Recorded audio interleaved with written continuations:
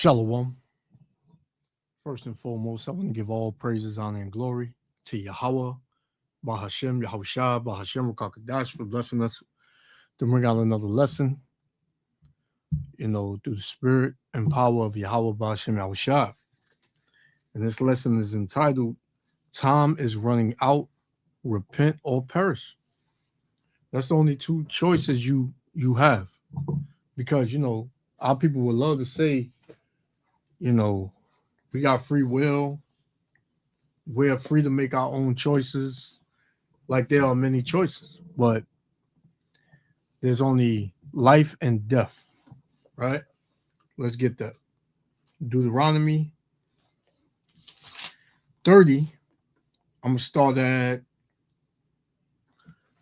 verse 15. It says, See, I have set before thee this day life and good and death and evil, right? It says, in that I command thee this day to love the Lord thy power, Yahweh Shem Yahushua, to walk in his ways, which are what are his ways, the commandments, to the best of your ability.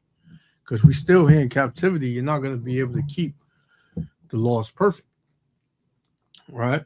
Some of them is easier to keep, like not eating pork, not smoking weed and being a drunk, or eating certain seafoods and things of that sort.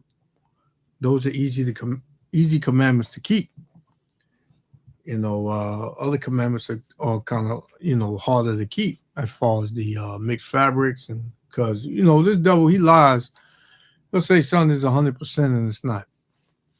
Right? So it says, to walk in his ways and to keep his commandments and his statutes and his judgments, that thou mayest live and multiply, and the Lord thy power shall bless thee in the land whither thou goest to possess it, man. So it's clear to see that our people did not keep the commandments.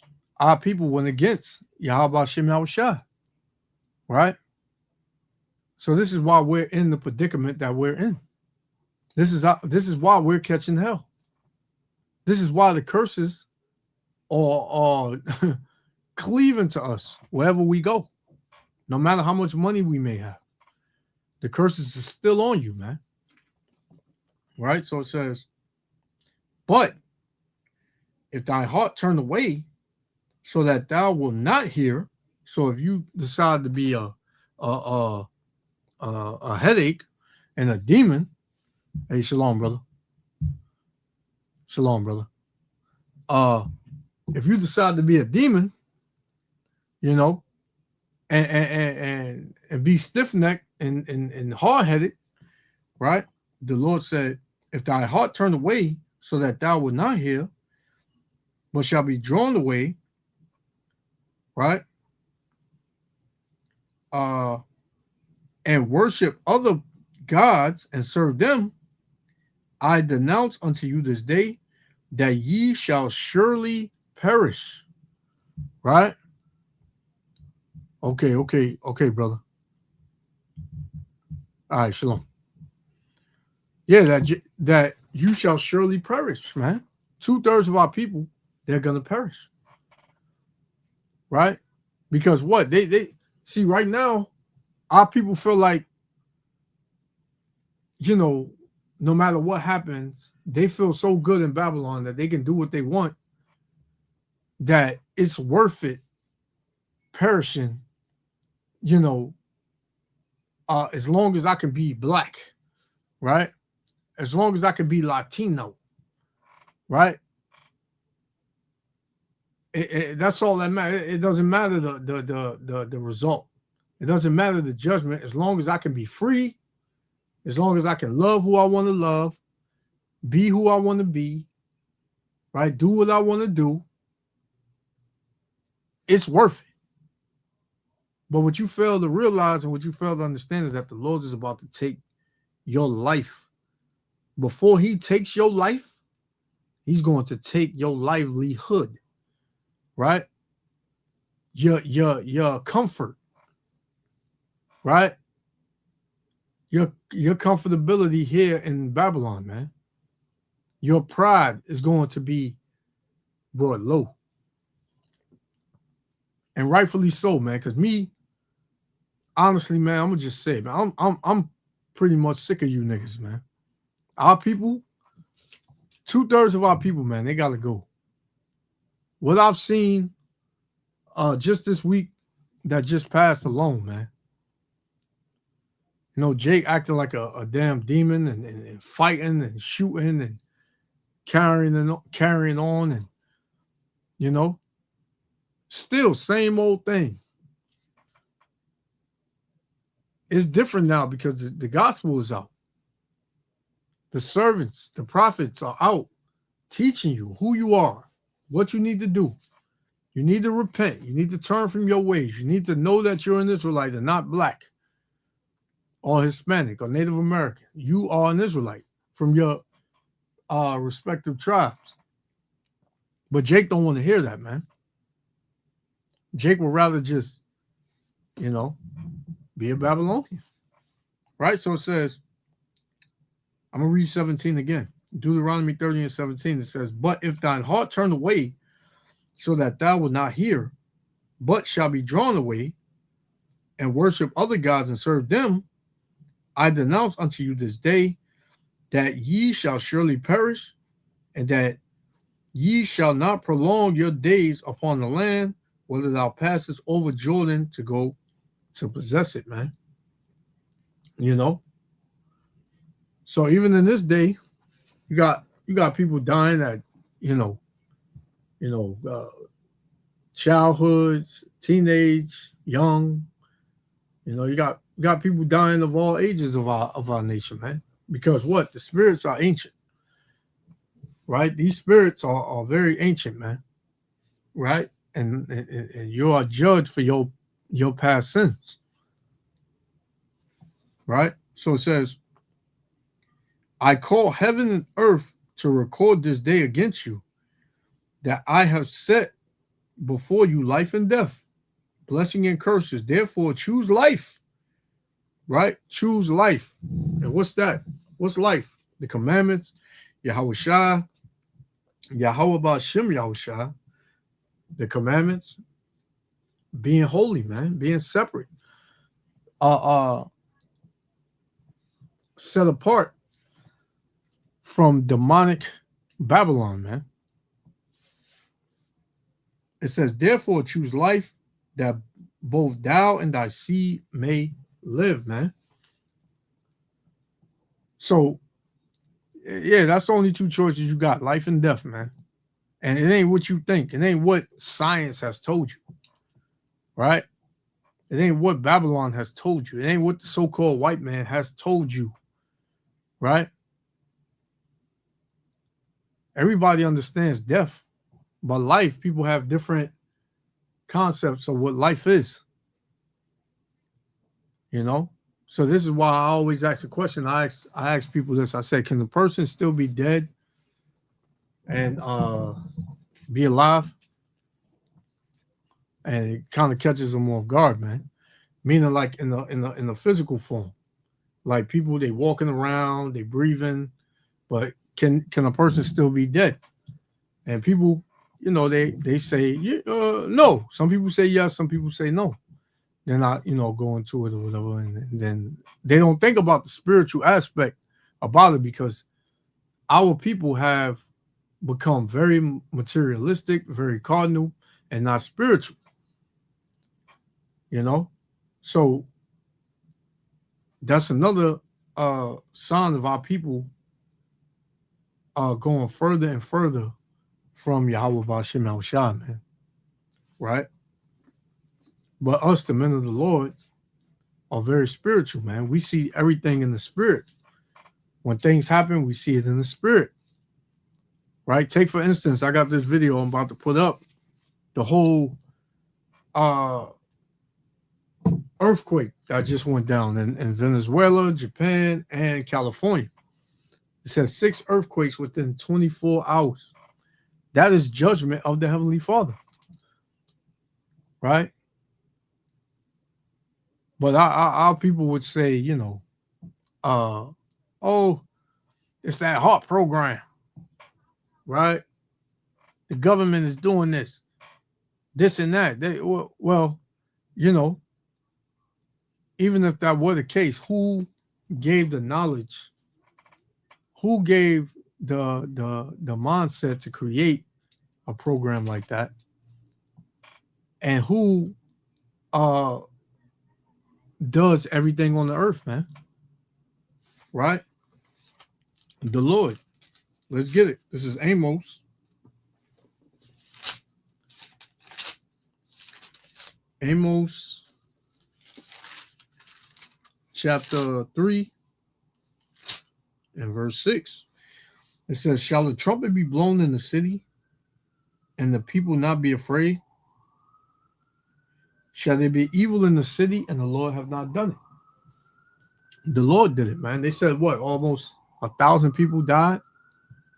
They still counting. They still counting, man. Right? Let's get Isaiah.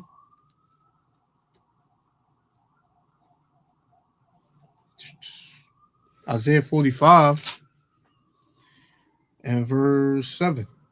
It says, I form the light and create darkness. I make peace and create evil.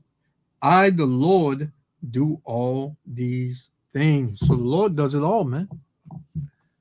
The Lord is in control of both sides. Right? The Lord is in control of both sides, man. So it says here, La Guara, Venezuela. Venezuelans digging through rubble to search for survivors as death toll nears 1,000 after twin earthquakes. So these earthquakes were back to back. They said like 39 seconds apart. The first one hit, it was 7.2. And then 39 seconds later, it was a 7.5. And they said that's never happened. You know? So we definitely living in the time of judgment. Right? This ain't no time to be playing no games, man. This ain't no time to be dwelling in folly, foolishness. These are very serious times, man. We don't know how much we got to say it. We don't know how much we got to listen, man. We've said it over and over and over, man. Our people, they like to see it before they can believe it, you know, and it has to happen to them, right? For the longest, everybody been taking the Israelites for a joke and mocking and scoffing and saying we're liars and we misinterpreting the Bible to fit our own narrative, and we are nothing but angry and haters, and you just bring a division and, you know, all this and that, man. But things are manifesting though, right? Things are definitely manifesting, man. Right? And it's all in the scriptures, man. And the Israelites are the only ones that can break it down, what's going on in the earth, current events, with the scriptures. The Christians can't do it. The Catholics can't do it. Seventh-day Adventists can't do it. It's only the Israelites that can do it, man. What you said, brother? I said there was a B-52 stealth bomber flying over Washington, D.C. last week, and it didn't make the news. These devils are preparing for war. Yeah. Yeah, man. That whole peace deal and, you know, them coming to a ceasefire and they're gonna end the war and all, that's all that's all lies. I'm gonna just put it like that.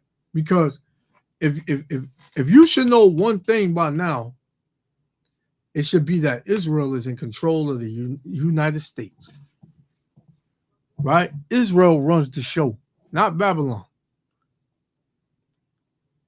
Trump came on there and what he said? He said, "Oh, BB, you shouldn't shoot at a building because he pretty sure everybody in the building is not Hezbollah, so you shouldn't just knock down a building and hurt innocent people." Pretty much what he's saying. So Trump was kind of flipping the script on the small hats, and you know that wasn't gonna fly with them. That wasn't gonna fly with them. They run they have Trump in their back pocket, man. Anything they say Trump better do, he better do it, man. So this war ain't over. This war is definitely not over. It ain't gonna be over, man. Right? It ain't gonna be over. Hey, shalom, brother. It ain't gonna be over, man. This is gonna usher in World War III. Right? Lord willing, sooner than later. Because I don't know about brothers and sisters, but man, I'm tired of this place, man. I know when y'all be out and about, man, you see the pride on people, right? They out here with like it's not a care in the world, man. Like they ain't got nothing to worry about. America got it. Ain't nobody gonna shoot missiles at America. They wouldn't dare. Right? They wouldn't dare. Hey, shalom, brother. Shalom, man. How you doing? Been a while, man. Been a while. Yeah. You good? I put it like this, brother, if you don't mind.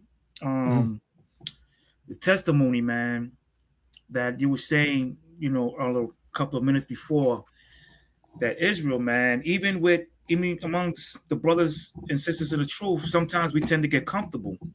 Yeah. In this world, and even though I don't have a lot, but comparison, I might have more than others, that's less fortunate, and for the past couple of weeks, I've been going through it, man. I've been really, really going through it. I even called the elder Lamad crying, man, and he was like, brother, read the scriptures, be strong, there's a lot of things been happening to me, like my car, I got repossessed, and it was kind of my fault in a way because I haven't been calling the bank and stuff. Like, they calling me and I'm just like, man, my car's in the shop, I'm trying to get it fixed. Then I got repossessed. I found out. Then I was renting a car for like 2 months, and I was paying $1,600 a month, and I was trying to stay up on that, and that was hard. And I got scammed, and that kind of like put me back on the payments and things like that. So when I went to work, I came back. The spirit tells you things, and the spirit was like, they took your car, and I just felt something. And my boy driving back, he was like, "You all right, man?" I was like, "I don't feel something feels wrong, man. I think they took the car." And he was like, "What? How do you know?" They tell you. I said, "No, I just felt it, man." And as soon as I got back, as soon as I looked, it was gone. I was like, "Oh man!" And everything just kept going down. But as you breaking up now, brother. As I'm reading the scripture, I think it's in Proverbs or Psalms. About if you can't handle it now, imagine when that time really comes, and stuff. And I've been. Can you hear me now? You going in and out. You're going in and out. Can you hear me now? Oh. Yeah, but you kind of choppy. Okay. How about now? Can you hear me? Yeah. Okay, I'm gonna come back in again. All right. Yeah. I couldn't hear him too much. He started being choppy and all that. Yeah, but in these last days, man, we gonna catch hell even in the truth, man. But I had this scripture for the brother, and for anybody that's listening. This is 1 Corinthians chapter 10 and verse 13. It says, "There have no temptation taken you, but such as is common to man." So, we all gonna catch hell and deal with ups and downs and things of that sort. I was reading the scripture for you, brother. In First Corinthians, you can hear me. You can hear me, Yana. Yeah, he kind of choppy. I can't. It's like it's lagging and all that.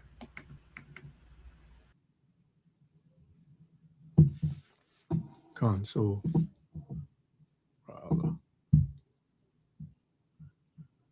Hey, shalom, Rada. Shalom, brother. How y'all doing? I'm good. Yeah. So, yeah, I had this the scripture. I'm gonna read it again. This is 1 Corinthians chapter 10 and verse 13. It says, "There have no temptation taken you, but such as is common to man." Right? But the Most High Power is faithful, who will not suffer you to be tempted above that ye are able. So whatever the Lord puts in front of us, and the things that we go through, the Lord doesn't put us in, so much that we can't bear it, man. The Lord knows us better than we know ourselves, So the Lord is going to be with you, man. Right? So it says, but will with the temptation also make a way to escape, that ye may be able to bear it, man. So we'll go through, our ups and downs, afflictions and that, but the Lord is make a way for us, man. We just got to trust in that. Job is a perfect example of that. Yeah. I was gonna get to that too. Like, yeah, because Job, look at the hell Job caught, man. He lost everything. And one thing a lot of brothers would not be ready for is if their woman would turn on them. Shalom, elder. Shalom, brother. Shalom. Brothers wouldn't be able to take that. A lot of brothers wouldn't be able to take their woman turning on them, man. Especially in this truth. The woman start, cursing you out and telling you to forget the Lord. Look what he's done to you and this and that, and calling you names and this and that. Brothers, they wouldn't be able to take that. So Job went through it, man. And we are like Job in this setting that we're in. This captivity, man. We lose things, we get them back. Sometimes we lose things and we don't get it back. But you still standing. You got that saying, whatever don't break you makes you stronger. That's always been a saying. Now we understand the affliction that comes on us through the scriptures, man. We understand that. We understand why things happen. We understand, before we wouldn't understand it, but the Lord takes things from you for good reason. We may not think it's a good reason, or at the time we may be like, why? But once you sit down and you start really going through it and going through the scriptures, that is, and understanding and having the wisdom to understand it, then you understand why this was taken from you. Personally, I can tell you, certain things I did in my past, and then at the time I didn't understand it, but now I look back and I'm like, thank you, Yahweh Shem Yahushua the water.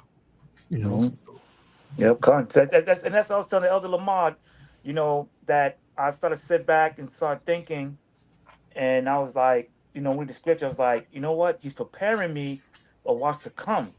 Mm-hmm. That's what he is. That's what he's doing. He said, I'm gonna give you what you need, not what you want. Mm-hmm. And he said, This is what you have. Stay with it. You know, I'm giving you your daily bread because things about to get turned up, man. Things is Yeah, turning yeah, up. yeah, Like you yeah, see, the Venezuela, going what's going on with the earthquakes. You see what's yeah, going on in China. You see with the digital ID and wallets. You see what's going across seas, people fighting. With these things happening. Cloning people and martial law and all you see all these teenagers, Jakes running around like chimps. And things like that. These race wars, and I mean, you see all these things happen, and that's the most I like. I'm preparing for you what's to come. yeah, It's yeah. gonna be worse what you're going through right now. Yep, He yep. said, yeah, and Ak, you know what happened? You know what? Good old praises to the Most High. While we playing checkers, he's playing chess.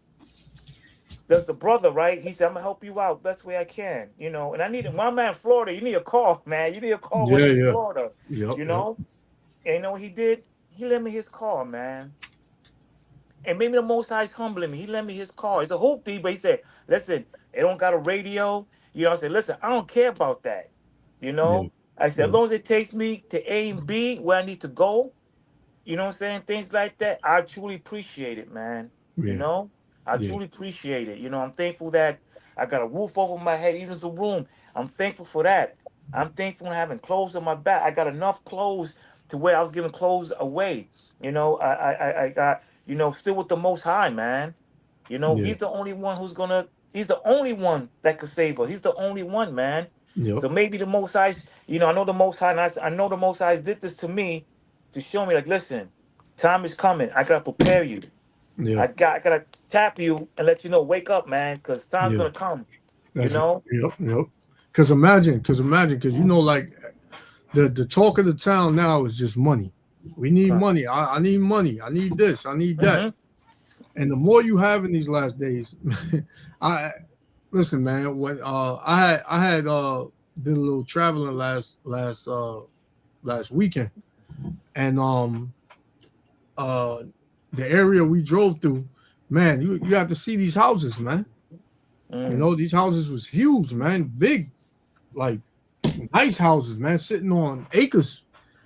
So in my mind, all I could see, my rib, she was just looking at them on the outward, appearance. All these houses are big and this and that. I was looking at that too, but I was also looking at it in a sense, man, imagine when the Lord really take this stuff from these people, man.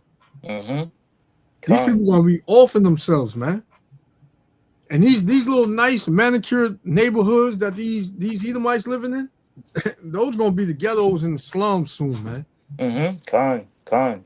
I said the same thing when I was in Florida, going to the nice mansions and with these Edomites. I was like, man, look at the trees, look at Yeah, these different species, look at the fatness. pool, look at the backyard, look at the yachts, and I'm talking these nice multi-million-dollar neighborhoods, and I'm sitting back like, damn, why I can't live like this, man? But knowing that if you live like this, you know that you're not in the Most High's plans. You're not gonna be going out doing the work. You're not gonna be serving the Lord.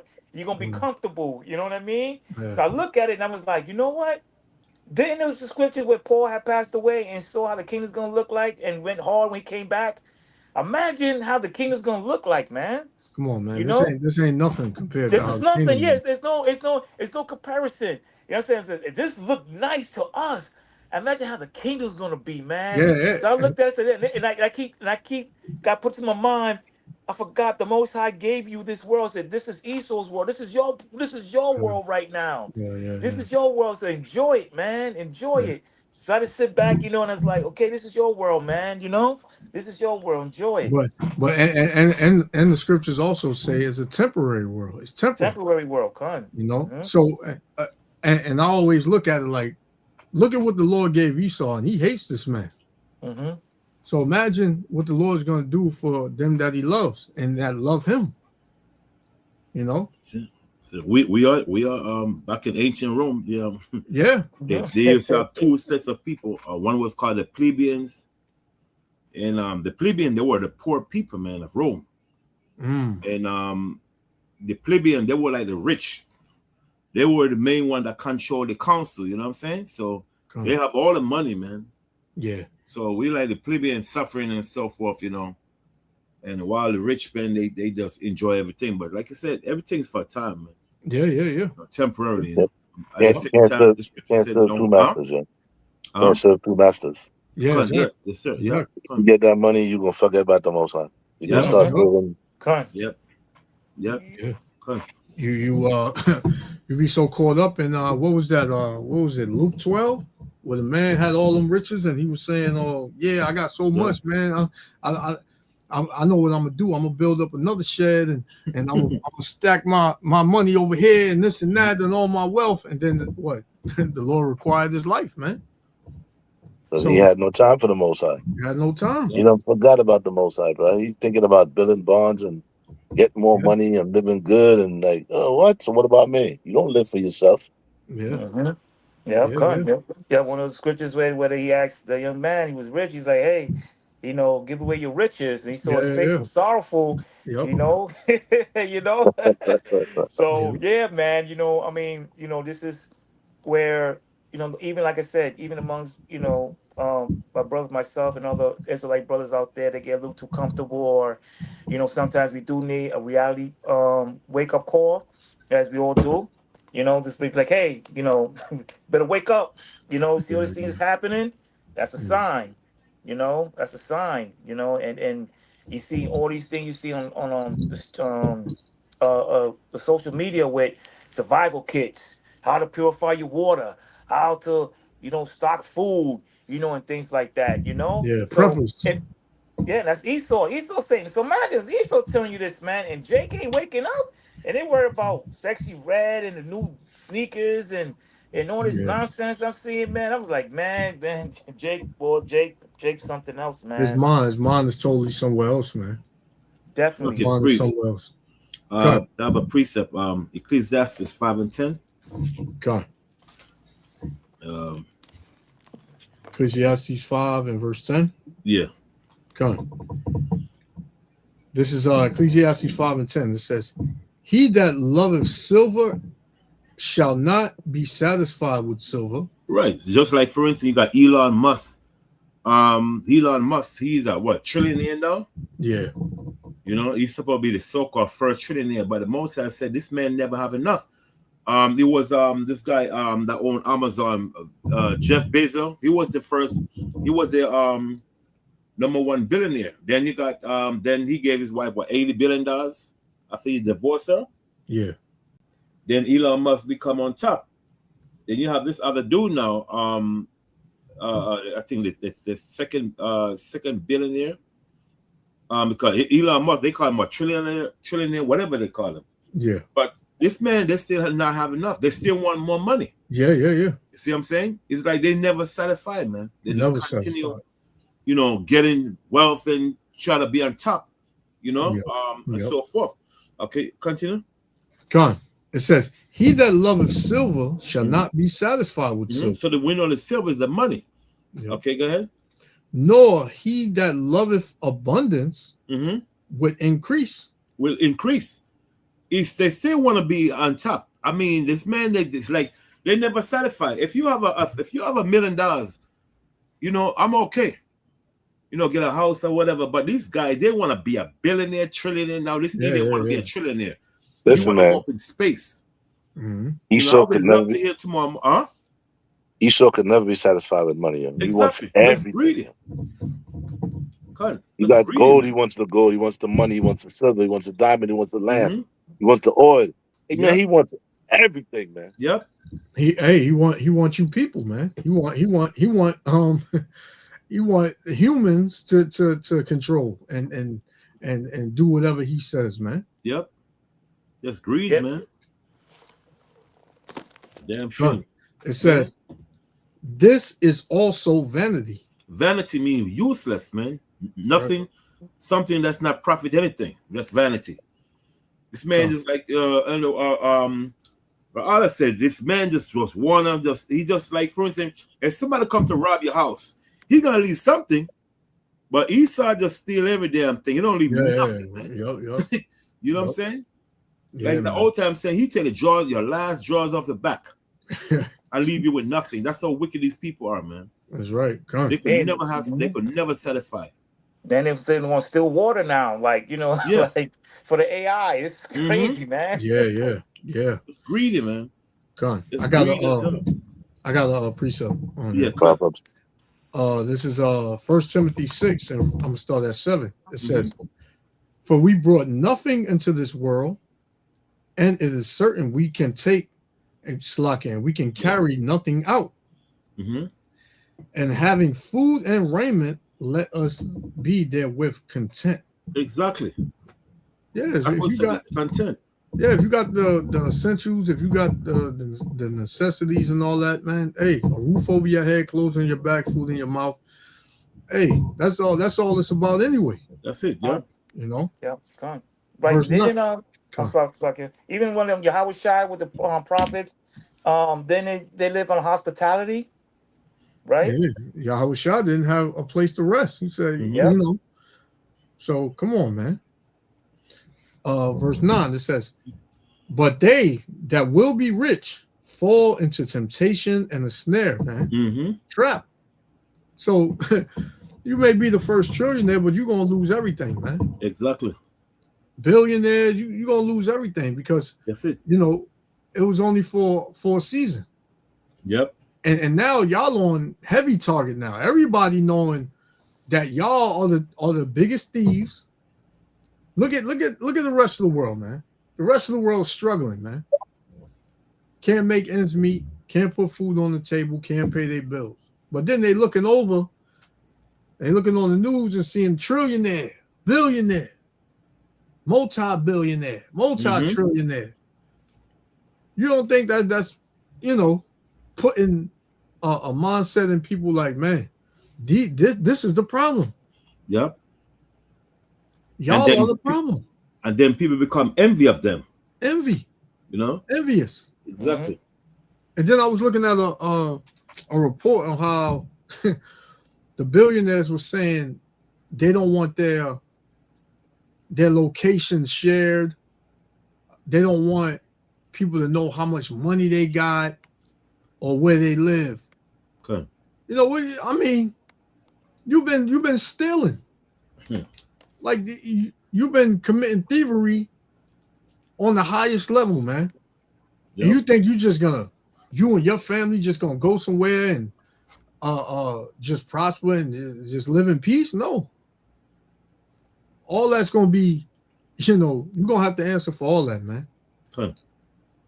So it says, "But they that will be rich fall into temptation and a snare, and into many foolish and hurtful lusts." And that's including our people too, man.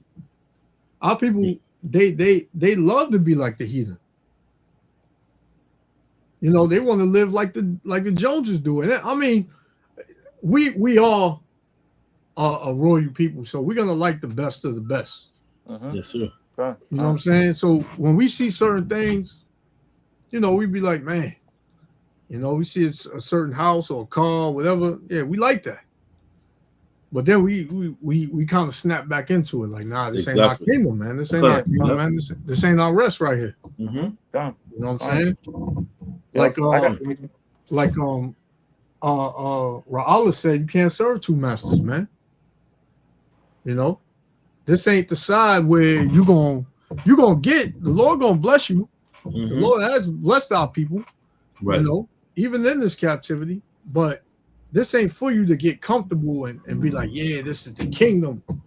I got this, I got that. Because, you're going to lose that. In the kingdom, we ain't going to lose nothing. Right. We're going to have it forever, man.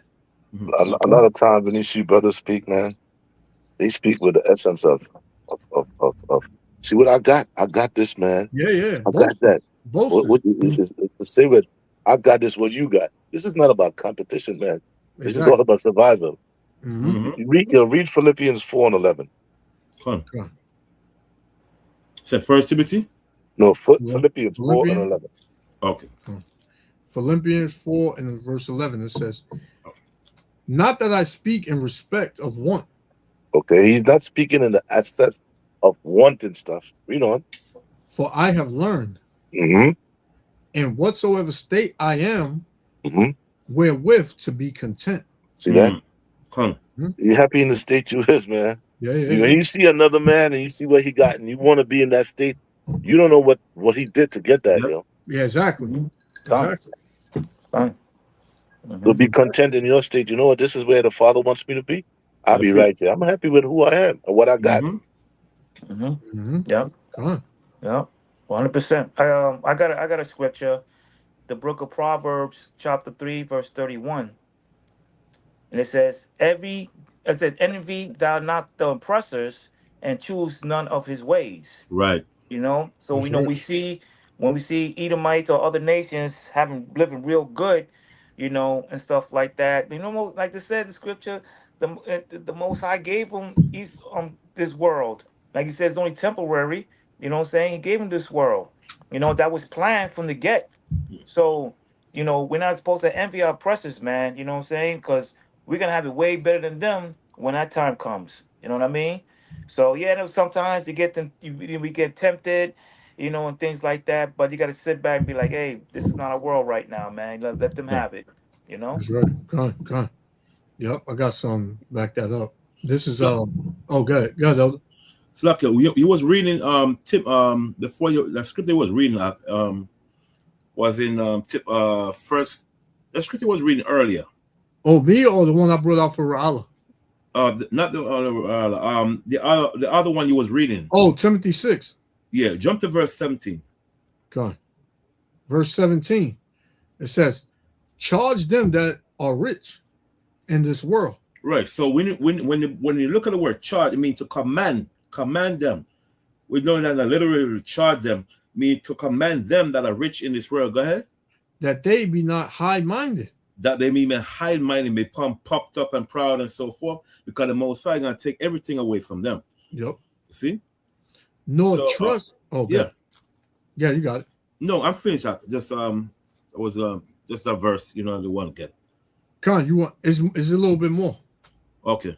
Come on, it says, nor trust in uncertain riches. Uncertain riches. Put all your faith and hopes and confidence in these things like Esau does. Esau don't believe in the Most High. His money is gun, It's oils, and God, drugs. yeah. Like Mr. Buck always use that verse. Gun, oils, and drugs. That's his money. Yep. Go ahead. It says, nor trust in uncertain riches, but in the living power, who giveth us richly all things to enjoy. Right, because Paul wrote these things because that's how the heathen was living. So Paul was telling the Israelite that was in Rome, listen, don't do these things, man. Don't follow the nations. Try to become like them. You know, like I said, when Solomon was about to rule, the Most High asked Solomon three things: would it like for me to bless you with riches, women, wisdom? He chose his carnal thing first. Then the last thing he used, his spiritual thing, was wisdom. He asked Solomon, would you like for me to bless you with these three things? What choose which one?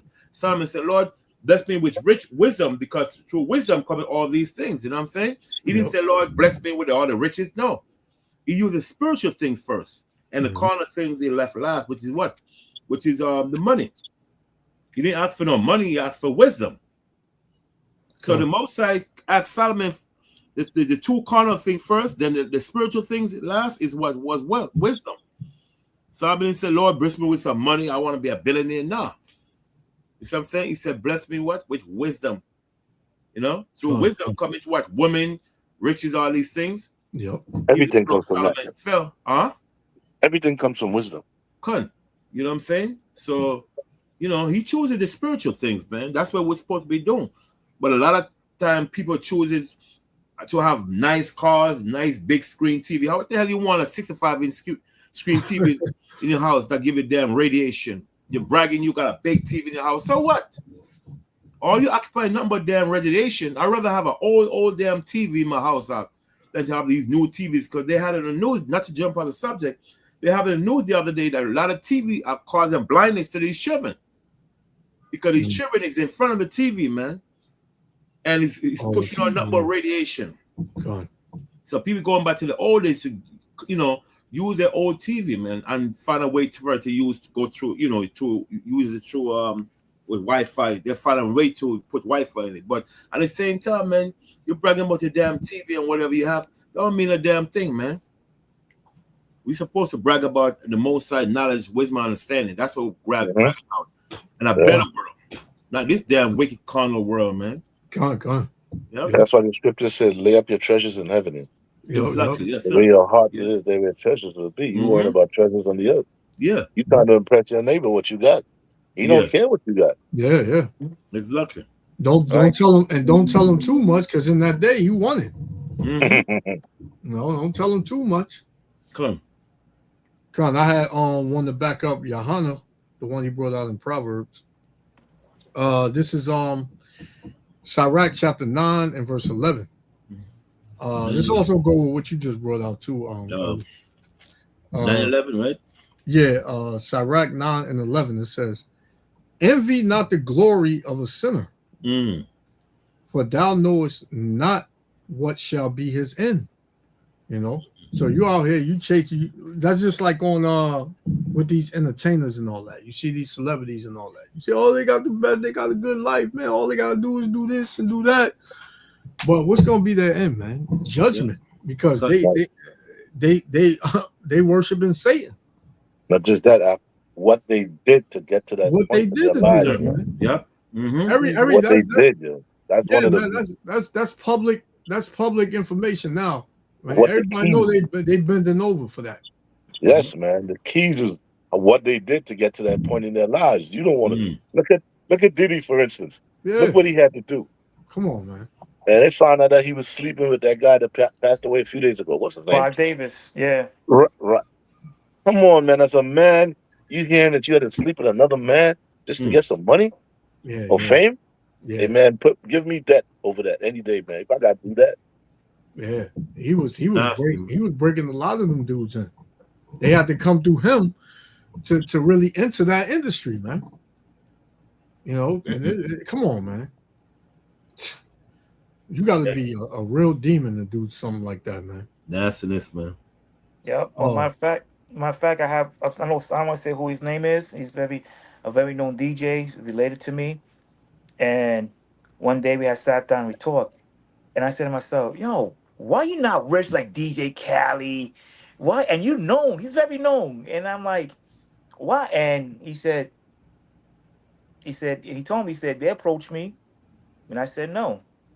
You know, and I was like, "Wow, okay, I got you now." You know what I mean? Like, okay, I got you. Yeah. He didn't want to be a part of it. I mean, he's known. He's very known in the industry. He's very known. He's been doing it for like 30-some years. He's very known in the industry. But I asked him, I said, "Why not rich like DJ Khaled and these other cats, man?" You know, and he said, "I got approached, but I said no." And I'm happy where I'm at. I love what I do, but I'm content, and I'm struggling a little bit, but I gotta do what I do, and stuff like that. Now his son is famous. I ain't gonna tell you who he is, but he's famous. He's famous. He's very famous. Not very famous, but he's famous enough. And he do beats for Drake and Ice Spice and them, and he's living a good life. I don't know if he's doing certain things like that. I don't know, but yeah, man. So yeah, you got some people. He got some people that were not into that life. And I remember I was trying to be in the music industry years ago, and I said, "Did you hook me up with him?" With Jay and them. He was like, "Man, fuck Jay and them, fuck Jay-Z and them." Excuse my French. And I was like, "What?" Yeah, come on, yeah. And this is before I was in the truth. I was like, "What? You crazy kid, Jay-Z? Yo, this what But when I got into the truth, and later on, I was like, this is what they gotta do. Oh, this is, because I was trying to get to my own stuff. I had an idea for a TV show, and a lot of people liked the idea. And I had bumped into one of the brothers from GMS, and he said, "Yeah, you know what you gotta do?" He said, to be famous, you gotta be bend over literally. And I said, "What?" I said, "What you mean?" And that's cool. He said, "Bend over literally." He said, "Do your research." And I started doing my research, and I was just like, I said, "Damn, man." I was like, I said, "No, I don't want to do that, man, to be, because if I'd have done it, and I was very ambitious. I was very ambitious, man. People that came up to me after a while, I'm like, yo, how your man rich, man? How you getting? You ain't that talented, you know what I'm saying? Like, you know, I mean, you talented, but not that talented, man. What you Yeah, had to yeah, do? So people yeah, came up on me, man. So yeah, so the Most High came in that time, interfered, and said, nah. And this is when that time I came into the truth. yeah, yeah, yeah, man. So that's Psalms 37:16. that's public knowledge, man. Everybody knowing what these people are doing. They selling out like it's going out of style. Hmm. Psalms 37:16. Mm-hmm. It says, "A little that a righteous man have is better than the riches of many wicked." Mhm. See that? The little you have, bro, is better than the riches of many wicked people out there doing what they got to do, yo. So Mhm. never worry about what they got. Just always remember what they did to get that, man. Is Mhm. what you got to focus on. And you want to get that, you're gonna have to do the same thing. As your hunter said, you have to bend down literally. Like, no, I'm not doing that, man. Yeah, yeah, yeah, man. And them celebrities and entertainers, man, they not happy. They miserable, man. They bugged out. That's why most of them they be high all the time. They be dealing in them drugs and Because what happens when they pass away? They wind up face down by themselves over a drug, die from a drug overdose, so they say, and then they out of here. the demons be taunting them too, man. Like, yo, look what Yeah, you did to exactly. get this, man. Look what you had to do. You disgraced yourself, man. Just Yeah, to yeah, get yeah, the little riches, man. And them demons, they mess with you, man. I'm telling yeah. you. Look at they had this thing it's this channel I used to watch. I had lost the channel, but he was breaking down how a lot of these celebrities don't like mirrors in their house Hmm. because they don't want to look in those mirrors and see them demons, Hmm. you Yeah. know.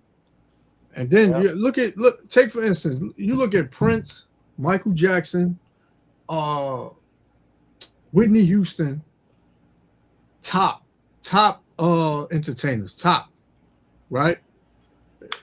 They they all died, and they all had a lot of these things in common, man. They was trying to get the rights for their music, and they wound up mysteriously dead. Esau, he gonna use you, man. If Michael Jackson died with $200 million, imagine how much them devils done made off of him throughout his career, man. And how much they're gonna make with him being dead and owning his music. So you're in a lose-lose. You're in a lose-lose, man. You sold your soul, and you know when you wake up and you say, man, without you start looking back at what you did in order to make it this far, you can't turn now because now you made a deal with the devil. He don't want to hear you change your mind. You're gonna get out there and make me another album, man. Yep. Or I'm gonna play this tape. I'm gonna play this video. I'm gonna put this on every news station to where you can't come outside. It's the same thing they're doing with Trump, man.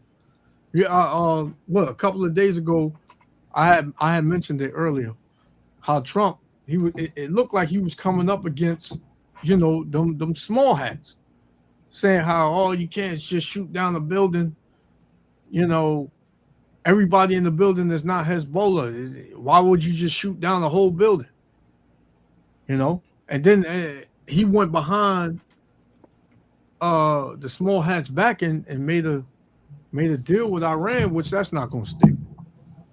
And they got pretty much pissed off at him. But now I'm seeing things where that ceasefire is now Trump turning it. He's like, if they don't do this, then I'm going to blow up Lebanon and this and that. So these devils got this devil in their back pocket. Trump got to do what them small hats tell him to do. First Thessalonians 5:2, bro. First Thessalonians. Yep. 5:2. First Thessalonians 5. I'll start at 1. It says, "But of the times and the seasons, brethren, ye have no need that I write unto you. For yourselves know perfectly that the day of the Lord so cometh as a thief in the night. For when they shall say peace and safety, then sudden destruction cometh upon them, as travail upon a woman with child, and they shall not escape." See that? All this talk about peace, there will be no peace there, bro. I just talk. Mm-hmm. That's just talk, man.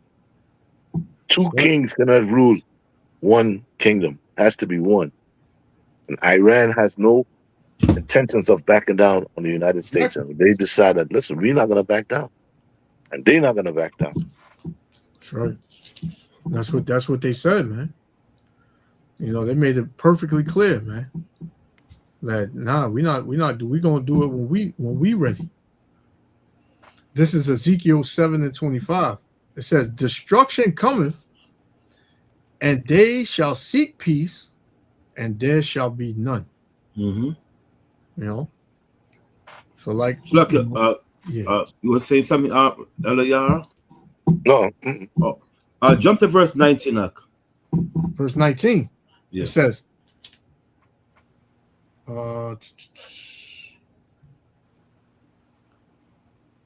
Con, I'll start at 19. It says, "They shall cast their silver in the streets, Mm-hmm. and their gold shall be removed." Right. See? So, like you said earlier, the Mosai is going to bring chaos on them, man.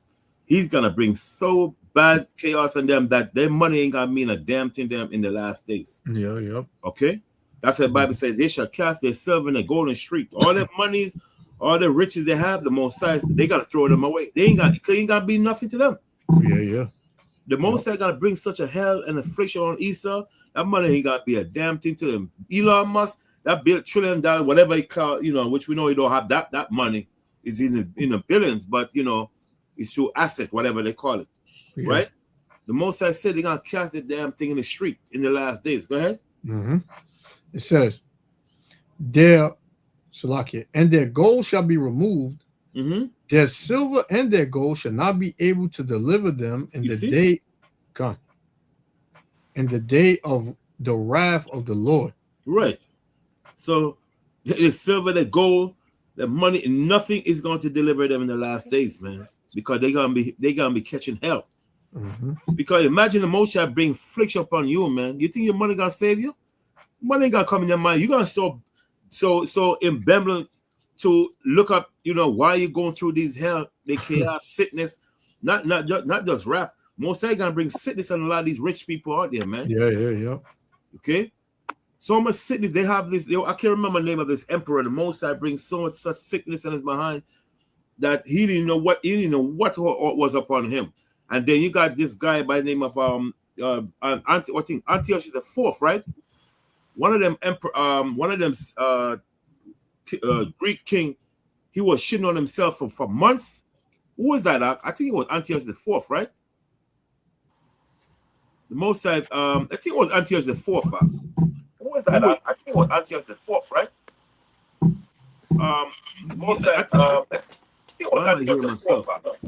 I think Antiochus the Fourth, the Mosai was bringing Ra'ala. Hello? Yes. Somebody got a echo. Ra'ala. I don't know why I'm trying to see what. I'm getting a lot of echo back here. Yeah, I'm trying to see who it is. Can you hear me? Yeah, you can hear me, Elder? I can hear you. Yeah, I was asking Ra'ala if you could look up Ra'ala. I'm listening. Look up which Greek king the Mosai bring affliction on him behind. He was shitting on himself for months. I think it was Antiochus the Fourth. Damn, how the hell I forgot that one? I was showing my wife last night about that, man. I think it was Antiochus the Fourth. He was damn. He was shitting on himself for months. He was Antiochus the Fourth for months because the Mosai were bringing hell in his behind. So all this money ain't gonna mean nothing.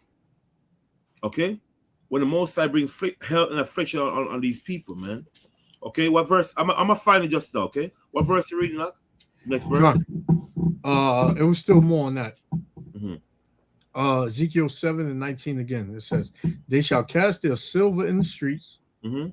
and their gold shall be removed. Their silver and their gold shall not be able to deliver them in the day of the wrath of the Lord. Mhm. They shall not satisfy their souls, neither fill their bowels, Yep. because it is the stumbling block of their iniquity." Come. See? Come on. So Moses said it's a stumbling block of the iniquity. The script I'm looking for is in second. I know it's the second Maccabee. Actually, it's the fourth. You guys say, go ahead, man. Say, let me find it. I had a precept, Proverbs 11:4. It says, "Riches profit not in the day of wrath, Right. but righteousness delivereth from death." So your money, you ain't gonna be able to buy your way out of judgment, man. You're not gonna be able to, write a check to get yourself out of something, man. They show you this all on these thriller movies. When thieves break in Esau house, what he do? Oh, I got money in the safe. Just take it and go, please. Just leave me and my family. Esau always think he can buy his way out of judgment, man. Exactly. But he's not gonna be able to buy his way out of this, man. Yeah. The Lord don't care about nothing you have, right? There's nothing you can pay the most. There's nothing you can save, man. There's nothing you can do. It's like a priest. It's in second Maccabee. It wasn't thing that was worm. Second Maccabee, chapter 9 and 9. Second Maccabee 9 and 9. Yeah. This is Second Maccabees chapter 9. I'm trying to see if it's the right verse and stuff. When the Mosai, I said the wrong thing. It was another king that was infected. I gotta get that one also.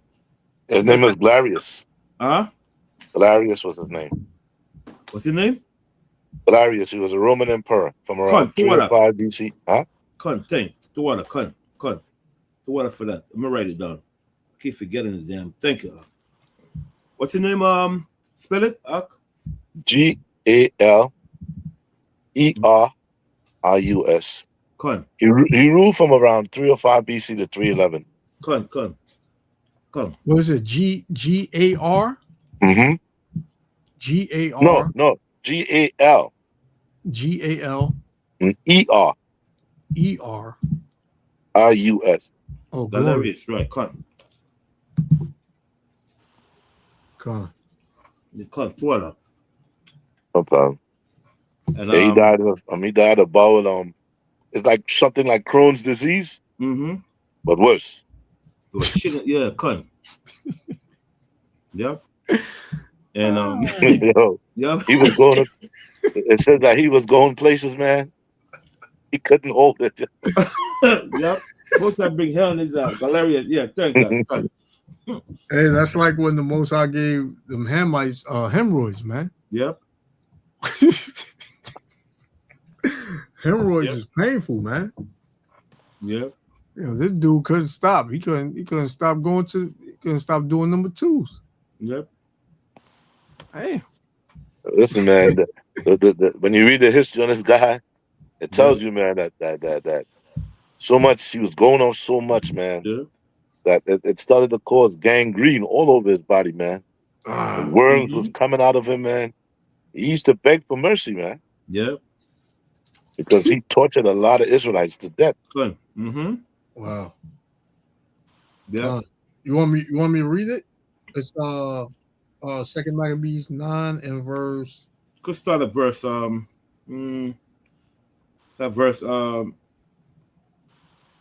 verse 7 to 9. 7?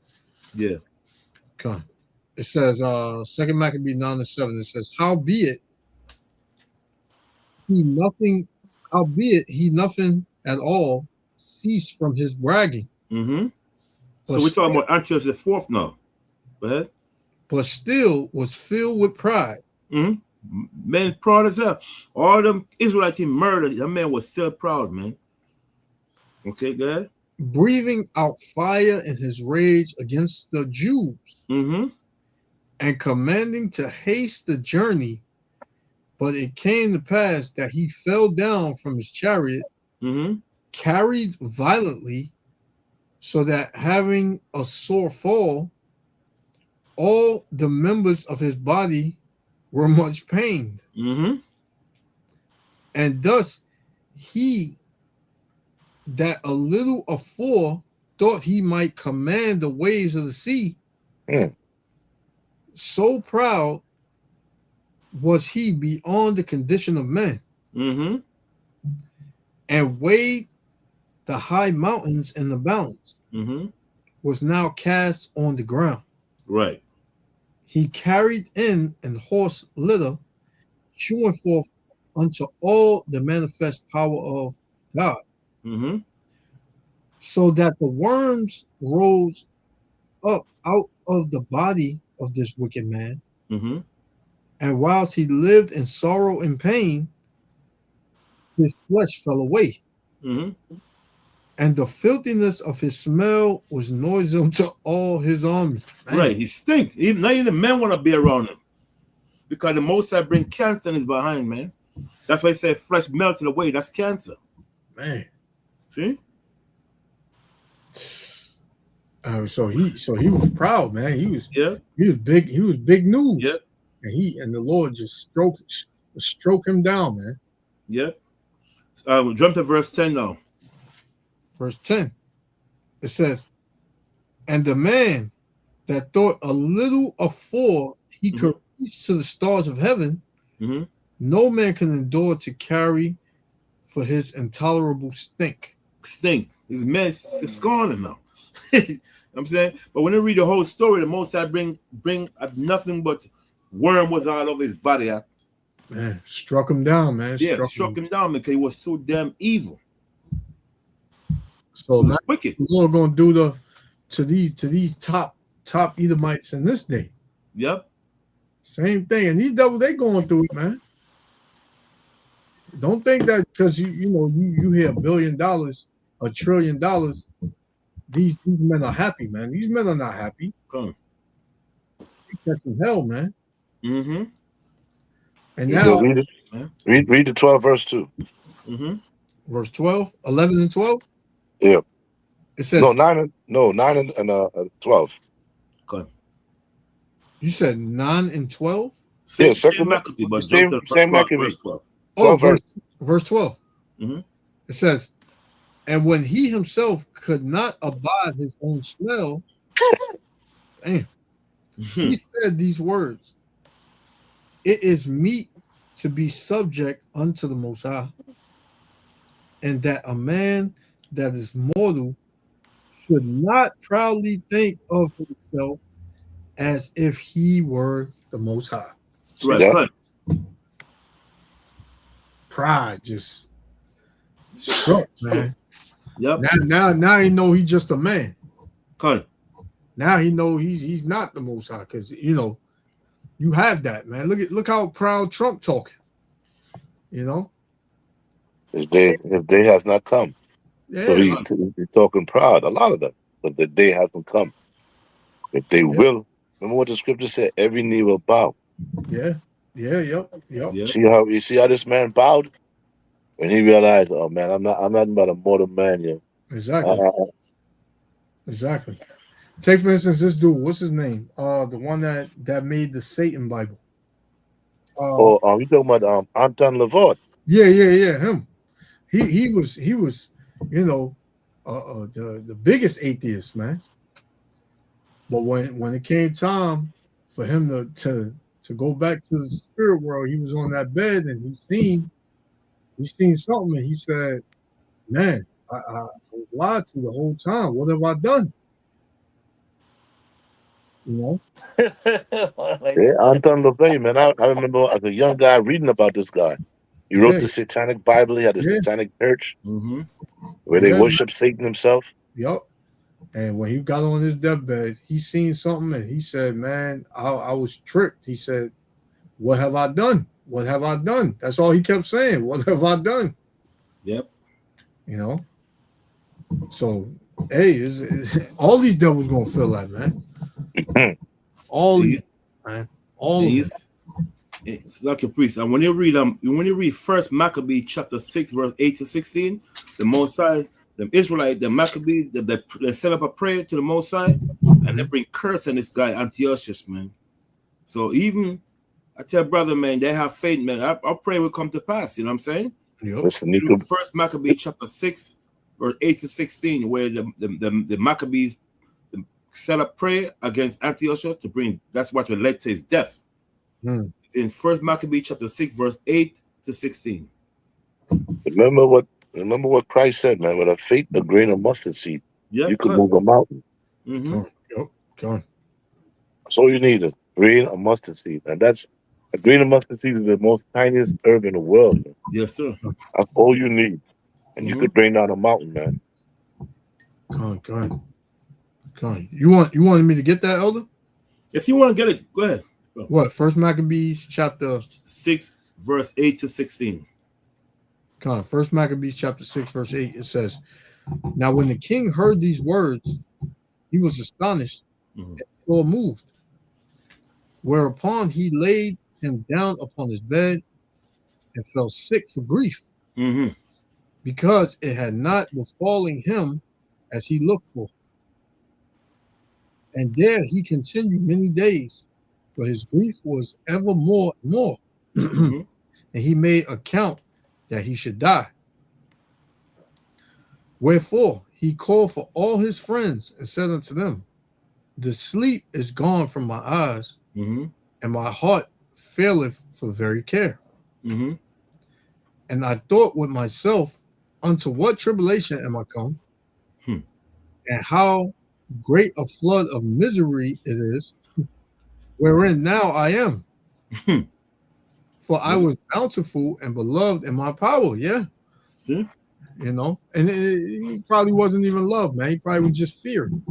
You know, because Esau in power, man. People get in line because they know this man, he'll go to great lengths to destroy you, man. And he won't just take you out, man. He'll take out your whole family. And you know, so it says, but now I remember the evils that I did at Jerusalem, and that I took all the vessels of gold and silver that were therein, and sent to destroy the inhabitants of Judea without a cause. I perceive, therefore, that for this cause these troubles are come upon me. You see, so that's it's like Nebuchadnezzar, no. Acknowledge his fault, no. You see, when it's too late. Yeah, he realized that touching the children of Israel is the reason why he catching hell right now. Yep. You know, it says,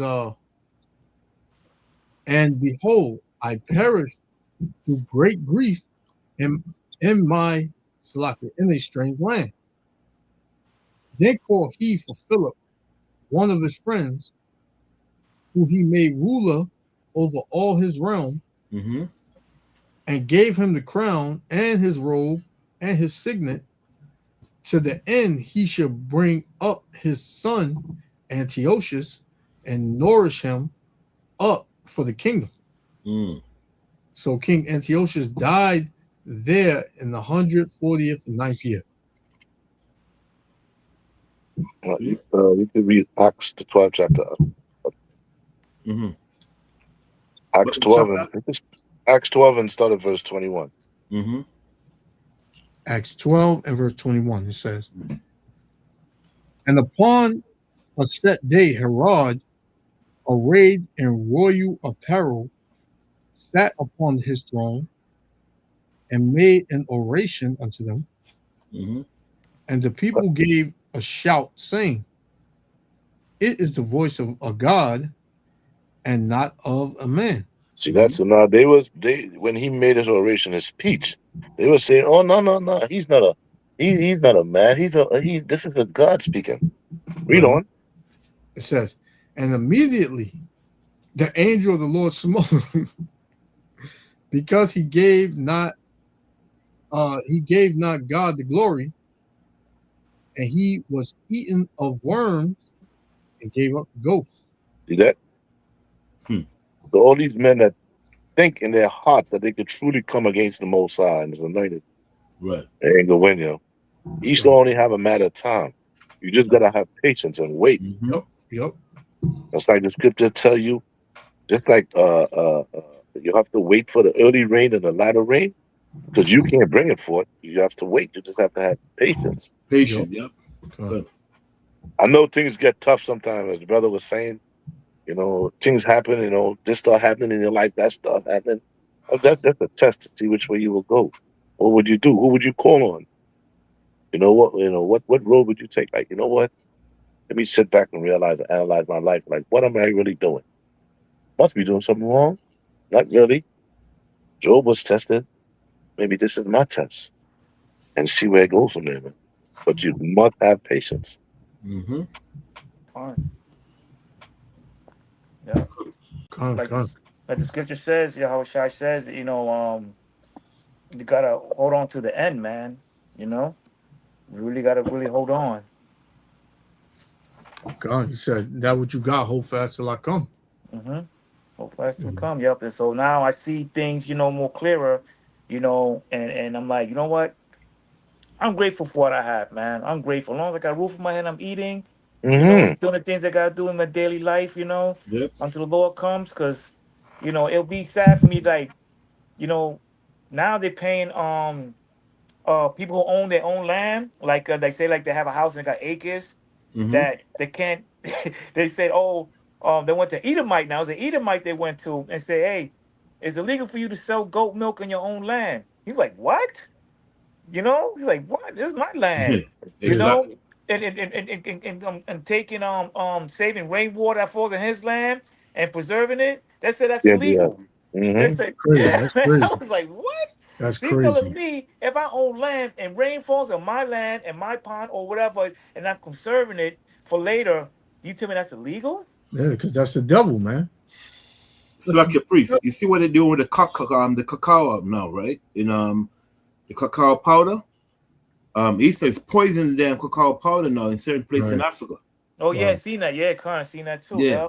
Wow. These damn devil, man. Poison the cacao powder because it's curing a lot of cancer. But you see how this devil is, man. He'll tell you, yeah, this is your land, right? You buying the land, you paying for the land, but yet you can't make money off the land. You got animals in this and all this, and they, like you said, you preserving water, but they come on your land and tell you you can't do that on your land. Mm-hmm. Who Yeah. the hell are you, devil? You didn't cause it to rain. Right. And Like you're the still Most High paying does that. taxes. Yeah, the Most High does that, man. Who are you? But you see, this is the devil, man. This is what we've been saying, man. This man is the devil, man. That is way. This is they way bold, man. Ain't no way that they're gonna come my land and tell me I can't preserve rainwater. I Can't don't grow like certain things. you can't grow certain things. Matter of fact, like I said, I rent a room. So it was a Edomite girl passed by, she cutting a watermelon, right? And she's like, "That's odd, seeing watermelon with seeds." And I was kind of looking at her like what? That's She crazy. said, "What I mean?" She said, "Because I haven't seen watermelon with seeds in a long time." I said, "I gotta go to the farm and get it." And I Yeah, go to the supermarkets. I go to the farms, man. yeah. You got to. I go to the farms, or what is a lady? She was from Guyana. She was selling this thing called leash, something like canepas. Yeah, let you. Yeah, that thing's really good, man. Yeah. Full pound of that. And I said, "You got watermelon?" She said, "Yeah." It was like, "Yo, can I how much?" She said, "Seeds." And she said, "Yeah, seeds. $8." I said, $8. I took Yeah, that because now they're selling seeds, seeds, watermelon in the street for like $10, $20. yeah. Yep. Because they and the farmers know that what's going on. Yeah. That's You why know it's been an attack on farmers. Because now a lot of these farmers, especially the bigger ones, they're the ones that produce a lot of crops and stuff to these supermarkets. So a lot of these farmers, they starting to smarten up and say, you know, I can make more money just selling it off my farm. Mm-hmm. You know, and Esau, he don't want that, man. That's why he going around trying to buy people's land up and pay them not to sell their crops. This is the damn devil, man. Yeah. Oh, sorry. Go ahead. No, go ahead. Go ahead. No, go ahead. I just want to play a little bit of this. No, go ahead. Go ahead. It's not that long. Go ahead. I'll play it after you. What were you gonna say? No, I was gonna say, it was like during the pandemic that I was driving state body trucks, and they were stating that how the government is paying these landowners to start growing crops to destroy the crops. Yep. And then I was in Kansas. Or Indiana. I think it was in Kansas. And I saw some crops destroyed, man. And I was like, wow. It's crazy, man. That's diabolical, man. Yeah, man. Yeah. Most of this food they putting out, it ain't even real food. No. GMOs. Now they got packaged saying that it has genetic modified, and things like that in the package. So everything that we buy, man, and I remember Rayo's tomato sauce, spaghetti sauce. Now they bought for Campbell. Now they're putting poisons in it now, it's they get to a point where we're gonna have to start growing our own foods in our backyard, man, and just eat the best of the worst, man, I guess. Yeah. But yeah, going into this earthquake, they said 2 of them hit back to back, 39 seconds after one another, and these people out here in Venezuela, for the most part, I forgot what tribe they're from. The Northern Kingdom.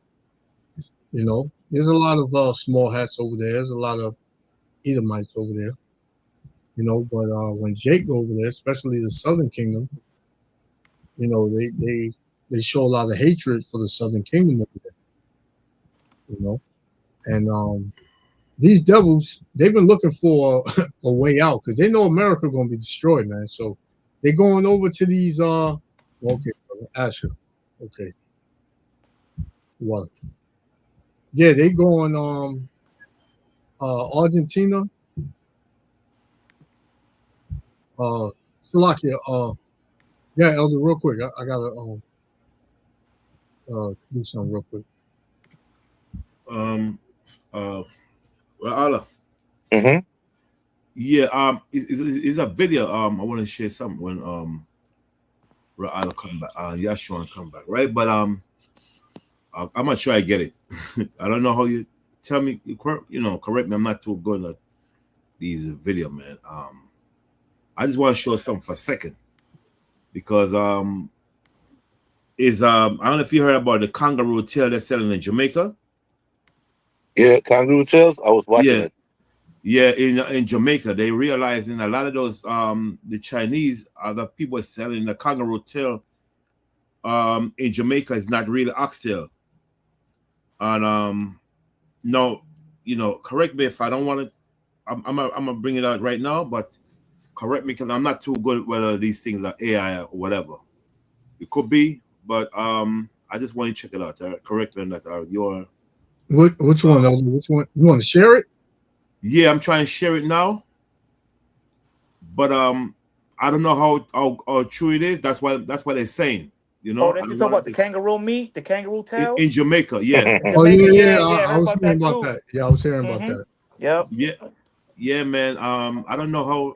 Damn, I'm not too good at these damn videos. You guys excuse me, but I'm trying to find it now. But it's a big thing in Jamaica now, man. They're saying that they don't know why these people coming to Jamaica selling them kangaroo tail. I don't know how true it is, like I said, but I'm trying to find it right now. Give me a second, right? Because this is crazy.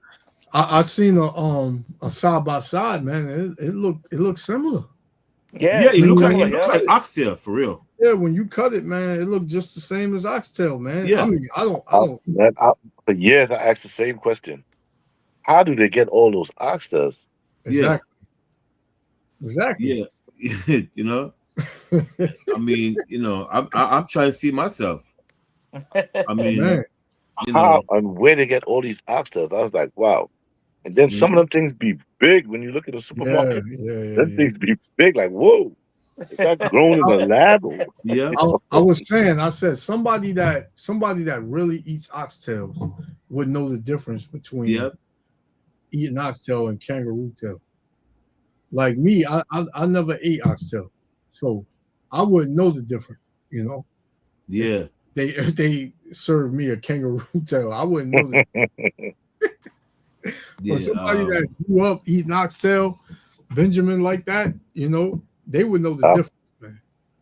I gave up eating meat many years ago, y'all. Long time ago. Because I realized how that thing is being poisoned and used against you, yo.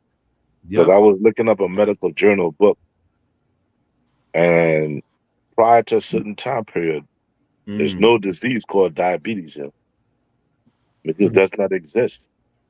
Yeah. And I realized, you know what? These men are putting stuff in the food Oh, yeah. to trigger certain things in the body, man. And I said, you know what, man? I'm done with meat, yo. And they're using the meat, especially chicken. Yeah, Get to you, man. They know Jake loves chicken, boy. Slack your priest. Slack your priest. You seen it, right? Yeah, let me take this one. Let me remove this one. You guys seen it? Yeah, I got it right. Most. Should I start this off by saying me kangaroo tail? Yeah. How are they? Hey, listen up. Let me tell you something about Jamaicans, right? And their food.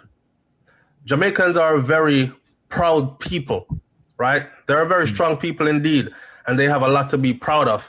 They are very proud people, and one of the things that Jamaicans love to show off is their food. Their food is, I would call, an intricate process when it comes to preparation. The most scornful people in the world will eat from Jamaicans in a hurry without even knowing the Jamaicans, because they know that all went outside dirty. When it comes to the food, are the most intricate, cleanest preparations you had ever seen. How we say wash chicken with vinegar, you know. How we say wash chicken with lemon juice, you know. How we say soak it off before, you know. How we say wash all the white rice before, you know. You know, all these other people, most of them, they just throw the chicken in the seasoning and throw it in the pot or in the oven, or they just throw the rice from the bag straight into the pot. But Jamaicans have an intricate way of cooking food. So when someone said to me that, yo, would you eat kangaroo tail? I said, well, you know, I'm Jamaican, but I've been around the world, so I might give it a try. I'm not sure. It's not on my to-do list. It's not one of the things that I really want to do. I mean, I don't feel like me want yam kangaroo, especially when I look at a kangaroo. The kangaroo, nothing about the kangaroo, no make me feel like say me don't yam a kangaroo. But then again, I've eaten crocodile, so. And when I look at a crocodile, it definitely don't look like something that you would want to eat. Kangaroo tail thing. Somebody said, SoFlo, Jamaicans have been eating kangaroo tail for the longest and don't even know it, because kangaroo tail came to Jamaica through the Chinese importing their meats. Damn. And because it's cheap to get Australia, they're shipping the kangaroo tail from Australia. Oxtail is very expensive because the ox is expensive to rear. And the tail, just like prime beef ribs and all those things, those are expensive. And so, they have yeah, but and that would make sense because you got a lot of Moab over there in Jamaica. So you know, a lot of those Moabites over there, I'm pretty sure they got connections with Benjamin, and they selling them meat and all that, telling them it's this and that, and they probably selling it for the low. And Benjamin like, oh, okay, and just taking it, you know, and expecting nobody to know it. And the brother put here, it said recently Chinese restaurants were in the news serving squirrel meat. I seen that too in the plate. Shit, you know, so it makes sense. Yeah, that's what happens when these other nations come around. Jake, man. That was it. That's all you wanted to show. Or you want? Yeah, just for it's a lot more, but I don't want to. You know, it's a lot more other video about the same thing, but you know, but it's a damn shame, brother. Yeah. It's sad, man. Can't have nothing around these heathens, man. Damn shame. I'm glad that over in Jamaica they burned that Chinese restaurant or hotel, man. Yeah. Cause they told Benjamin he can't go. He can't come in there. In his own land. That's crazy. You see, there was a bunch of Chinese got killed a couple of years ago because remember I tell you I used to work for I just did it for 4 years for Department of Environmental Protection. And then when they flush the toilets whatever you do in the bathroom is the same water you're drinking. And the Chinese were trying to do that in Jamaica 5 years ago, and they killed a lot of Chinese, man, because of that. Because the Chinese were trying to recycle the water. I know in Jamaica, 100% people have their own water fountain. You know what I mean? So the Chinese were trying to sell recycle water. You know, you recycle human waste water and sell it to the community. And they found out they burned them people. They burned that place down to the ground, man. You guys get a chance, you could Google it later on after class, you know. But that's what they were trying to do. Right. You know, because the same water in Brooklyn. There's a place. Ra'al and I, we live in Yashua and live in Yashua and I, we live in Brooklyn. There's a place, I think Ra'al might know, in Brooklyn, Ra'al, where you talking about Pasadena Avenue? Yeah, down on Fountain and yes, sir, yeah, Ralph. Yeah, that big, Ooh, big, man. yeah. At night, when you go over there, at night, oh my goodness. Yeah. Where human waste they recycle, like, because what they do, they have a big machine that when all the toilet paper come in, they strain it and they push the machine towards another machine to get the water out. You know what I'm saying? And then the toilet paper, the big tractor trailer come, they put in another thing in a mesh, and a big tractor trailer come and pick up the waste, the toilet paper they use from, you know, and take it to another place and dump it. The water don't go nowhere, but the human waste now, what it does now, they take it to a special place and process it and make fertilizer for plant and fossil fuel for other things. That, they use it for gas too. Yes, sir. Yeah. They trap the gases out of that feces, and they use it, you know. And these nations, people sometimes you cook in that gas you cook with, and those, especially in those canisters. That's from that, yo. That's why the flames look yellowish, sometimes bluish. It depends on the grade of it. Man. And that toilet paper, they don't waste that. They crush it up and make new toilet paper from that, yo. Wow. These nations, man, they gotta go. Oh yeah, you're right. That's like recycle toilet, right? That's crazy, man.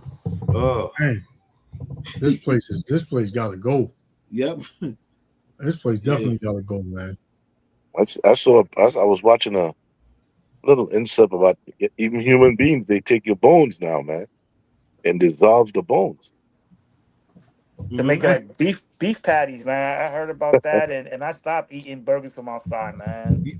You know, that's what happened when you go to do a dental implant, right? I'm glad you brought that up, because when you go to do dental implant, those are human bone they're using again. Yes. To blend with the other bone. That's why it doesn't go nowhere. Man, this guy is a freaking idiot, wicked man. Yeah, you talk about biogas, it's called biogas. Okay. And they got another thing called solid fuel briquette, something like that, with the dry human feces. What they do, they put in a thing called strappogen, and by treating all kind of chemical to it, and then mix it with organic matter, like it's called a sawdust. And what he does, he created a thing called a combustible fuel brick.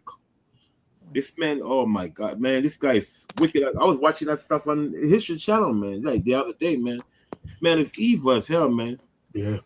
Even they used to use brick, like in Tokyo, they use human feces for bricks also. I don't know how they do it, but man, it's like they put in a certain pen picture, but man, boy, I tell everybody follow Esau, man. You know? Oh my God. And everybody know these Moabites, they are some filthy people, man. Moab is some filthy people. Go down to Chinatown. You get to smell over there. Yeah, man.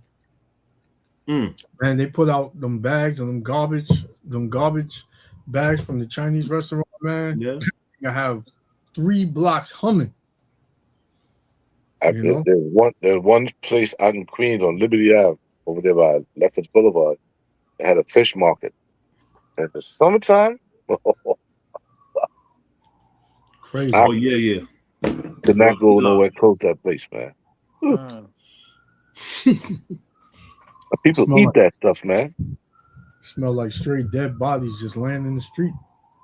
Crazy, Jake, go man. buy that stuff, man. Eat it, man. Like, yo, you eat Yeah. some of that? Like, I Damn don't shame. know, man. I don't know. Jake's still eating Chinese food in 2026 with all of this. And Jake ain't got stop up. Oh man, Jake loves that, man. What? They ain't You know- stopping. I'm not gonna stop, man. Chinese food, McDonald's. You know, it's already came out that they're putting human meat with other meats to make those burgers, man. You know, there's the other day this Chinese lady, this sister, July's sister, she bought some Chinese food, and she said when she take the chicken wing out of the damn plate, there's a whole bunch of feather in the damn chicken wing. She said, "Oh my God!" And this will be a lot. I said, because she bought a 4th Avenue. There's a lot of place right there on 4th Avenue, Pacific Street. That place comes say a lot. I think I said that's where you bought the food, man. I said you should have asked because a lot of people complain about that place, man. I know, a lot of bus drivers buy food here, and they said the chicken wing got damn feather in it, huh? I mean, it's a damn shame, man. Ah, Damn Hey. shit, boy. that just telling Jake to get back in the kitchen, man, and start making their own food. Yeah, the scripture say poison live, man. That's some nasty stuff. They would never do that in Esau neighborhood. Esau would complain the moment they see them feathers, they gotta take that sucker in the news. but Jake so damn greedy. Jake so greedy. Jake just like, man, take that shit suck off, man. I eat that, man. Shit. That's it. I ain't nothing. I'm hungry. Jake don't give a damn. Yep. Come. That's sad, man. Oh God, boy. I tell you. What you gonna do? Love them stomach, man. That's why this place gotta go, man. Yep. Telling Jake stop eating Chinese food. Like tell him that Jesus Christ is coming tomorrow morning, boy. He's like, shit, hell no. They ain't gonna stop. Forget that. Yeah, man. Jake. I just bought ground beef from a meat market from Issachar, man. I saw Never the do dude that. grinding Never it. do that. Don't go Do where? not do that. To the meat market? Yeah, no, don't buy no meat. My uncle used to own a meat shop. The man was so evil, man. They shut his meat. He lost a lot of customer. Ground beef is the worst to buy because 75% of ground beef is nothing but fat, and the 25% is like beef, but the rest is not. It's so red and pretty look. Is blood they put with it. They put it in the grind it and put blood with it for it to look light and red and pretty. Buy the natural ground beef from the halal place because their beef is more better because they grow their own cows upstate. But grind it yourself. Huh? Right, you're supposed to buy your own steak and grind it yourself. Have them grind it for you. Mm-hmm. Because most of that meat there, that's what that is. That's mixed up lamb, beef, turkey, chicken, all that's ground up into one. Mm-hmm. And it's sold as ground beef, yo. So he says I gotta get a cow, cut it up, and take it to the meat market. Eventually. But the best way to do it is buy your own steak. Damn, so that means I gotta start eating beef then. Damn, might as well be a vegetarian, man. It's like I was telling one brother, man. It's Me crazy. and him were talking on the job, man. I said, man, I let him eat his ice cream first. And then I told him, man, you shouldn't be eating ice cream, man. Why not? I said, man, that thing is pork all the way, man.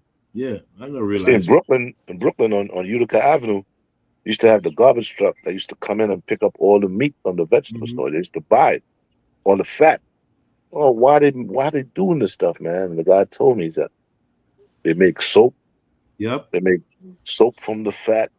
They make lipstick, and it's put in ice cream. Mm-hmm. But then I said, you know what? There's an ice cream spot on Cotillion Road in Brooklyn. Yeah. All the garbage truck going over there. I said, oh, okay.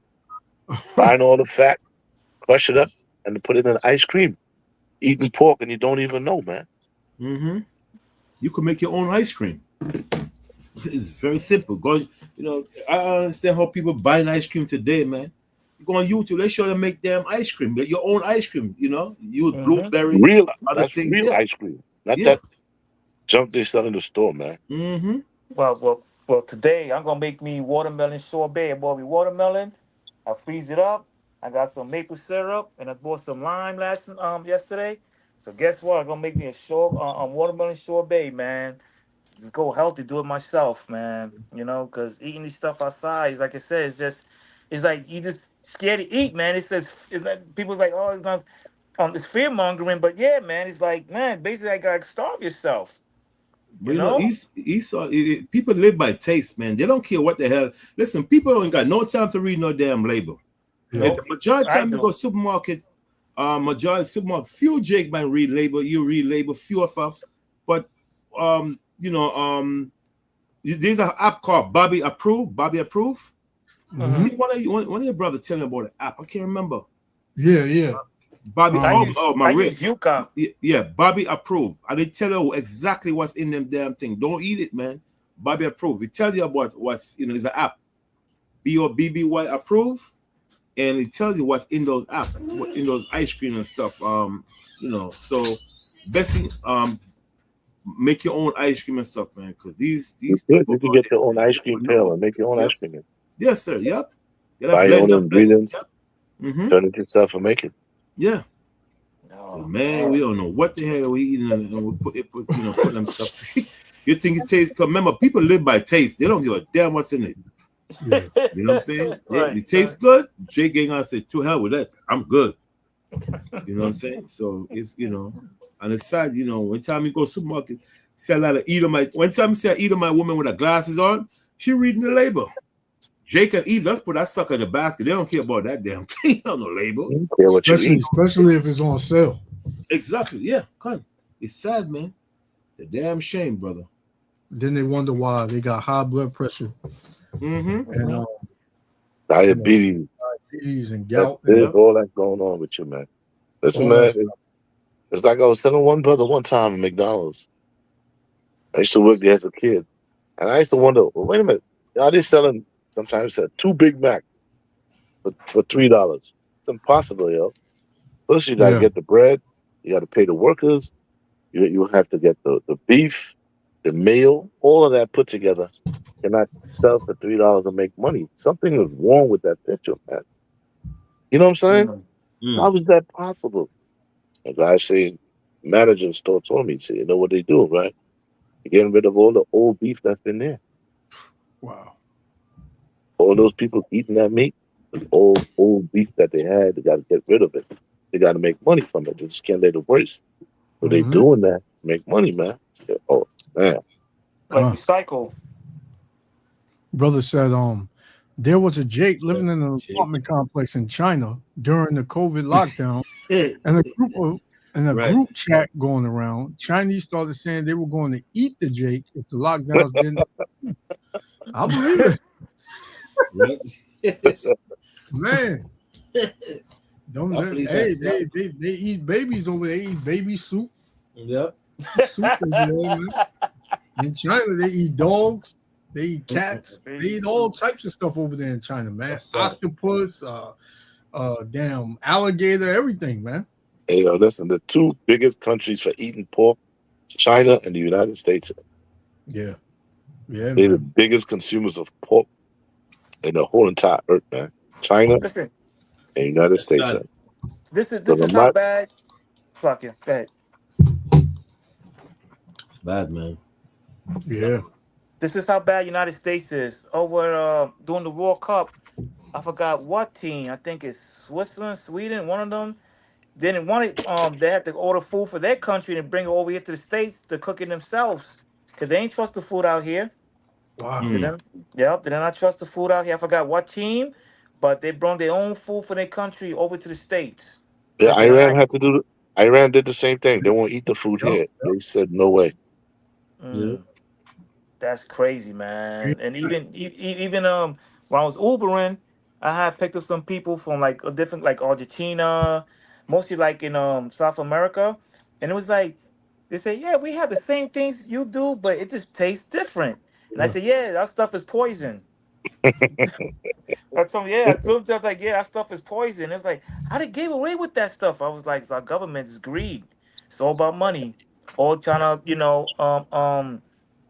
even Bill Gates said it, depopularize the world. Yeah. So this is the world that we in, and you know, Jake, especially those, you know, especially today's generation, they about to start waking up, man, because you know they worry about, you know, nonsense things, man, you know, and they're not even seeing what's going on. Then, you know, they just eat what they want to eat, you know, and Yeah, just killing ourselves, killing our the food is tainted. The yeah, food is man. tainted, man. The food is Yep. tainted. Oh, there was no Norwegian you're talking about. Like the World Cup, there was no Norwegian. It was Yeah, Norwegian. no Okay, one. yeah, Norwegian. Yeah, I know it's one of them. You know, Norwegian Huh. con. Yep, yep. Yeah. Mm-hmm. Yeah, Man. yeah, brothers. Yeah, yeah. Yeah. That's crazy, man. So the food we eat in this country, 35 country ban a lot of American food product like that juice, you know, that what they call it, that stuff that we drinking for energy, Yeah, put all them chemicals in it, You man. mean like Red Bull? Red Bull, and the other one, Monster. Monsters. A lot of people having heart attack from them thing. I Yeah, think you man. drink that stuff, but your heart be beating like you have palpitation for the whole day, man. Oh God. Can't get that. You can't stop that. That monster is crazy, man. That's what killed one of the driver at my job. We were drinking too much Monsters every Yeah, morning. That's all yeah. you drink. They call it natural energy. No, it's not, man. Just some damn chemicals, man. You putting in that. The only thing can create energy in the body is sugar. Mm-hmm. The body breaks down the sugar and creates Yep. energy. Yep. Mm. Those things are neutral sweets, man. False stuff you drinking, man. Yeah, exactly. That's crazy. That processed sugar, man. Mhm. Give me some This is Ezekiel 4:13. Mm-hmm. It says, "And the Lord said, even thus shall the children of Israel eat their defiled bread among the Gentiles, Yep. whither I will drive them." So, Good. you know, you just can't, you can't get away from that, man. But it's through the mercy of the Lord that we are not consumed. This is Mm-hmm. Malachi 3:6. It says, "For I am the Lord, I change not. Therefore, ye sons of Jacob are not consumed," man. Because listen, if the Lord wasn't with us, man, we'll be dead eating what we eat. Yep. Mhm. All them junk food killing us. You know what I'm saying? We'll be just dead, man. Yeah. You go to you go out the country and you eat food in these other countries, man. The food just tastes different, man. It smells different. It tastes different. Everything, man. Everything, man. You know, and you like, man, it's just crazy. Like, I mean, you just get the real food itself. I can't wait for this kingdom to eat some real food, man. yeah, Some real food, like real food, man. Not that fake stuff, man. That GMO stuff or real food that you can eat, man. We don't even really know what real food tastes like, even though we've been eating everything, man. We don't know what real fruit is or what fruit tastes like, man. But I mean, when I travel, sometimes when I go to the Caribbean, I eat fruits off the tree, so I know what a real fruit tastes like. No, meaning get like back- over here in America, for the Right. most part, like people over here that never left America, that our people, yeah, they don't know what it's like to like really eat like real food. They have a real fruit to eat it, man. Like they literally pick it and eat it. Oh, this shit is sweet and nice, man. Yeah. Like, wow. When you get back to the States, you'd be like, what the hell is this, man? You eating an apple? Yeah, man. It doesn't smell like an apple. It doesn't taste like an apple, but it's an apple. Yeah. Then you let it sit. You let it sit for 2-3 days and start rotting. You know. There's a place in Staten Island, brother got the real orange because I can't find an orange with seeds in Brooklyn, so I have to go way out there in Staten Island. Where we'll pick up the customer and pick up this, the orange. The orange got a lot of seeds in it, natural seeds. Yeah. Because they got oranges with seeds now, watermelon with no seeds, and all the magnesium, the potassium, nitrate, actually, all that is depleted from the seedless watermelon. Yeah, no seed in oranges, no seed in the lemon. They got limes with no seed. How's that possible, man? I usually find mines in Northern Kingdom supermarkets. They be having them. They be having the oranges with seeds and the grapes with seeds and they still have them in there. I go to Trader Joe's, man. They got the oranges with the seed. They have the ones with the seed and ones without. Yep. I get the ones with the seed. I get the grapes with the seed if I want. Get the cherries with the seed. Yeah, You know, I get organic apples as best as I could, man. You know, yeah. You know, you still, you know, hey, you gotta like Johanna said earlier, you gotta eat the best of the worst. Yeah. Still gotta clean it too. yeah. Mhm. Still That's gotta right. clean it. All them pesticides they spray on them and all that. Yeah, man. You gotta, you know, when you just skin like the guys in my job see me in the morning when I eat my apples, they be like, "Yo, you throwing away the best part, the skin."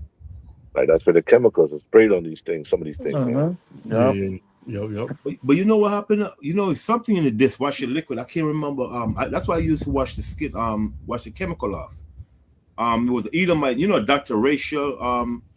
I can't remember. He mentioned something that's in the dishwashing liquid that killed the bacteria right there, killed everything. And I washed. That's why I used to wash the skin off, even if it's organic. Yeah. I still wash the skin off. But the course. skin is a lot of medicine in skin too, also. Yeah. Hey, Mhm. listen, some of the fruits when you eat the skin is really good for you. Yeah. Yeah, yeah, But you yep. can't do that. They can't do that here, man. There's too much Yeah. chemicals on there, man. Yeah. That's how I wash it off. You're right. Go ahead. When you throw away the orange skin, that's the worst thing to do. Throw away the skin of the orange. And the pineapple too. Yeah, the beets juice, the beets. You can make teas from that, man. Mm-hmm. You can make teas from that. Yeah, And for the watermelon, the grind is good to blend up and drink it, man. Yeah. Where they get Viagra from. Mm-hmm. Yep. Esau made Viagra from the watermelon, the grind part, the rind.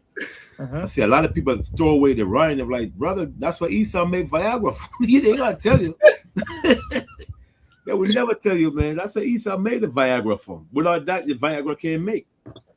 You know, but this man is so damn. You know, but the beets leaf, man. That's that's the best part of the beets, man. The leaves got so much stuff. Like we're all say, what you made tea out of it.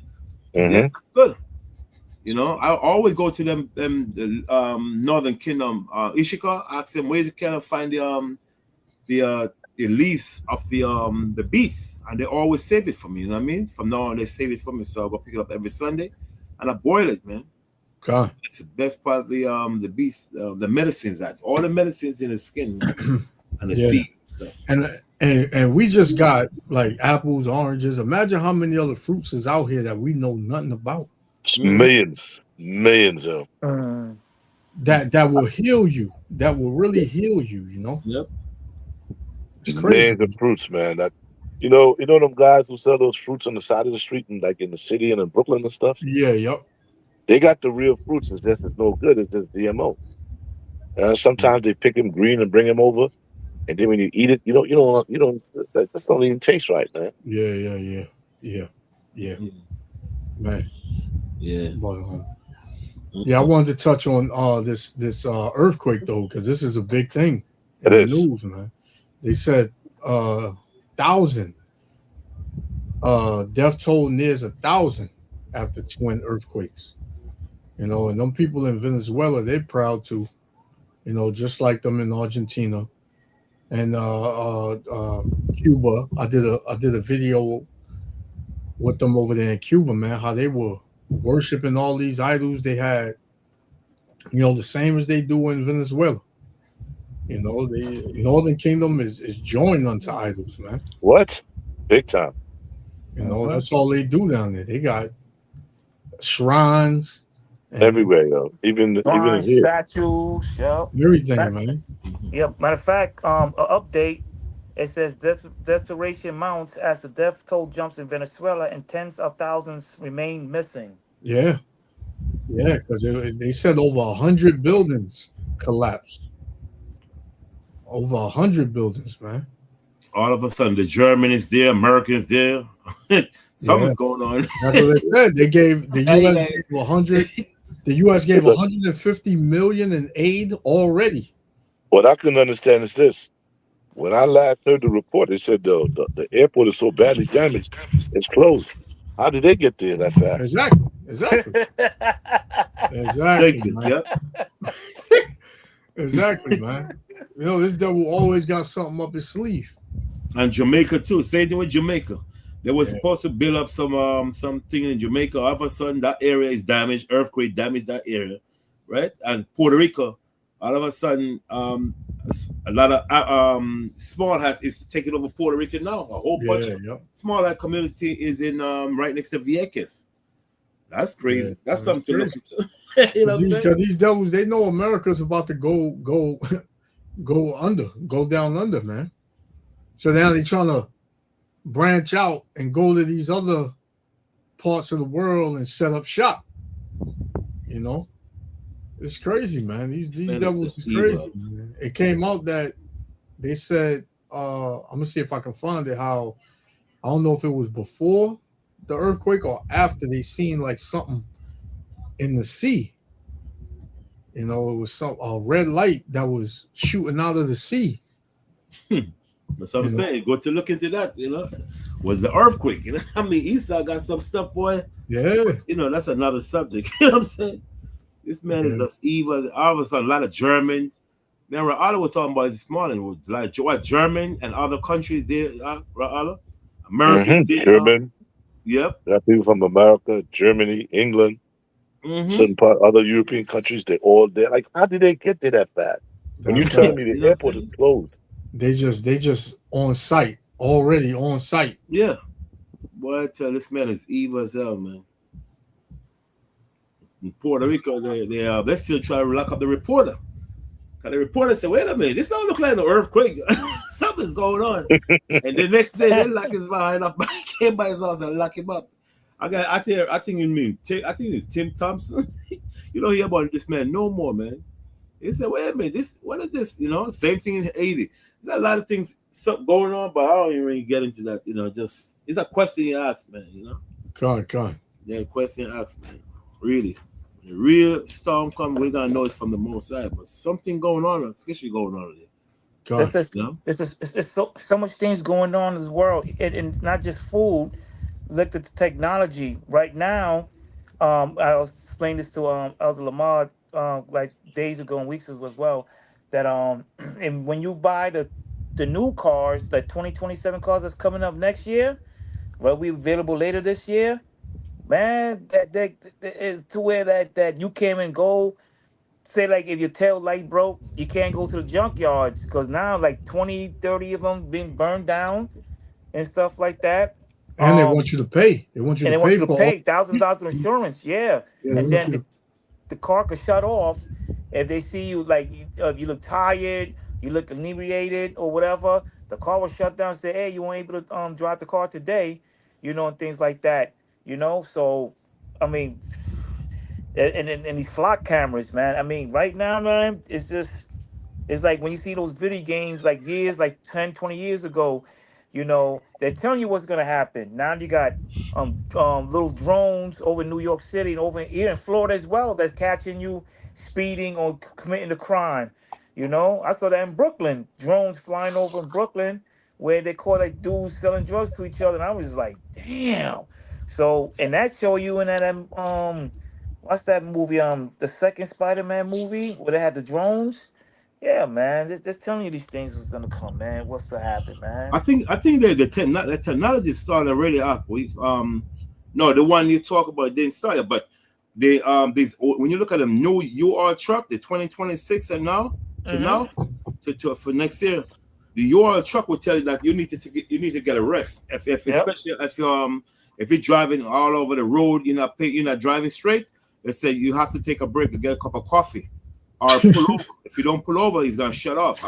Yeah. No, this brother, a friend of mine, he sent me video all the time. He told me that's what the truck did, and he was shocked. But they tell him in the place that's a new technology truck now. You are a truck. They tell you exactly when you need a break. That's crazy. If you don't get a break, they're gonna shut off. Yep. So even the newest, when I was renting the Avis car, the 2025 Toyota Camry. And they got the lane assistance, all that, you know. So when I was trying to go over the lane, it will allow me to unless I put the single lights on. You know what I mean? And stuff like that. So yeah, man, this technology today, man, they're not playing, man, with these cars, man. You know, and now they're talking about if like the car that my boy let me to drive, He said soon they're gonna start arresting people driving older cars. Yeah. You know, part of the new technology is also they could take over your car from you driving it. Mm-hmm. Wow. Like you driving, they take control of the car from you. Mm. He's all like, I got it from here. Hello? Nah. In the script in Revelation 22, where it said like candle shall be put out. It says the what? The candle shall neither shall a candle shine. Are you talking about the candle of the wicked? Yeah. No, not the one in Job. There's one in Job 18:6, right? Right. But in one in Revelation, we talk about neither shall thy candle shine. Candle shine? Yeah. This is let me see. I think 18:23. Yeah. Yeah. Who got it? Revelation 18:23. Come on. It says Yeah.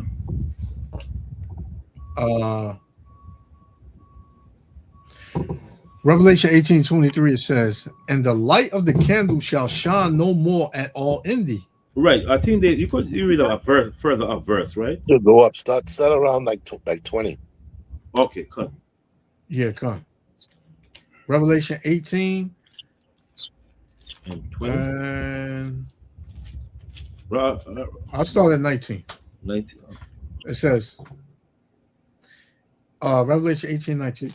It says, and they cast dust on their heads and cried, weeping and wailing, saying, alas, alas, that great city, wherein were made rich all that had ships in the sea, by reason of her costliness, for in 1 hour is she made desolate.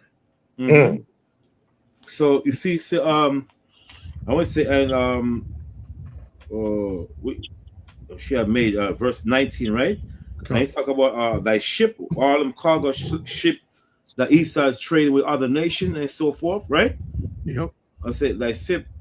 Okay, go ahead. Come on.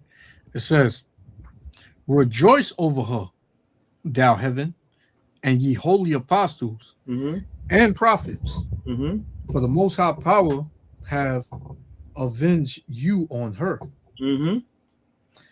And a mighty angel took up a stone like a great millstone and cast it into the sea.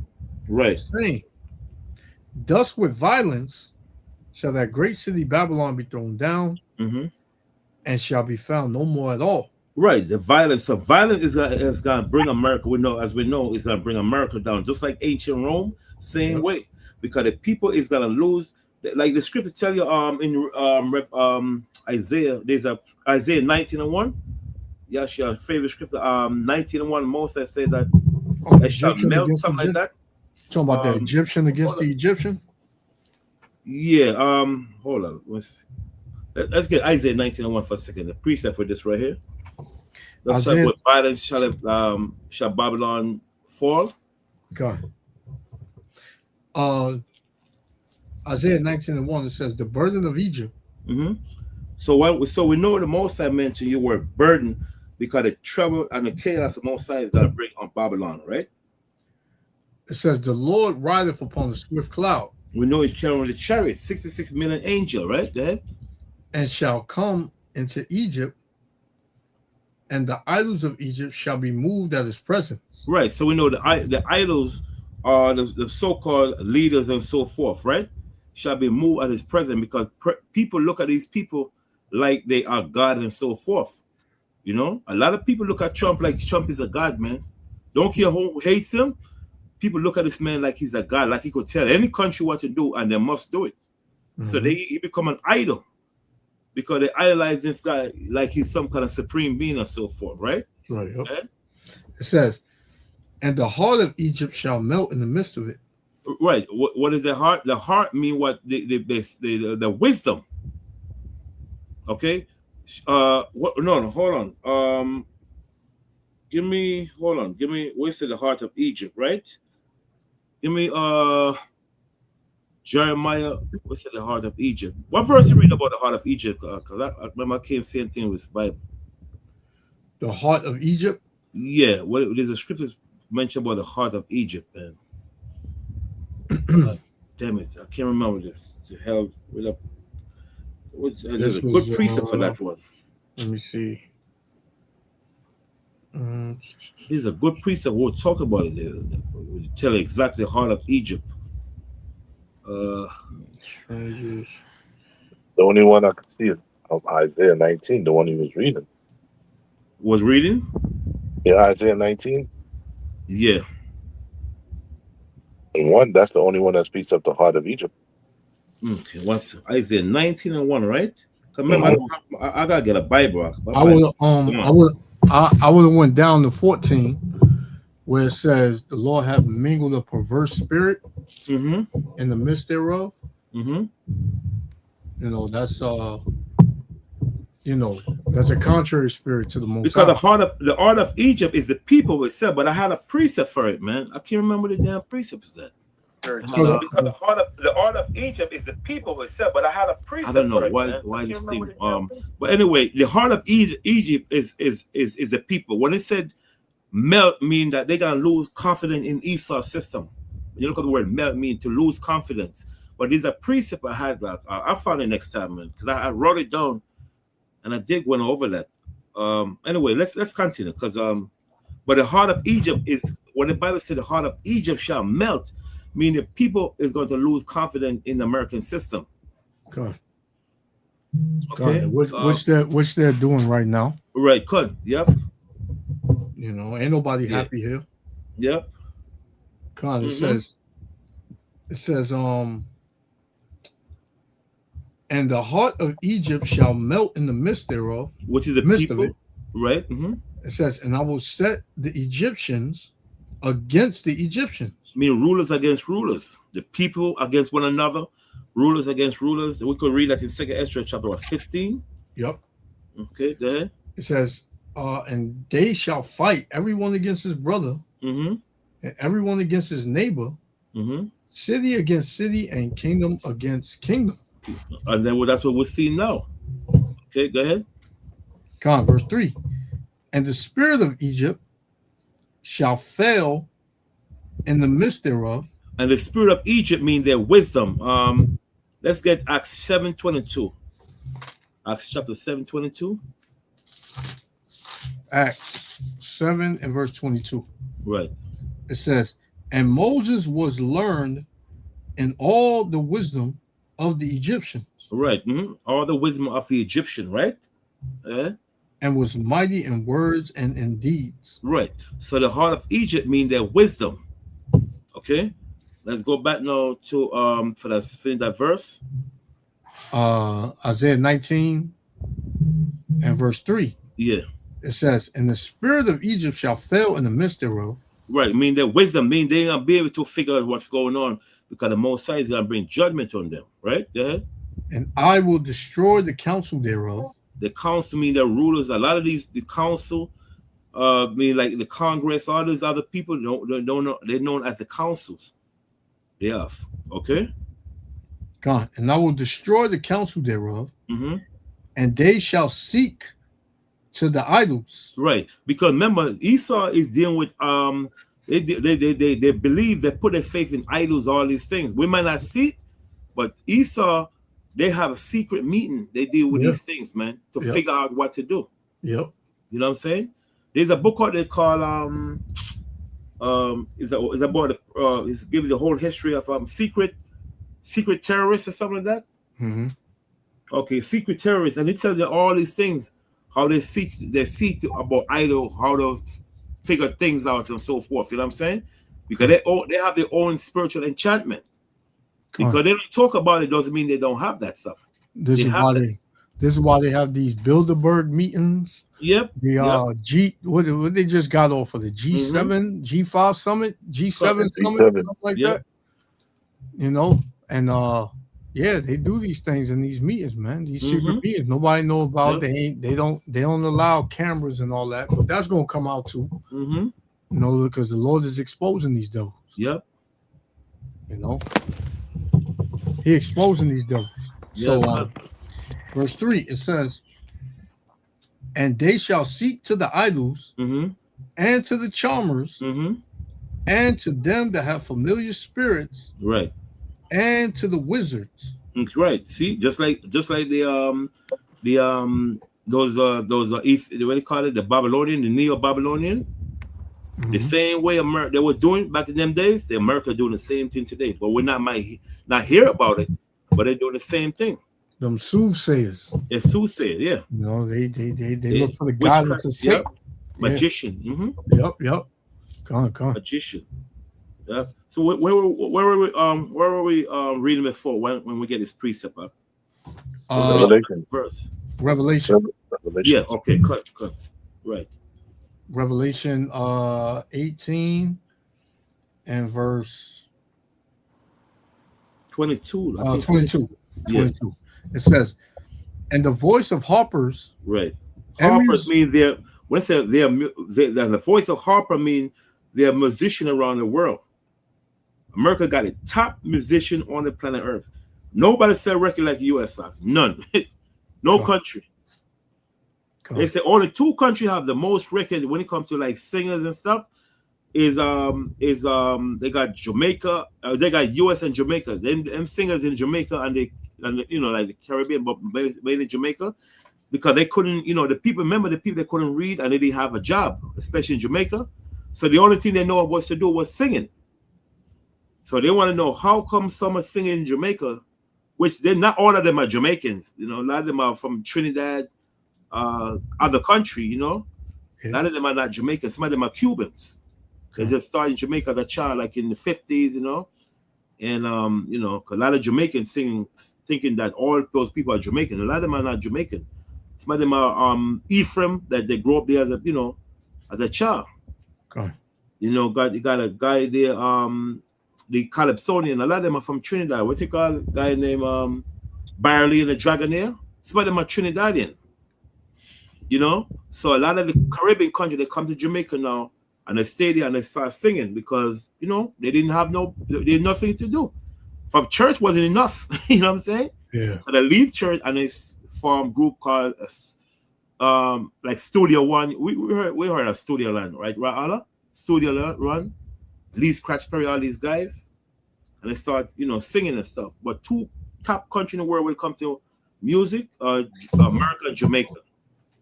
You know, it's like a lot of country here, people singers here that sing music in America. Singers, a lot of them are not all of them are Judah. A lot of them are Benjamin, other tribe, Levi's, you know, you know, other countries. You know, go ahead. Yep. It says the voice of harpers and musicians, and of pipers and trumpeters. Yeah, trumpeter, yeah. Blow the trumpet, all these things. Go ahead. Shall be heard no more at all in thee. And no craftsman of whatsoever craft he be shall be found any more in thee. That goes into no work. Yep. All right. No work, man. It says, and the sound of the millstone. Millstone mean the job system is gonna deplete it. God. The job system is not gonna be depleted, man. Come on, I tell you, there shall be no work in Babylon in the last days. For the head or the tail. Head mean the rulers, the tail mean the regular citizen. Because even the rulers ain't gonna have job. That's right. That's how bad this place is gonna be depleted. God. Okay? Yeah. It says, shall be heard no more at all in thee. And the light of a candle shall shine no more at all in thee. That's the one right here. You see, the technologies. That's what Moses said. And the spirit of Egypt shall what? Shall melt. Shall no more. So they mean the technologies.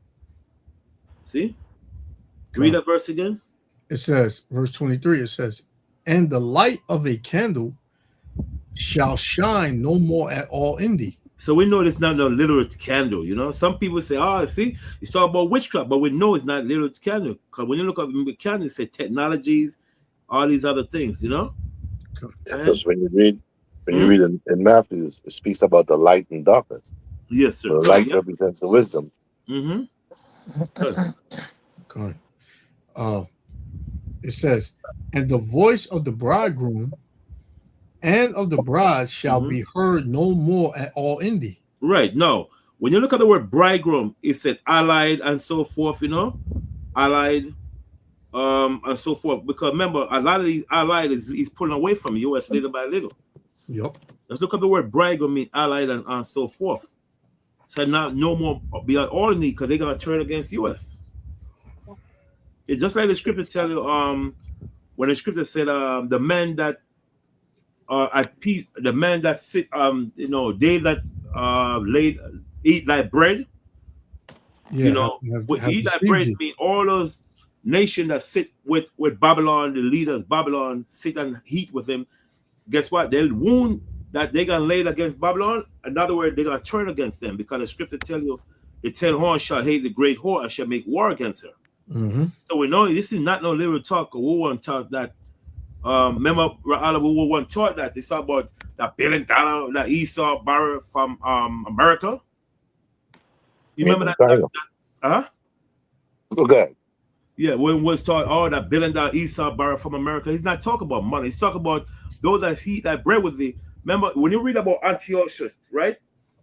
He, one of them sit down. They both sit down together and have dinner at a table. But the other one mindset was he want to bring him down, for him to make believe that he's his friendship. They have friendship toward one another. So when the Bible say they that eat that bread shall lay the wound. In other words, that man that sit with you and so forth, he's gonna have war with you. They're gonna deceive you. A lot of kings went through that. You see a lot of martial art movie when the emperor he want to destroy the next emperor and they sit and have dinners and stuff. You know what I'm saying? And when they finish eat, that's what happened. They attack him and put him to death just to take over the dynasty. That's the same thing happened. That with this here, I'm your example with this here.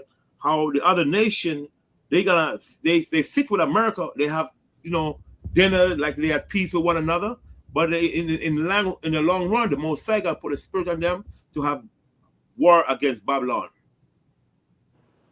You see what I'm saying? Just look up the bread. They that eat like bread. Look at the word bread. It shows that it's talk about that leaders that sit with another leaders. They gotta turn against each other. That's all it means. You know what I'm saying? Go ahead. It says, and the voice of the bridegroom and of the bride shall be heard no more at all in thee. Right. For thy merchants were the great men of the earth.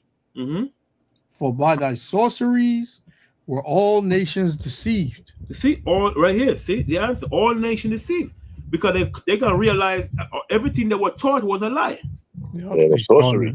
They're starting to figure that out right now. Yeah, sorcery. A lot of people didn't realize sorcery is not just only just spiritual; it's also physical.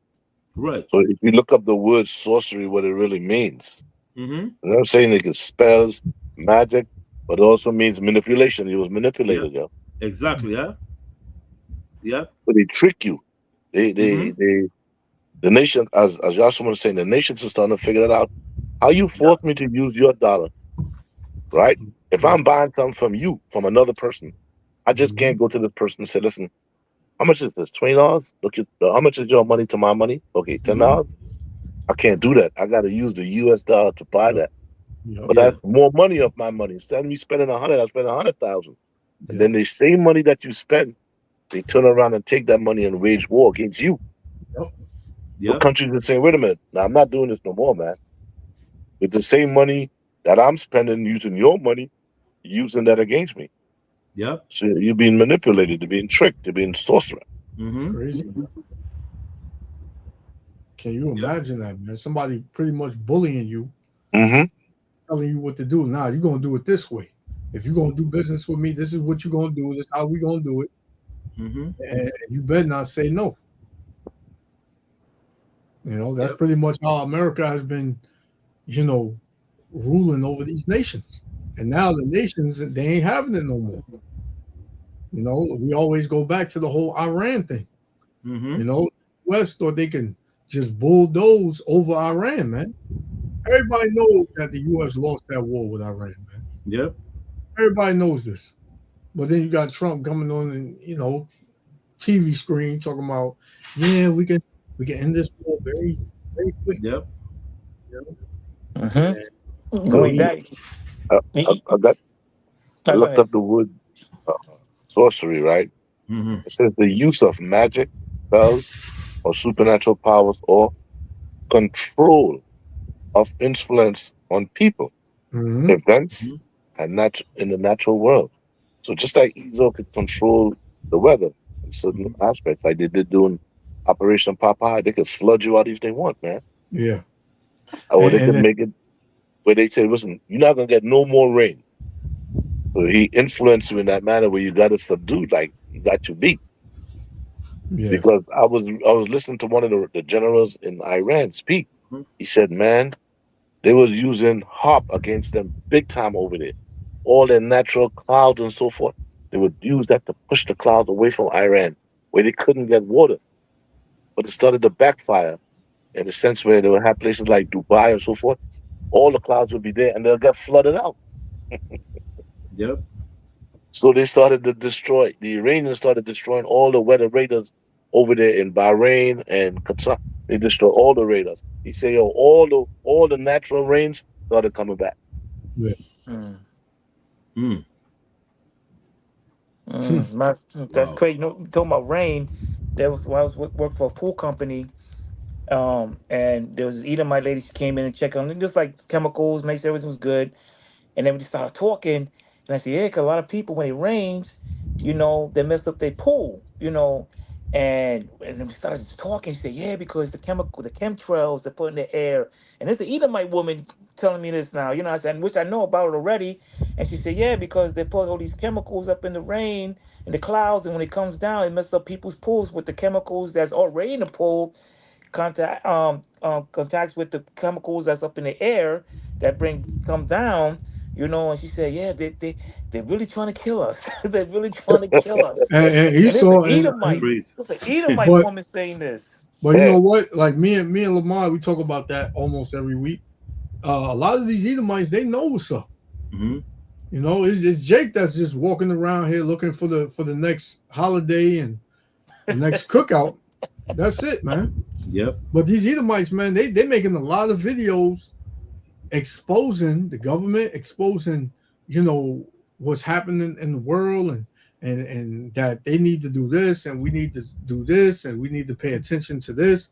It's mainly Edomites that's doing this, man. Fun.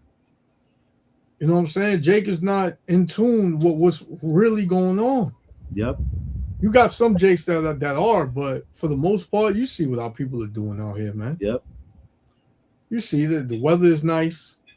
You know, it's barbecue weather. Not knowing that they're about to be barbecued, man. Right. It's crazy. So like Sean, I don't know. You know, I'm too good at this Google thing. Look up if you're one of you guys. What's it? The Job 1 and 7, right? Job verse 7. Yeah. What's it? Like for instance, what does it mean? They that eat thy bread in Job 1 and 7. You tell the same thing. I'm telling you. Job 1 and 7. Yeah, Job 1 and 7. They that eat thy bread. If you go, I want to deal with Google like that. But when you look it up, it said a close allied, friends, or frustrated, trusted allied, or dependent guests. You said Job 1 and 7? Yes, sir. Yes. It says, "Eat thy bread" does not appear in Job 1 and 7. Job verse 7, because it's still supposed to be chapter 1 verse 7. Let's put Job verse 7. But Allah, if you could find it for me also. I'm gonna try. Yeah. Well, We're just doing it for the brother and sister listening all this. So, you know, it's not talking about no money, ain't got nothing to do with no money. It's that bread does mean that those people who sit with you and have dinner at your table, your close allied are friends. One of your brothers, you know, whatever, find it. No? Eat thy bread. Bread. What does it mean? They that eat thy bread in Job verse 7. verse 7, what chapter? No, verse 7. Figure about the chapter. Just put verse 7. Okay. Yeah. Yeah, that didn't. Yeah, I want to bring, Yeah, it didn't pop up on Mhm. the blue letter. It didn't pop up. Yeah, I'm looking at the blue letter too. I put eat thy bread. Yeah. Lamar, you sure you're not talking about the one that says, "He that ate thy bread have laid a wound under thee"? Yeah, Job 7, verse 7. Is it No, Job? Yeah, that's Obadiah. No, Damn it. that's Yeah, sorry. Obadiah. that's Obadiah. Sorry, Obadiah. Sorry, my mind ain't here today. Sorry. Obadiah. Sorry. Verse 7. Sorry about that. Come on, Obadiah. Yeah, I just wanted to get some brother and sister hear it clear. So, nobody think we're making anything up. You know what I mean? What's that? He that bread, So it's a metaphor, not a little talk about bread, that eat a bread. It's talking about, kings that have a Is lehem. It just goes into bread, food, grain, Mhm. bread, food in general. Let me see. Okay. What about try Google? Let me see Obadiah. Let me try to make up a title. Like, what does it means? They that eat thy bread in Job, verse 7. You could just put one. Not Job. Obadiah 1 verse 7. Sorry, I keep saying Job 1 verse 7. It said, what does it mean? All right, I got it here. Okay. Obadiah 1:7. Yes. Yeah, Sir. yep, I got it. It says, let me see. Let me put it up. Oh, you can see it. Let me make it bigger. It says, all the men of thy confederacy have brought thee even to the border. The men that were at peace with thee have deceived thee and prevailed against thee. They that eat thy bread have laid a wound under thee. There is not understanding. It said what it means.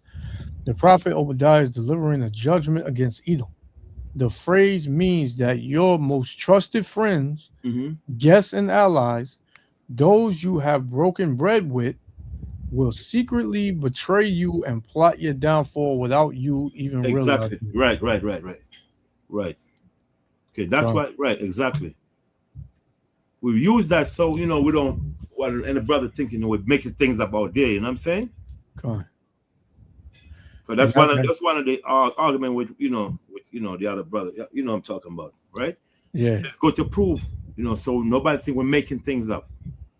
He said the same thing in the Hebrew. So, so is the ally. He's not talking about no Esau ally take no billions of dollars, not gonna give you back and lay the wound. What wound that somebody take money from you and lay the wound on it? In other words, they're gonna turn against you. That's it. Yeah. Yeah. Okay. So And that's good right there. Because Esau, he been doing that throughout history. He been sitting at tables with these nations, and then he completely stab you in the back. Backstab him, man.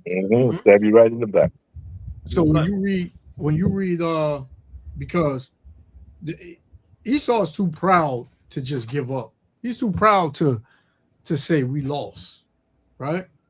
So what he's trying to do is he's trying to go out smoothly. He's trying to make it seem like, yeah, we made a deal, and the war is gonna end. But nah, the scriptures say this. Isaiah 33:1. It says, woe to thee that spoilest, and thou was not spoiled, because America has never been spoiled, right? They just spoiled, they just took from everybody, man. Right. It says, and dealeth treacherously, and they have not dealt treacherously with thee, man. So the nations, they were on the up and up. They were saying, okay, this is the deal. This is what we want. All right, just give it to us. But America would agree. And then by the time they reach back in the States, they saying, listen, man, we're not giving them that. We're going to give them this because we America. If they don't like it, then, we'll cause something to happen over there. No, what they do, they like I was listening to, there's this book that I read. It's called the Economic Hitman. I don't know if you ever heard of that book. Yep.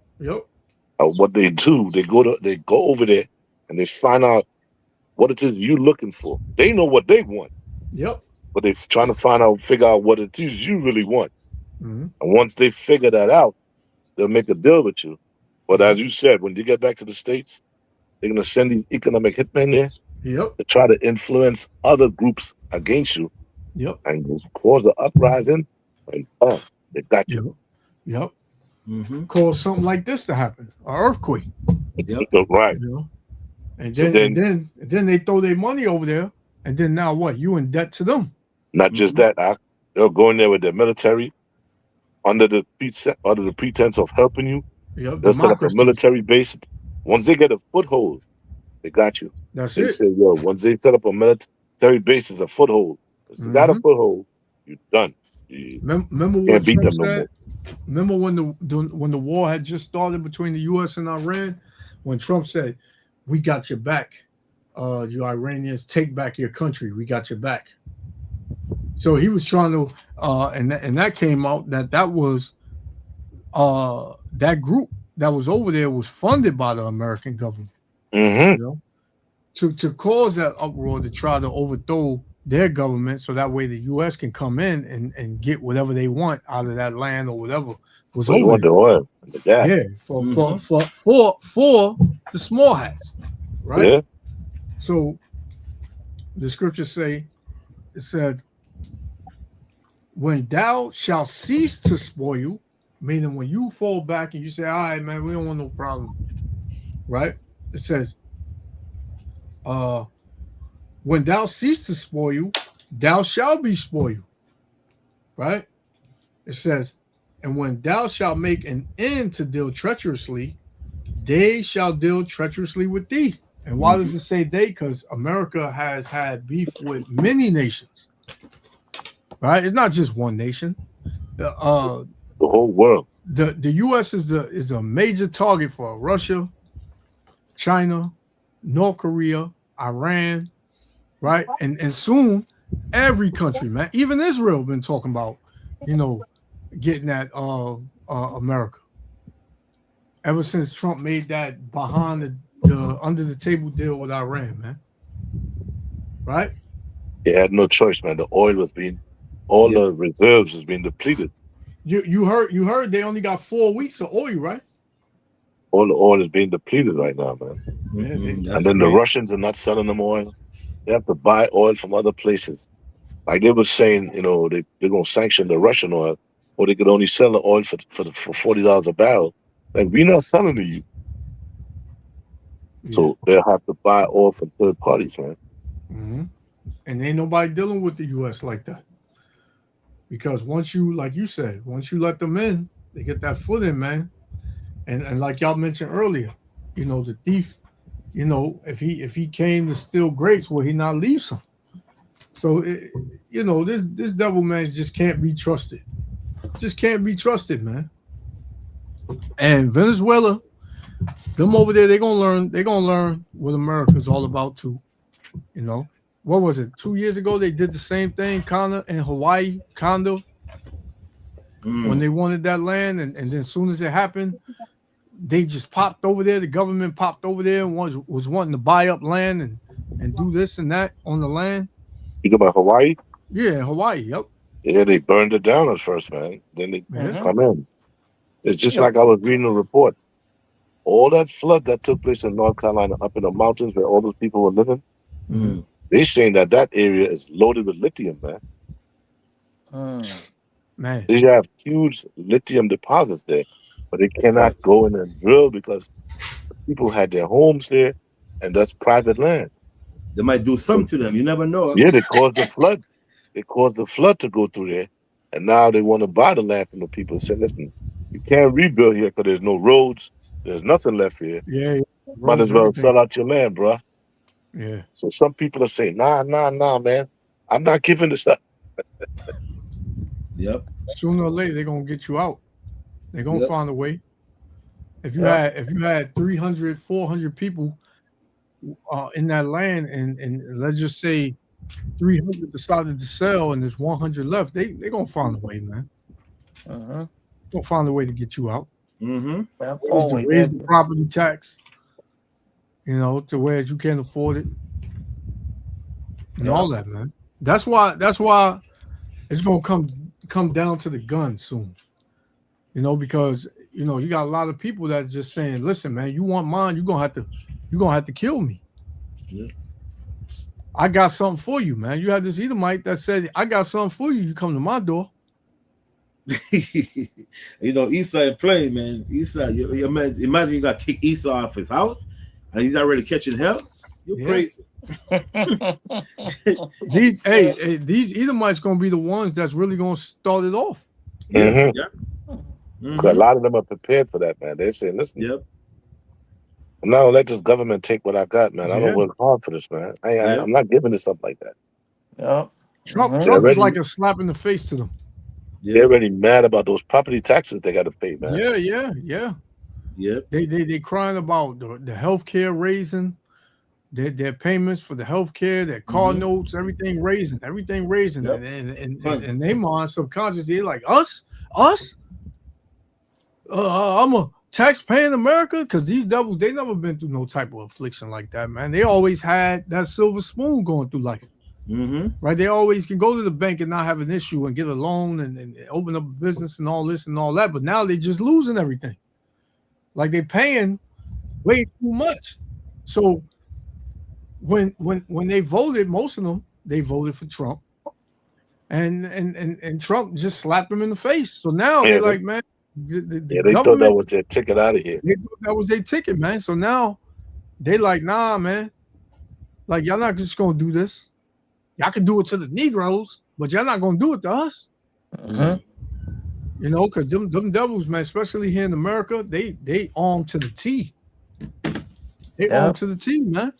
And they're ready, man. Matter of fact, I was watching a video where an Edomite was going towards a Trump convention. He was speaking, and a lot of Edomites was leaving, man. It was like, why leaving so early? He said, we're gonna leave early. And one guy said, I'm tired of hearing the same thing this guy's talking about. And there's an Edomites, people who voted for Trump are leaving early because it was like, yo, we're hearing the same thing and nothing's changed. That's That's just telling what you right there, man. that's just what Probably Lamont just brought out, That's man. why. So the next election, you want to see what's going to happen because the mad with the Democrats that were giving the migrant stuff and wasn't giving people here nothing. And Trump decided to reverse that. I realized Trump is not doing nothing. Where do you go from there? Now what they're saying, the talk is the people got to take back their country. You see? They said we shouldn't have gave all this power to one man. This is our country. So this is we the people got to take back our country, man. So now the voting thing is going out the window. Whether we vote for Democrat or Republican, they still going, F us over. So we might as well just, and Second Ezra just said, and the course of their actions shall stand in their power. So, these people gonna take matters into their own hands. They figured it out. Listen, it don't matter who I vote for. You guys are still the same, man. You keep me down. I can't ride with you. Exactly. And what do you expect? This is how proud these devils are. Everything is just going up. Everything is just, it's just putting a toll on people. And you don't think people are going to get upset at some point and say, nah, this is too much and start lashing out? Yep. Matter of fact, I got a scripture, brothers don't mind. Go to Book of Matthew, chapter 25. It says, and Jesus knew that Yahushua knew their thoughts and said unto them, every kingdom divided against itself is brought to desolation, and every city or house divided against itself shall not stand. Verse 26. And if Satan cast out Satan, he is divided against himself. How shall then his kingdom stand? Beautiful. Right. Yeah, that's what's happening, man. Satan casting out Satan, man. Right? These Remind them of Caesar, right? Yeah, man. Man, the Roman emperor, they were fighting against each other like crazy for to take over the throne. The same thing with it. Power, man. Everybody wanted power in that time. Same thing with the Diadosis, the Ptolemy solutions. They were fighting against each other, man. Take over the kingdom, rival. Yeah, man. Same thing had happened in this place, man. And then they, because you hear about the race war tension, and how Edomites saying, blacks, we don't want no race war, you can't shoot, you ain't gonna win, and this and that. Hey, you Edomites, man, you don't have to worry about your own people, because a lot of y'all got them guns and y'all gonna use it on yourselves. I just did a video with this Edomite. He killed his ex-wife, and killed himself. And then another one, he killed. He put what was it? One of his kids away, and his wife, and himself. This all happened in the 2 period. That's crazy. When you start seeing a whole bunch of Edomites on the street, bugging out, the homeless, Yeah. You know when the last days, certain things is going on, bro. Yeah. you know the Because last days. I'm out there driving every day, and I'm seeing more and more Edomites homeless. Yeah. More and more Bugged out, Edomites bugging out their minds. Mhm. And you got one guy comes on the bus sometimes, and I pass him straight up sometimes when I see him. He comes on there. He stole my farm. This government is no good. They stole my farm. Now I'm homeless. And he be mad, son. So I be saying to myself, you know what? One of these days, this guy probably have a gun. Yep. Start shooting like crazy. Yep. It's only a matter. Don't let him get his blessing. He gonna inflict a lot of pain on it. And these Edomites, they've had. They come from having these nice houses, living in these nice neighborhoods, and now they homeless. Like Jake ain't have nothing since forever, man. We've always had to live paycheck to paycheck and deal with affliction and catching hell under this system and all that. But this system was supposed to keep Jake down and lift Edom up. So now Edom, he being brought down by his own system. And don't let him see Jake doing better than him. It gets them angry, man. It It's gets like them I've got very- a precept for you when you guys finish, right? Yeah, you got it. You're free to read Matthew? Yeah, come on. Okay. Ecclesiastes 4:14. Ecclesiastes 4:14. 4:14. Ecclesiastes 4 and verse 14. It says, "For out of prison he cometh to reign." Well, the prison, we know the conquer of the mountain. Came from the cave. Go ahead. That's right. Whereas also he that is born in his kingdom becometh poor. Become poor. You don't have nothing. That's right. You in your kingdom, you're supposed to have money. You're seeing the slave freaking riding on expensive cars and doing this, whatever, having nice house. You should be pissed off. Like, how the hell this should be my kingdom? So when you see Esau seeing Jake with a nice car, Jake going in his nice house, it's pissing him off because you were like, damn, this will be me. Yeah. That's why. That is That's why when the police. Huh? That's why when the police see you driving at night, they're gonna pull you over, man. Yeah. You're not. Pull Yep. it down, man. Let's make sure everything here is legitimate because I'm supposed to be driving. It's not him. This your car? This your car? Mm-hmm. But hey, I'm driving it, right? Yeah. It is hard. Like, what the hell? You get that damn expensive car from? I'm a police officer. I can't afford a damn car. Something wrong with America, boy. They get pissed off, man.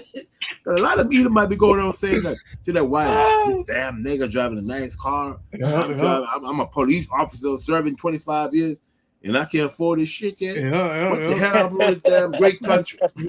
I saw Issa was saying, why the hell, especially those in Texas. What the hell happened to this damn great country? The niggas is driving a nice car, and I'm riding a bicycle to work. Something wrong with America, boy. Yep. They're pissed off, man. Yeah. And when they pull you up, they gotta try every freaking way. Huh? Jake threw it in your face, though. Too. He blasting his music in the car. Yeah. Driving slow. Probably got the top down. Yep. Driving slow, holding up traffic. You know Jake already. Blocking traffic sometimes. Yep. And they got their woman in the passenger seat. Oh yeah. Hey, that's another thing. That's it. Hey, He's tapping a gun. Man, that's another thing. The Edomite woman is leaving the Edomite man. Not only that, you're right.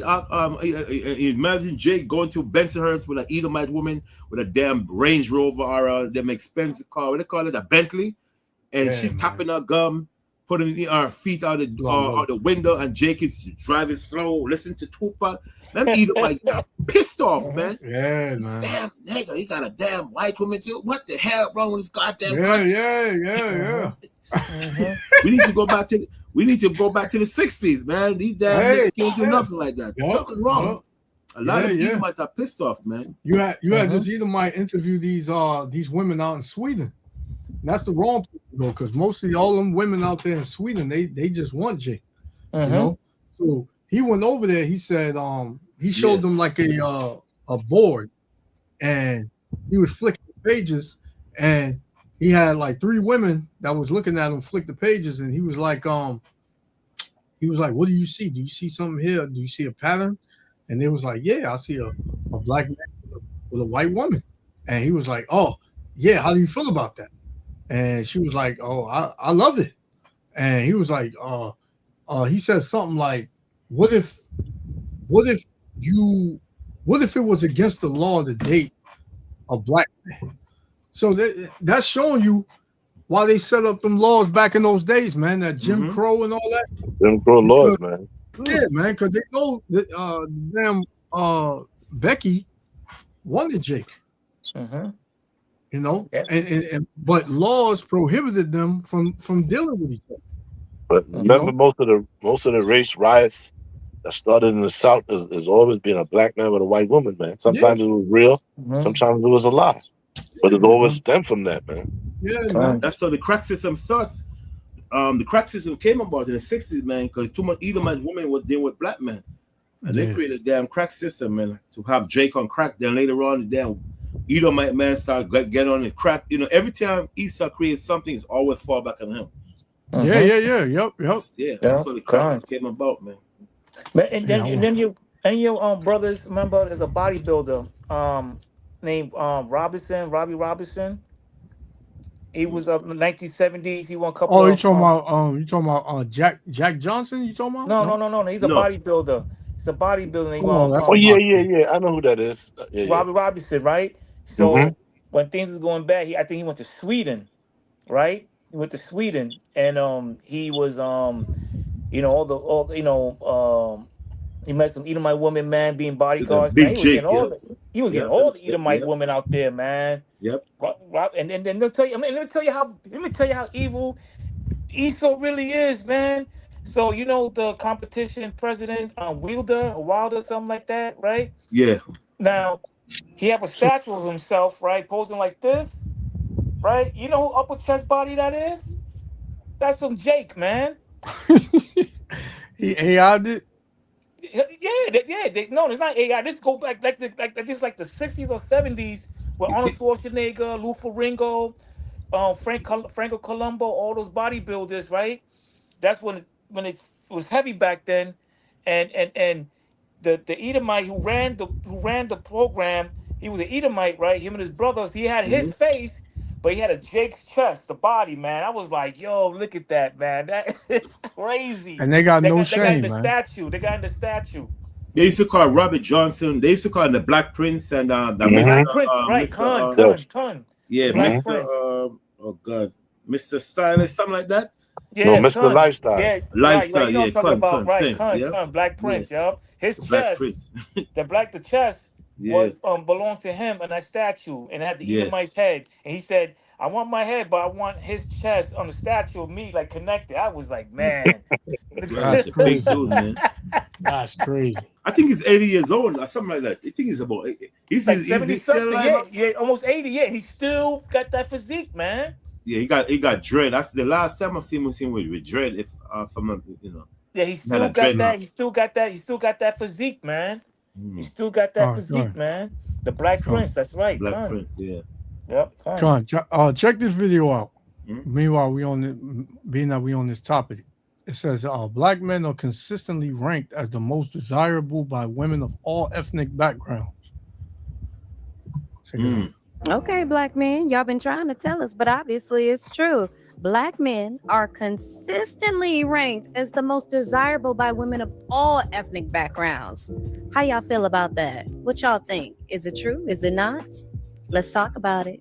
Are they the ones that everybody is looking for when it comes to dating? I want to know. with lots of black men. I grew up in London, lots of black men. And it's not the case of that they like other races or they don't like black women. It's just that they have access to every other race. Other races want them. Now, there are Chinese billionaires. Say it again. Say it loud. It's not their fault. Other women want them. And I say this like I'm growing up in London. I moved to Dubai. And honestly, you can be an Arab girl, Chinese girl, white girl. You can be Hispanic. They all date black men. But now, when it comes to this, Indian men that are billionaires, there are Chinese men that are billionaires. They stay in their own race. Now, is that entirely because they, love their race, or is it because they don't have universal appeal? So the fact that black men are dating outside of their race, it's not because they love other races. I actually think they like black women more than anything. It's just that other women flock to them and don't let them stay within their own race. I really don't. I see so many women whose dream is to have a child with a black man, or they just want a black man more than anything else. And they dream about it, they think about it, and even when they date white men, they'll talk about so like, what do you expect? It's not the same. They're not sitting there having conversations with their white guy and saying, "Can I get a hall pass for a Chinese man?" They're not saying that. So is it really black men choosing white women, or is it that other? I don't believe it's their choice to be with other women. I think other women don't let them live with just black women. And I think if you give a black man a choice, they will usually choose black women. Yeah. They usually will choose black women, or if they go to other races, it's because she has black women features. It's not really because. So they love their blackness. It's just that we all love your blackness, and so you don't get a choice. Agree with you. Yeah, because I just don't like when they say things like, "Oh yeah, the black men sleep with so many women and they're never faithful." Sorry, Bob, in your house, you would love to be unfaithful. You just can't. So, it's just, I think it's not really about black men. I think it's the appeal they have and the testosterone. And I really think it boils down to masculinity. They exude more testosterone and masculinity than other races. So they become universal. And this is why they want Jake to be feminine, man. They don't want Jake to be masculine. This is why any type of masculinity that, Jake had, they want to tear it up. Mm-hmm. Yep. Even with our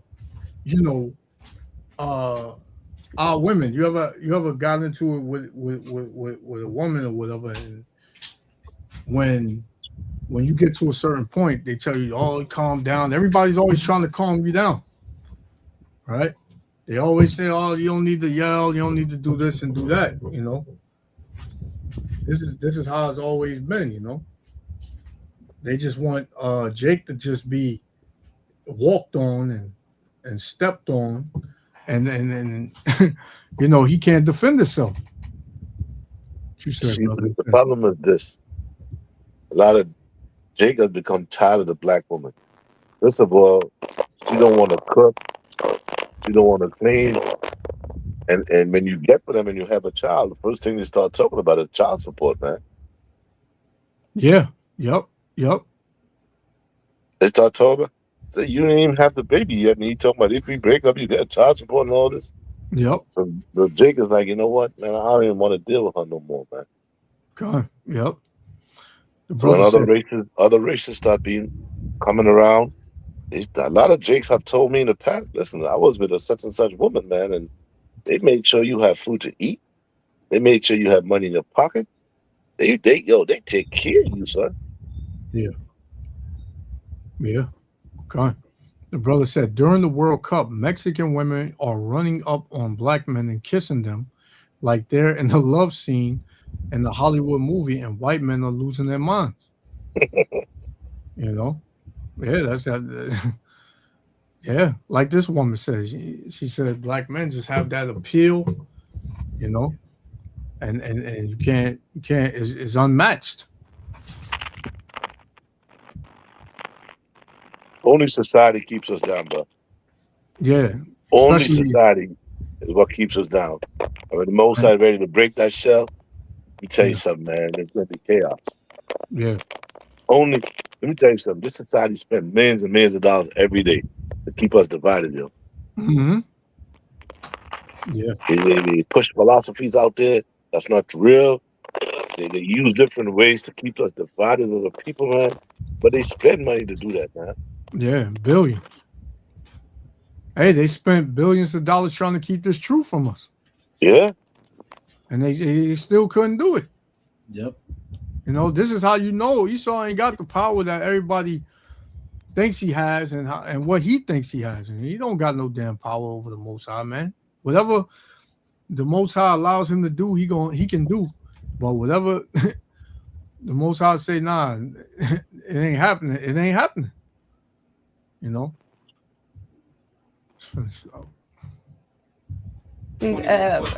Desired by women, and this is not all women. I'm just saying in general, they have more. You could travel to any country, you join Tinder, girls will match with you.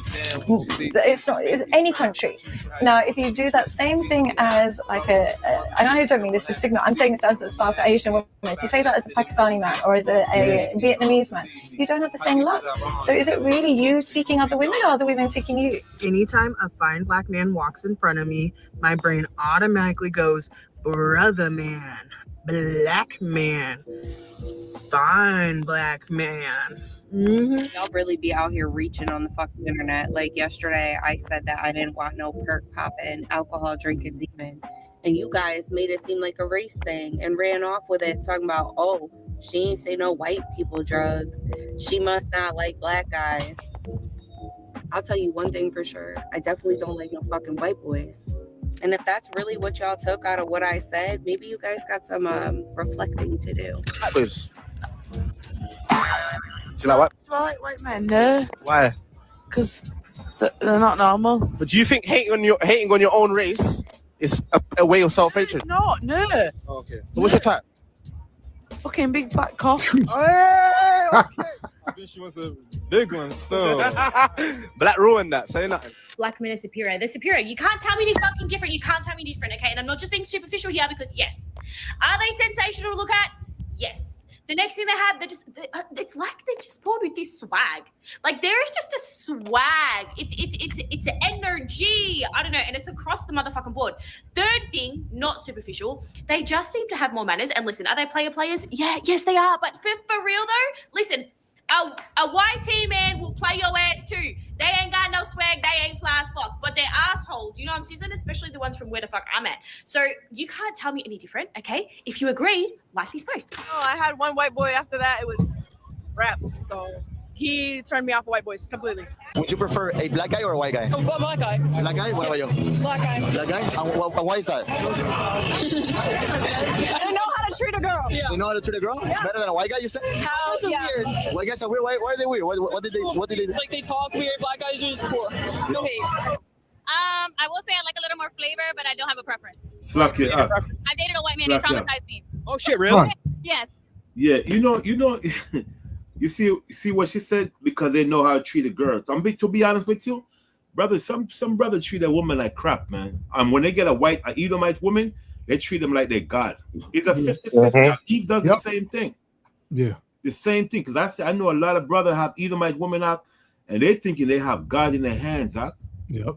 And the same thing with Eve. She does the same thing. Yeah, about this. It's a show. All people are destroyed, man. Because what she said, they know how to treat. They know how to treat a woman. But when Jake have a good sister, he call her bitch, kind of crap. Same thing with Eve. Eve have a good man, and she treat him like dogs. You remember the video I sent you the other day? Where the brother said, if you want to lose a black woman, this is what tell her I love. If you have the video played, please. Yeah. Tell her I love her. I admire her. I want to marry her. Yeah. Then you gotta lose her. But if you treat her like crap, you're not gonna lose her. Mm-hmm. But if you treat her too good, that's gonna happen. You know what I'm saying? You gotta lose her. It's a 50-50, man. Go on. It's a 50-50. Yeah. Cause Jake, they got a Jake around here, brother. He got an Edomite woman. He act like this woman is a flower from heaven. Yeah. All that long hair. She got that, that long string of hair. And they be passing us like she's the top of the line jewel. Yeah, when you go to Edomite neighborhood with her, they're gonna stone you behind to death. Yeah. You know what I'm saying? Yeah. But that's how Jake is, man. It's a 50-50. Eve and Jake is the same thing, no different. Yeah. Eve got a black man, black woman, she treat him like a god. A brother got a Edomite woman, she treated a woman like she's a god. And then you turn around, you got a lot of these Jakes that's getting put in the spirit world by these Edomite women too. Mm-hmm. That's like a trap in itself, though. Yeah, she got him trapped up. Once she start crying, man, you're gonna have the whole system on your back, man. Mm-hmm. You better not ever make that woman feel any kind of way. And you know, Eve, she getting put in the spirit world too by the Edomite man. Yep. You know, after I was looking at a video, I was following it. This Eve, she was on social media, you know, bragging about her Edomite man, and he took her on a trip to Tanzania. I think the Eve was only like 20 something, and he was like pushing 40 or something like that. And he took her to Tanzania and proposed to her, and next thing you know, she was hung in the room, and nobody know what happened. You know, Jake, he got put to death by Edomite chick. She said she was cleaning her gun, and her gun mistakenly went off, and she got acquitted. And the Edomite dude got acquitted. They didn't even, you know, I ain't hear nothing else about it. But yeah, man, a damn shame, man. All people are destroyed for lack of knowledge. All right, let me get this one. It's the one you wanted, Eldo. You see it? Yeah. Once excuse the language, right? Guys out there, please, you know, a guy. Come on. It says how to lose a black woman. Lose a woman, treat her good. Have a job. Take care of her. Tell her you love her. Tell her you respect her. Tell her I want to be with you. Tell her I want a family with you. Tell her you the only one I want, and you'll lose that motherfucker quick. I'm trying to tell you, if you want to lose her, listen, you can cheat on her, she'll stay with you. Beat her, she'll stay with you. You can lie, all that toxic shit. They love that motherfucker. But if you want to lose her, just be loyal to her. Yeah. Just show her some respect. Just say, look, I miss you. I want to marry you. I want to take care of you. That motherfucker will run for the hills. I don't want no good man. I want to lose. Yeah, hey, that's true, man. Because they call you soft. They call you soft. They call you a square if you show, you know, what is it, emotion, and you know, you show them that you really want to be with them. They you know, they scared of that, man. So they wound up doing you dirty. Yeah, it's the same thing with Jake. He does the same thing. Eve treat him good, and you know, treat him too good, and he go in there treat her like she's nothing, man. Our people just destroy. We just destroy that. You know what I'm saying? It's about 50-50. Eve and Jake, the same. They do that to one another. You know. I know a lot of Jake, man. Eve, man, treat her husband so good, man, and they be beating up the woman with his, you know, bad temper and stuff. So it's the same. It's the same, man. They get an Edomite woman. They treat a woman like a queen, boy. They know they gotta stay in place with the Edomite woman, because you know, I told you, she started crying. Hey, that's his life, man. Police will be there in a minute. Yeah. This is what Ra'ala just was talking about. How how that thing happened, that earthquake happened, and supposedly the airport was down and it was destroyed, but they got over there somehow. So this one, it says they issued a warning 27 minutes before the Venezuelan earthquakes. Wow. So how did they know? See? You know what I'm saying? So that's the thing with Elder, you brought out the technology. The technology is going to be their downfall because their own technology is exposing them. Yep. You know, people are cutting these things to shreds. When certain things happen on the earth, people are looking for those little holes on. Man, this don't make sense. How did this happen? And then all of a sudden, how did they get over there? How did they know? How, you know, what is this? This video right here, and somebody else got another video or something that they seen that was unreal. So yeah, their technology by way of phones, you know, because people, they record everything, man. Everything is on the internet now. Everything, man. You know, then you got AI along with a bunch of other things. So yeah, check this one out. Solar System Geometry Survey issued a warning, but no one listened. Why? Because NASA assured everyone that you can't predict earthquakes, and you thought you couldn't distrust them enough. Mira el edificio mío.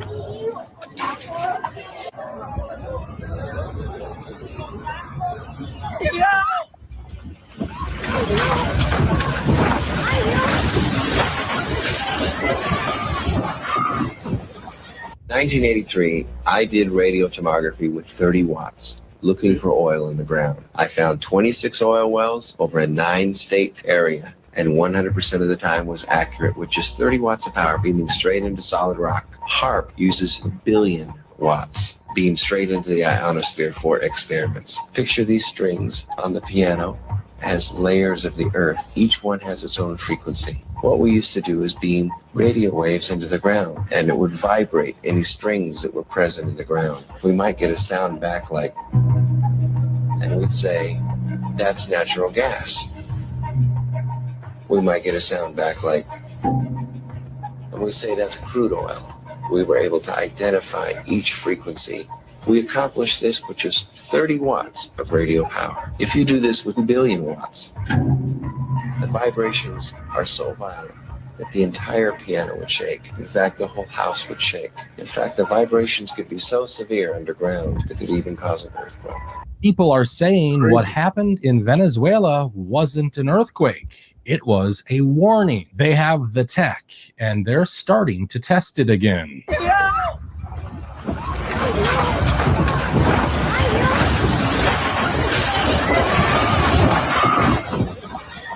A sudden burst of seismic activity near one of the world's most secretive military sites is now raising new speculation and triggering conspiracy theories about covert nuclear testing.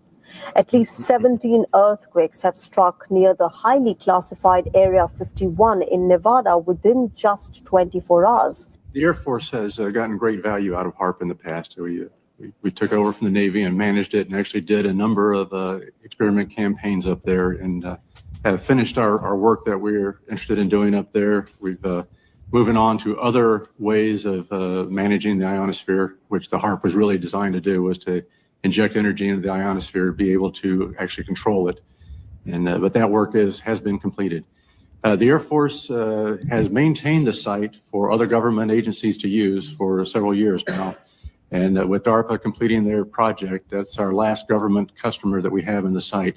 You can try to convince us that that's what happened, but I'm going to tell them the truth as we speak. Goodbye. For anybody and everybody that missed it last night, it is very unlikely that Venezuela had a 7.2 and a 7.5 earthquake, and I'm going to tell you why. If Mexico, Colombia, Cuba y la otro país acerca de Venezuela wasn't turning up to the point of a 5.0, a 6.0, or a 7.0, you're not going to randomly have a 7.0 just hit Venezuela. Because it would also hit the other islands, just like the earthquake. Say it again, Elder. You a man or a woman? Confused.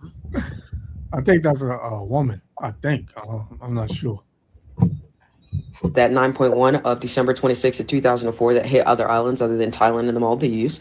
And just like the earthquake that hit in March 11th of 2011 of Tohoku, Japan, on 15,000 people, yeah, that also shaped up a lot of other countries. It wouldn't just touch Venezuela. And with Florida having a reference of an earthquake last week because of Cuba, they're going to pretend that they signed a ceasefire deal today with Iran. They did not. Actually, they're mad at Iran because Iran is currently charging tolls on the Strait of Hormuz, an idea that Donald Trump had came up with. But Iran was like, we should probably be doing that anyway. Marco Rubio said he had an issue with it. Iran said, I don't give a fuck, dude. Stop that. Let me explain to you what's going on between the SAVE Act and the act that was supposed to pass for affordable housing. Because of the SAVE Act, which is supposed to make sure that a majority of Americans are not allowed to vote, Donald Trump is the only entity that shot down the affordable housing for Americans. It was signed through the House of Representatives. It was signed through the House of the Senate. It was signed by both Republicans and Democrats. It was passed. And because they won't pass the SAVE Act bill, he won't create affordable housing for Americans, even under the interest rates that we're at. So because they literally won't do something he wants them to do, he's stopping the ability for majority of Americans to find housing and find houses they can afford. Like Kamala was trying to tell you. I know. It's our fucking... Well, they asked Trump. They asked him, they said, how how much do you pretty much care about the American struggling throughout this war? And he said it doesn't really matter to me. You know, so this devil, you know, he don't care about you regular Americans, man. He working for the elites. Mm-hmm. He doesn't care about you everyday, you know, damn Starbucks coffee drinking, you know, 9 to 5 workers. They don't care about you, man. Fault. Pay attention to what's happening in Europe and France, Spain, England. That heat wave is something they haven't experienced before, to the point where it might put them into a lock. Oh yeah, that heat wave over there in Europe is crazy too. And next week it's supposed to be, I think, near 100 for 4 days, starting I believe Wednesday. It's supposed to be Thursday is supposed to be 101. I seen. And Yeah, but look at our summer. Our summer is cool. yeah. It's Every supposed to morning go- I get up to go to work. It's cool. Like it feels like it's the last day of summer. Yeah.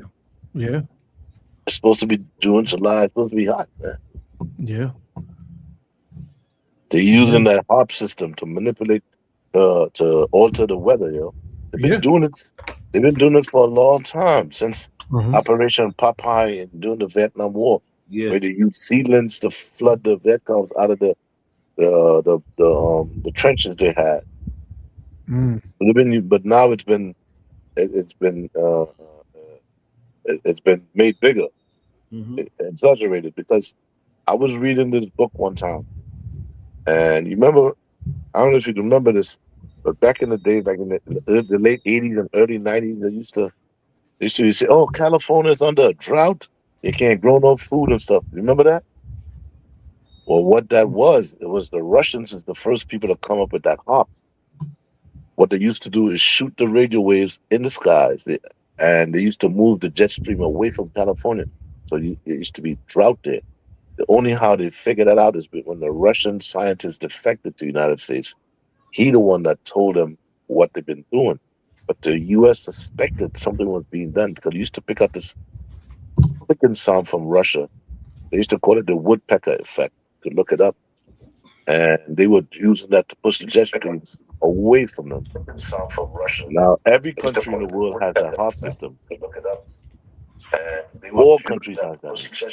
China, they used it during the Chinese, during the Olympics, where they made it snow. Gone.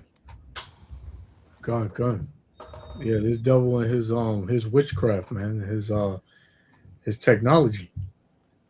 Yep, wicked. Let's play this one.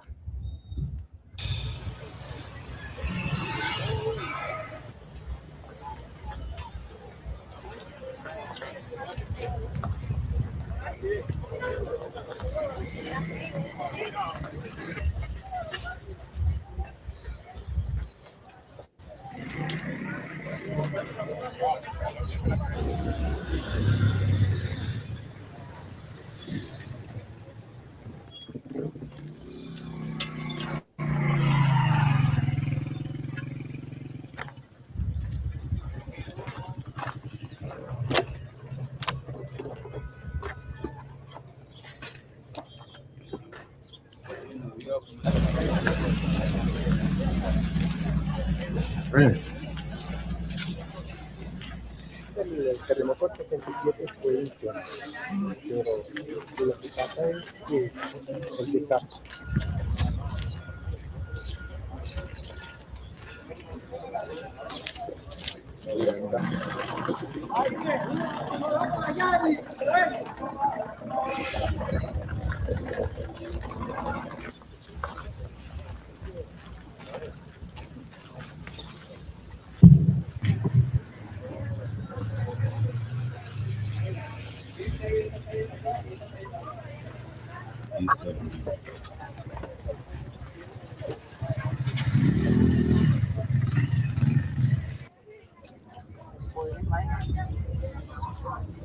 I mean, if Venezuela is affected by this earthquake, why the other countries wasn't affected? Because they're all very close to each other. Yeah. Right. Yep. They all stuck. All those countries are added onto each other. Venezuela, Guyana, Colombia, Suriname. They all share the same. They share borders together. Why was they affected? Yeah. They say the same about Haiti and DR. Yeah. Right. When DR, when Haiti get them real major earthquakes, why is DR never touched? Mm-hmm. You know, I guess they got it concentrated to where they want to get hit at. Yeah. You know. Yeah. Even though them Haitians over there, man, they real heavy in the voodoo and this witchcraft. The same as Simeon, same thing. Mm-hmm. You know, Ephraim too. Yeah, Ephraim too, man. Ephraimites, the witchcraft. Yeah, all the tribes deal with some type of witchcraft, man. And yes, they do. All that, man. All of them. You know, and Lord is judging our people, man. Well, you know, when you read the scriptures, and the Most High say that we have turned to idols, sometimes you question yourself, like, man, we really did that back then. But when you look at reality today, we do the same thing, yo. Same thing, man. A lot of our people turn to idols for help, man. Yeah. You see Jake wearing it on his neck. These rocks. He got a chain with a bunch of rocks on it.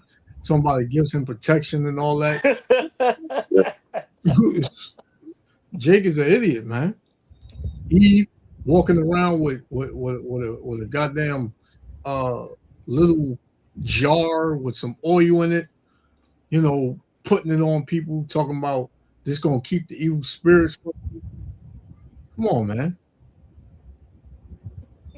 Then you had this was years ago when you had this video with this team of so-called black women, you know, heavy into witchcraft, man. Mm-hmm. On their houses, man, they got all of these statues and all this stuff all around the house, and she giving she describing what this statue is for and what that statue is for. Yeah, then she got this big stupid 7-foot statue in the corner. Come on, man. Crazy. Like how like our people are they dealing with everything with the sun rather than the Most High, man. Everything, man. And that gets man, that thing is vexing because okay, the Lord said he winked at your ignorance, right? But now the gospel is out. You cannot escape. We're everywhere, man. Social media, YouTube, on every corner. We're in every major city. We're not hard to find. And all of these people, all of our people, they came across knowing that they were Israelites. Even if they just heard it one time, you know? That's all it takes, bro. As Christ said, different seeds fell on different grounds. If your seed fell on good grounds, all you need to hear this word is one time, yo. And take root. It'll take root. It will grow, yo. Or you'll make sure, you know, I need to see these brothers again, man. I need to hear this word. I need to get more into this word. That root will take that seed will take root, yo. Right. Gun. I got one. This is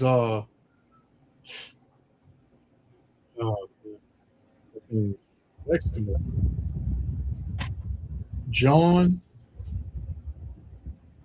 chapter 15 and verse 22. It says, if I had not come and spoken unto them, they had not had sin. But now they have no cloak for their sins. Yep. Why? Because the spirit of Yahushua is out through his men, man. Same thing Yahushua taught. that you see the men on the highways and heads is teaching today. And you know what sin is now. You know it's transgression of the law. You know this. Right? So when you start getting deep with our people, the way they think that they'll remain safe is they'll just walk away. I don't hear that. All right. Yeah. But you marked. You already marked. Right? You jump just scrolling on your phone. If you listen to one, like Raula said, one video, let's just say it's a short and it's only for 2 minutes. If you sit there and you listen to that and you decide after that short, you go back and, doing what you're doing and you never repent, hey, you marked yourself. If you come across a camp and you sit and you listen for 5 minutes, and when it get too deep, you decide to just, walk away or find a way to get out of here. We witnessed that. Jake, I gotta go. The woman waiting for me. Oh, I gotta go back to work. Oh, I gotta go. I gotta get home to the kids. I gotta do this. I gotta do that. Because what the words of the Lord is like a sharp sword, man. It cuts deep. So a lot of the time, Jake's spirit is not, he can't settle. Yep. Around the words of the Lord, he can't settle, man. This is why people get so mad and irate and be ready to fight. Had one Jake tells me, "Let me go before I do something I don't regret." But we all have to deal with it coming into this truth. I have to deal with it. The elders have to deal with it. We didn't know, but once we heard the word, once we heard it, it triggered something, and the Lord, through His mercy, brought us into it. He chose us to use us as a vessel. I used to be in the downtown camp on Fulton Street, Yashamon's camp. Come. Man, I don't have people come up there wanting to fight us. Guys went and got like a whole bunch of guys and came back. Like, yo, y'all ain't teaching out here no more. Yo, like, what? I had a lot of confrontations on the street with those people, man. Yeah, man. You just got to stand your ground. Like, nah, we gonna teach out here, whether you like it or not. Exactly. Yep. Had the stores owners sign petitions downtown Brooklyn. They don't want us teaching them to say, okay, don't want us teaching here. So we had to move back closer to the side, to the edge of the sidewalk, because that was considered store property.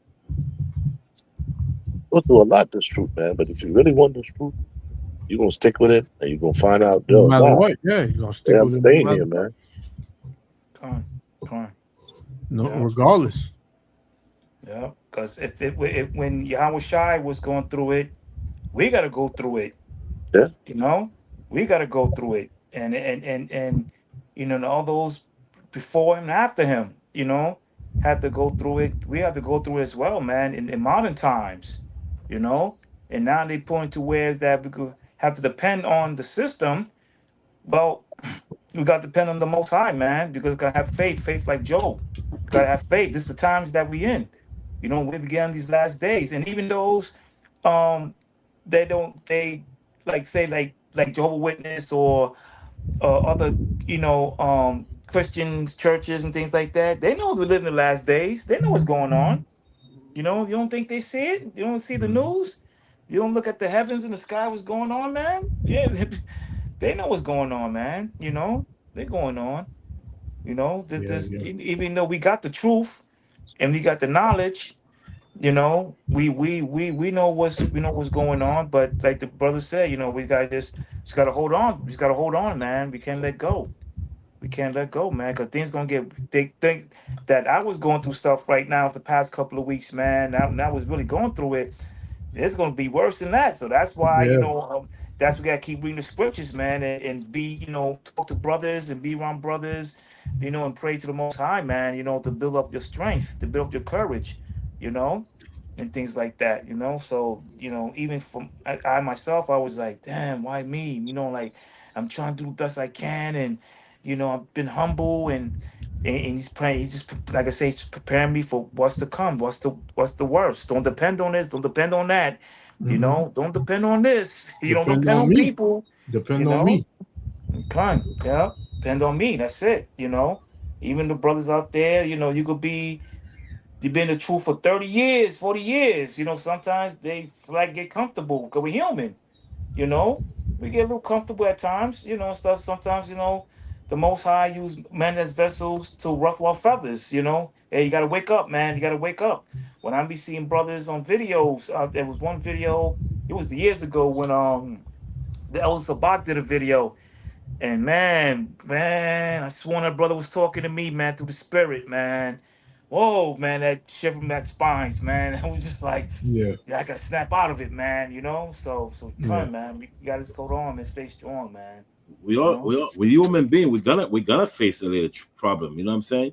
Because you know, a lot of time brothers thinking that because we in the east, we in captivity, we can't have fun. You can have fun in the kingdom, right? But don't make the kingdom gets to you. You know, that's why the Bible said, "Live in the world, don't be of the world." I mean, human being. You know, I said, you know, a lot of time I tell brother, if you want to take your wife out to a nice dinner, go out. I mean, you know, a place that don't sell pork. You got a lot of Mediterranean restaurant that doesn't sell pork.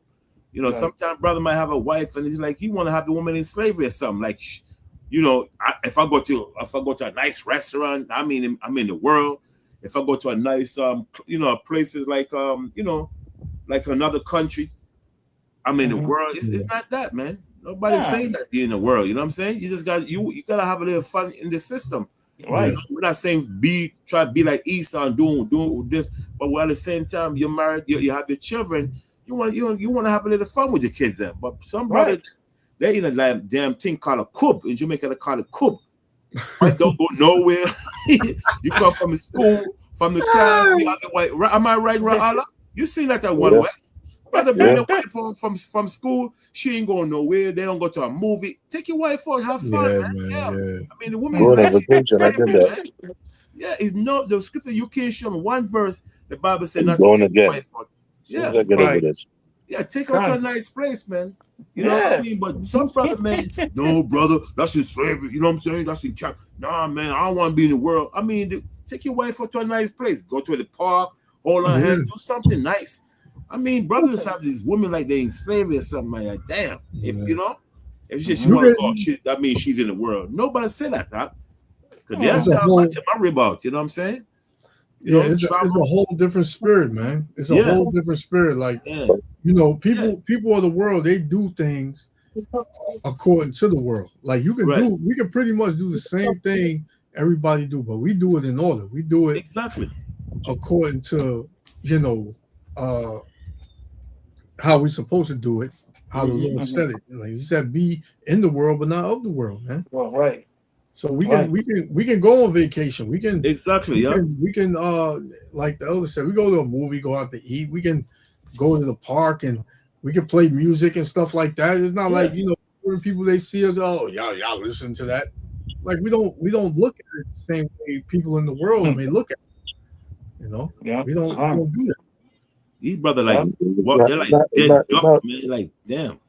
Enough. What you do is how you do things, though. Exactly. Exactly. Right. It's how you do it. Even me, I like to go to a bar once in a while. Put my cowboy outfit. I go to the cowboy bar and I drink a couple of beers. You know, as long as that I'm not overdoing it. You know, I'm not staggering and things like that. You know, I'm just trying to have a good time to get out. You know, you can't be in the house. I was even telling my brother. I said, you know, he would be like, "Oh man, I say, yo, go out, man. You don't have to." Go out, man. See, you staying home and all the time. That's not any good for the spirit, man. You know what I'm saying? They get bored. Don't let me hear you say, yo, I'm going to a restaurant, which is good. But don't let me hear you. I'm going to the crab house tomorrow, man. I'm having some crab. Or I'm going over there to the lobster house and having some lobster. No, bro. This is where you're stepping out of bounds, man. Going to the crab fest. Exactly. Yeah. Don't let me hear you speaking that way, man. Yeah. But you know what happened? They got nice Mediterranean restaurant on Emmett Avenue in Brooklyn, and they tell us straight up they don't sell pork, they don't sell shrimp, there's places here in Brooklyn that you can find nice places, but brother, just they go from here to what? They around the corner. They don't go nowhere. I mean, over righteous, they got a man. lot. Look at Over righteous. Yeah, man, you can't. The scripture says you cannot be over righteous and over wicked. You gotta balance things out, man. You know, sometimes a kid they say, "Daddy, I want to go somewhere nice." Oh no, that's too early. We can't do that. Your kids gonna get bored. Some brothers have become self-righteous where they don't even want to celebrate their own birthday. Exactly. That's which is stupid. You know, brothers who say, "Oh, I don't celebrate my birthday." What? I celebrate my birthday, bro. That's right. I mean, it depends on the day. I might go out. That's right. You know, you might have to go to work the next day, but you celebrate your birthday. There's nothing wrong with that, though. Yeah. Celebration birthday, just you thank the Most High for you to live another year. That's all birthday is. Another day. Yeah. Cut, you know? Oh, okay, because I'm glad your brothers, honestly, I'm glad your brothers brought that out. Because my daughter, I know you don't celebrate your birthday, you know, but just happy birthday, you know. And I mean, I acknowledge my birthday, you know, and things like that. But I was like, now your brothers brought it out. I would never celebrate my birthday, you know what I'm saying? Like, I'll be like, nah, I'm not doing no club. I'm not having a birthday cake with candles on it and things like that. So if I heard some brothers saying that you ain't supposed to celebrate your birthday. Don't listen to them brothers, man. Yeah, exactly. When you read Job, when you read about Job, and you read about his sons, it said that they celebrate on their day. Yo. What day is that? That's their birthdays, man. Mm-hmm.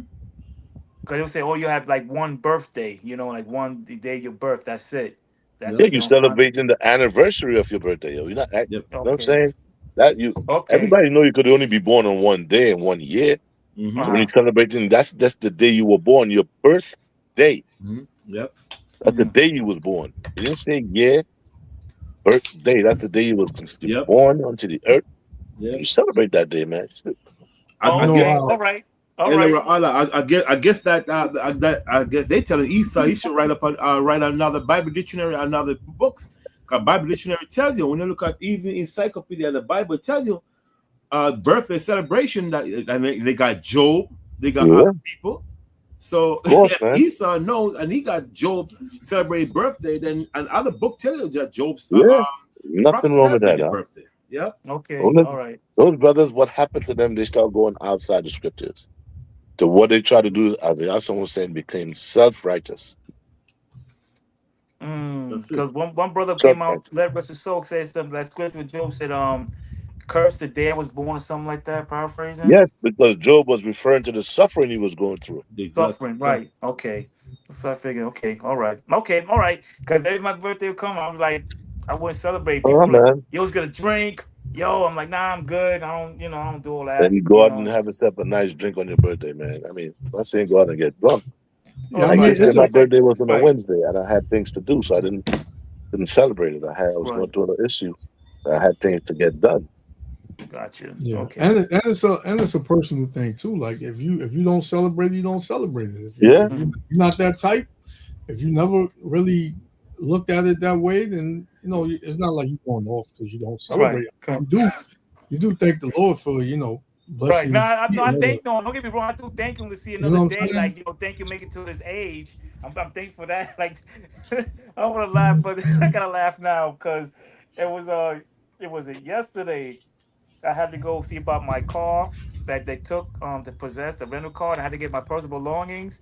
So it was a sister. She said, "Oh, today's her birthday. Yeah, it's turned 55. Yeah, crack.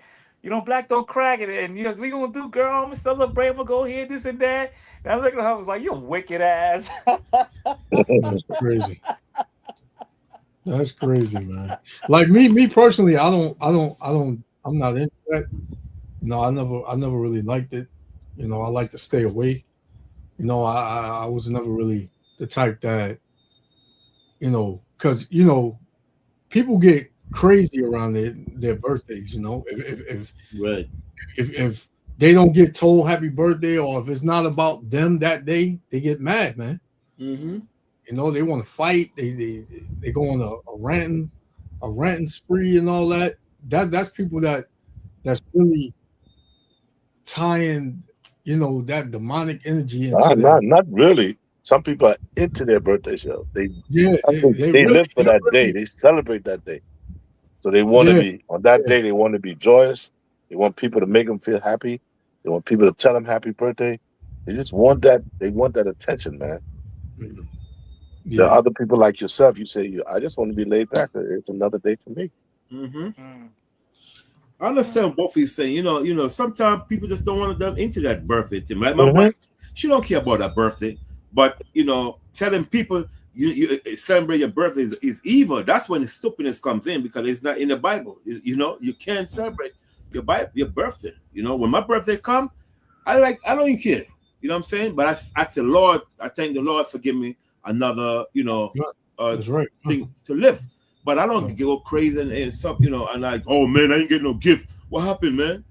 I don't like that. I ain't get nothing. No, some people cry when you give nothing. Yeah. That's what I'm saying. My son is what I do. Yeah, Dad, you ain't give me nothing for my birthday. I don't like that. Don't fix and all that, man. Yeah, Raise hell because you ain't nothing, Matter of fact, you heard that story about the man who burned? I think he burned down the house because he got nothing for Father's Day. What? Yeah, yep. Yep, he burned down the house because he got nothing for Father's Day. That's crazy. Yep. No, that's madness right there. See, he took that to heart. Yeah, he definitely did, because everybody, with their mothers, things like that. But he was like, man, I got nothing for Father's Day. I've done for this, y'all. He burned that house down, man. Got anger. Because but Jake, Jake, man, he don't get no appreciation in this kingdom like that. That's right, Con. Yeah, you're right. Yeah. He don't get no gifts for what he do, man, and that's coming out a lot, man. A lot of Jakes, regular Jakes in the world, they saying, man, you don't get appreciated if you're, especially a so-called black man, you don't get appreciated. What the word was going out this year is that when it's Mother's Day, they want all these gifts. They get everything, all the different things they want. They want that. When it's the Father's Day, the women want to give you what they've been giving you all year. You know what I'm saying? Like, yo, you've been giving me this all year. Why is this now a gift for Father's Day? You get the drift? Like, yo, you've been giving me this all year. Why are you giving me this now as a gift for Father's Day? Like, why is that? But when it's Mother's Day, you want this, you want that, you want the other. Slacky. Slacky, guys. Ra'ala. Slacky. All right. Yashwan. Look up this book right here, right? The Living Bible, TLB, the Living Bible, and look up birthday. The Living Bible? Yes, sir. That directly translated from the Hebrew Bible. And look up Job, the word birthday. Let's put up the word birthday in the Living Bible. In Job 1 and 4. Because that Bible translates directly from the Hebrew.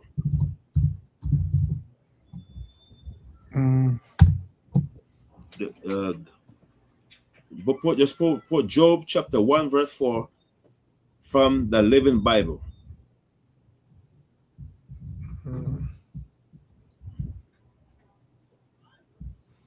Let me see. Bible.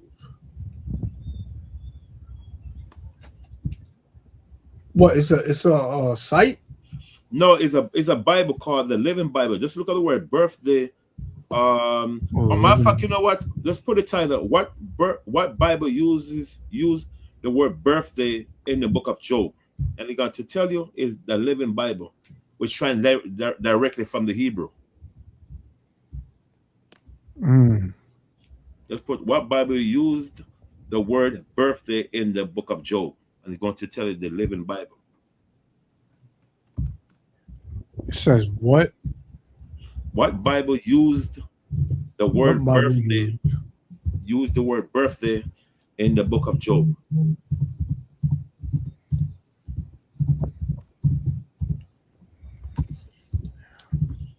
That go where Allah said early on, Job 1 and 4. I think.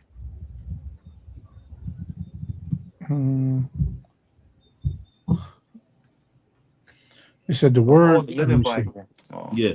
Living. Job 1:4. Let me see. You can see it. Okay. Yeah. You guys see? Okay.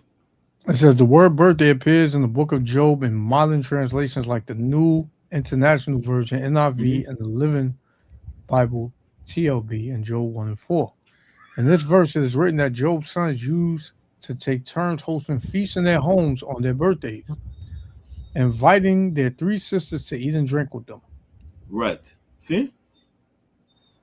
Like what Allah said earlier, see? And the NIV and the Living Bible. I didn't know about the NIV. Thanks. But the Living Bible, that Bible translates directly from the Hebrew, and in the Hebrew it said birthday. Mm-hmm. So when Job said on his day it translates as birthday. So whoever pushing that foolishness now makes no sense. You know what I'm saying? I got this one, Elder. Yeah. You see it? And this is in the blue letter. When you go to the NIV, it says in verse 4, it says his sons used to hold feasts in their homes on their birthdays, and they would invite their three sisters to eat and drink with them. Mm-hmm. There's no sin in that, yo. Exactly. The brothers became self-righteous. It said when these birthdays parties ended, and sometimes they last several days. Mm-hmm. Okay. And the Bible said Job was a righteous man. Mm-hmm. Yeah, Job. Yeah, come on, yeah.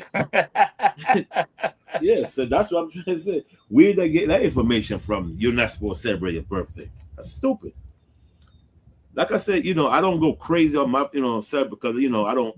Like I said, some people you don't give them gift, they get mad at you. You know what I mean? But you can celebrate your birthday. That's all. I mean, Gotcha.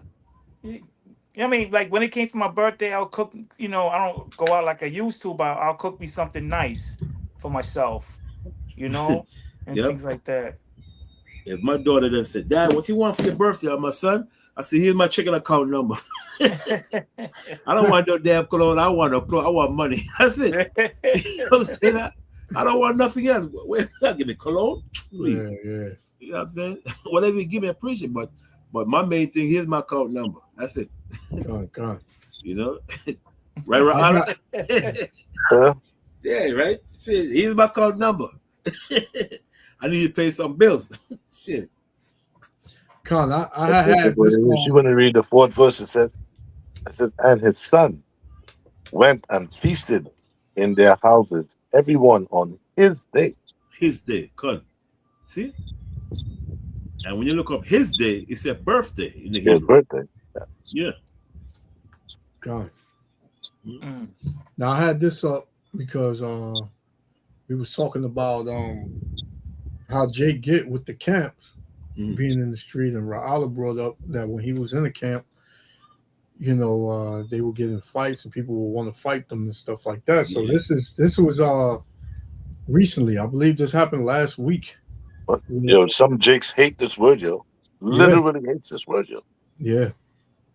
So this is IURC, and they in the hood or whatever, and you had these Christians come up and just look at Jake, man, just defending Esau, man.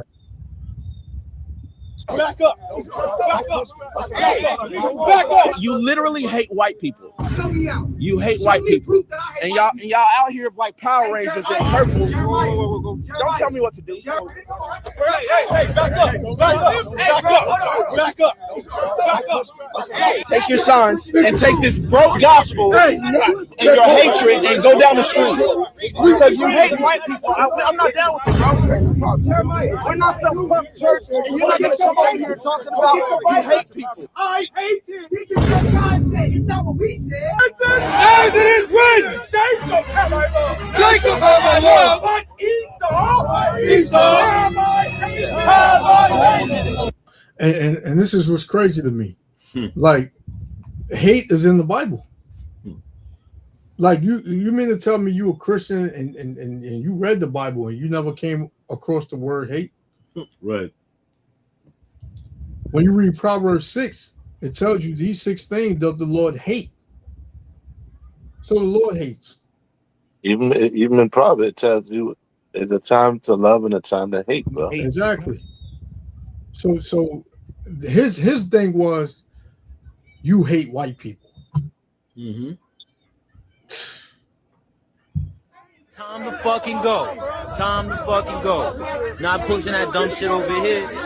Yep, pack your shit. Come on. Pack your shit. Pack your shit. It's a lot here for the language. You know, Jake is just a demon, man. Pack your shit. Ayo.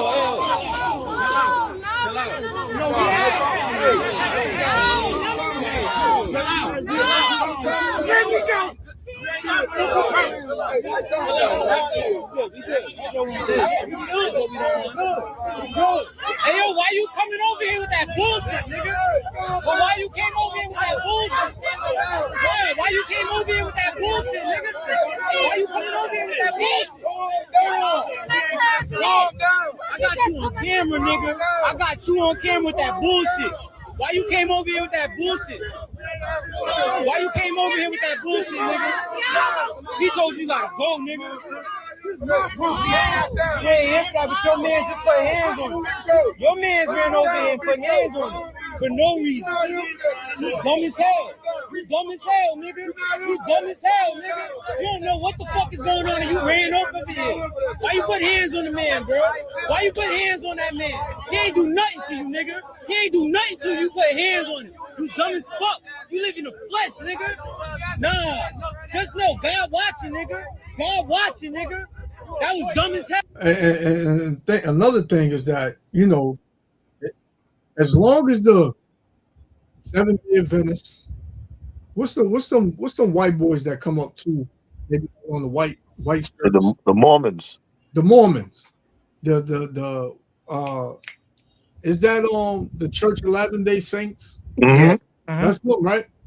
When they come in the hood, you don't go crazy like this. Nope. When the Jehovah's Witness is posted up in the hood, you don't go crazy like this. But when you see, you know, brothers actually reading out of the Bible, you come up and y'all hate white people. They be loving Esau, man. That's what it is. White people hate you, man. Esau hates you, man. Esau is looking to. That's why a lot of these days they don't get put down in these last days, man. The Lord's going to put to death 2/3 of our people for acting like this. Listen, I tell a lot of brothers when they start talking that Esau crap. The Bible says every Jubilee, every 50 years, you're supposed to free all your slaves. And all the lands that you stole, you're supposed to give it back to those people, man. If Esau loved you, why haven't he freed you? Why haven't he given you back all your land and so forth? Why haven't he done that? That don't matter. That don't matter. See? Why haven't he done that? If he loves you, why don't he share his wealth with you? He got you living in the ghettos. He live in all those mansions in Palm Beach, Florida, and up in Greenwich, Connecticut, and stuff. When you go into the neighborhoods, multi-million-dollar homes. You go out to Martha's Vineyard, they got $20 million homes. Why don't he share his wealth with you, man? If he loves you. Yeah, exactly. Yep. Well, you down here at the bottom talking about why you hate white people. You hate white people to take this broke gospel when Christians, they don't even read the Bible, man. Jake is something else. You broke us, nigga. Show Power Ranger. Every word they speak, man, they're gonna put them to death for that, man. Yeah. Call us Power Ranger. Remember they were making mockery of the prophet back in the days? Same spirit today, man. Yeah. Yep. I got one. This is Luke chapter 6, verse 22. It says, "Blessed are ye when men shall hate you, and when they shall separate you from their company." So these brothers, they was probably in a certain area they was teaching or whatever. So here you got these Christians and these hood jakes that came over there to where they were to cause some ruckus. And then when these brothers start defending themselves, you hear the Jake with the camera saying, "Why you come over here with that BS? Why you come over here with that BS?" But y'all came over there. If y'all didn't want it, that's the thing I don't understand. If you don't want to hear it, just walk away. You don't have to stand there and listen. We literally had people hate what we say at camp and still stay there the whole camp. Y'all listening to them? Y'all really listening to this hate? Right? Jake is out of his mind, man.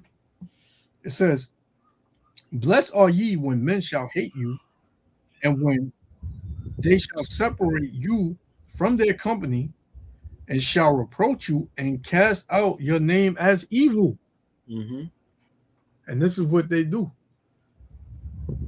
They go on. It's so many videos, man, with people just hating on the men that's teaching on the highways. Yeah, you could read John 15 and 18. Oh, I had that on deck. I got that on All deck. right. So you can read it. Deck. You can read it. The book of John, chapter 15, verse 18. If the world hates you, ye know that it hated me before it hated you. Nobody hates Christians. Christians, they got that universal doctrine. So, all is welcome. So nobody, you don't see Christians really arguing with Christians. Right. You don't see them out there debating. They get along. They're in the same false spirit of Christianity. I like how you put it, that false spirit. Yeah, that's the false spirit of Christianity. They all in that spirit. So what's there to argue about? Mm-hmm. According to them, there's no hate. God loves everybody. The law is done away with. America is our land. We built it. Right? So what is there to argue? Go ahead, Jan. Oh, that was it right there. That it was more on that? Give me 1 second. Verse 19. If we were of the world would love his own. But because ye are not of the world, but have chosen you out of the world, therefore the world hateth you. Why? Because the world don't even they never heard this before. You literally got Christians that never heard certain verses that brothers bring out. They'd be like, that's in there? What book y'all reading? Mm-hmm. They don't even know that's in the Bible. Yeah, y'all reading the same book? What book is that? Mm-hmm. Oh, this King James Version. Oh, but all their pastors teach them in the churches was John 3:16. Yep. Mm-hmm. And that's all they know. He didn't read them John 3 and 14, 15. Right? He ain't read them John 17 and 9. He ain't reading that. Mm-hmm. So the Lord chose certain men out of the world to receive the true word and the true understanding. And for that, these men are hated. You know what I'm saying? If you was teaching the same way, the same gospel, so-called gospel, the same Christian doctrine that everybody else teach, the world would love you. You know? But now you got Christians trying to copy what the Israelites are doing. They're going out on the street. They got one reader on the side. Like Gina Jennings, right? Yeah. They stole everything from Israel. Brother, stop. What is brother? Stop. Read, brother. Exactly. Gina Jennings. Yeah, that dude, man. Oh, man. They call him the Baal's prophet. That's how they got to call him the Baal's prophet. Yeah, that dude is he's a wolf, man. Because and even with Gina Jennings, even if you're right, you're wrong. Yeah, even if you're right, you're wrong. Hey, I seen this dude read. He broke down Romans chapter 3, where it says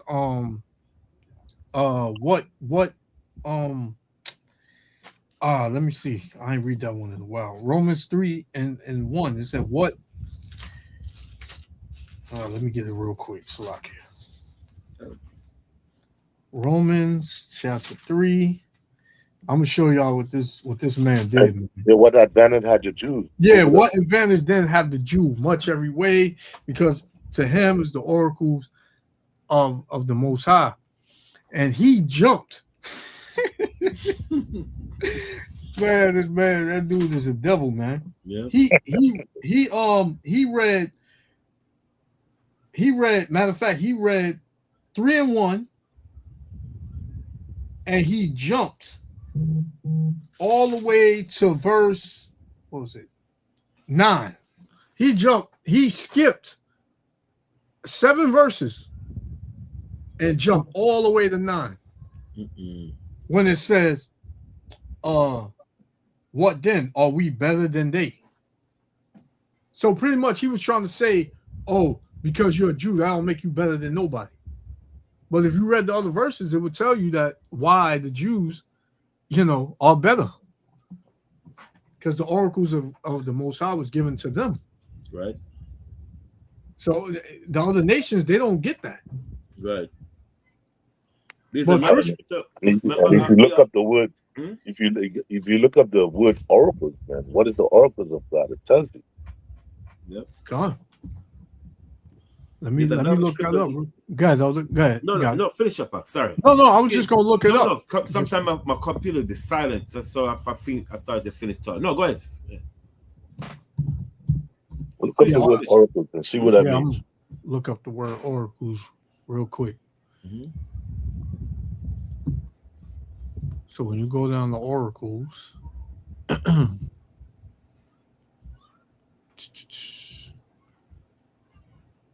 yeah, you can see it.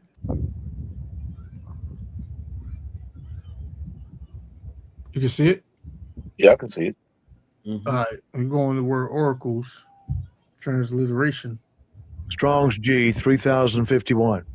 Logion. Right? So it means a brief utterance, a divine oracle, doubtless, because oracles were generally brief. In the New Testament, the words or utterances of the Most High, of the contents of the Mosaic law. See that? Yep. And who was given the law? It was only one nation that was given the law. The priest. I got a precept for that. Get Ecclesiasticus in the Apocryphal Sirach, like they call it Sirach, 33 and 3. Sirach 33 and 3? Yeah. Sirach 33 and 3, yeah. And 3. And it reads, a man of understanding trusteth in the law.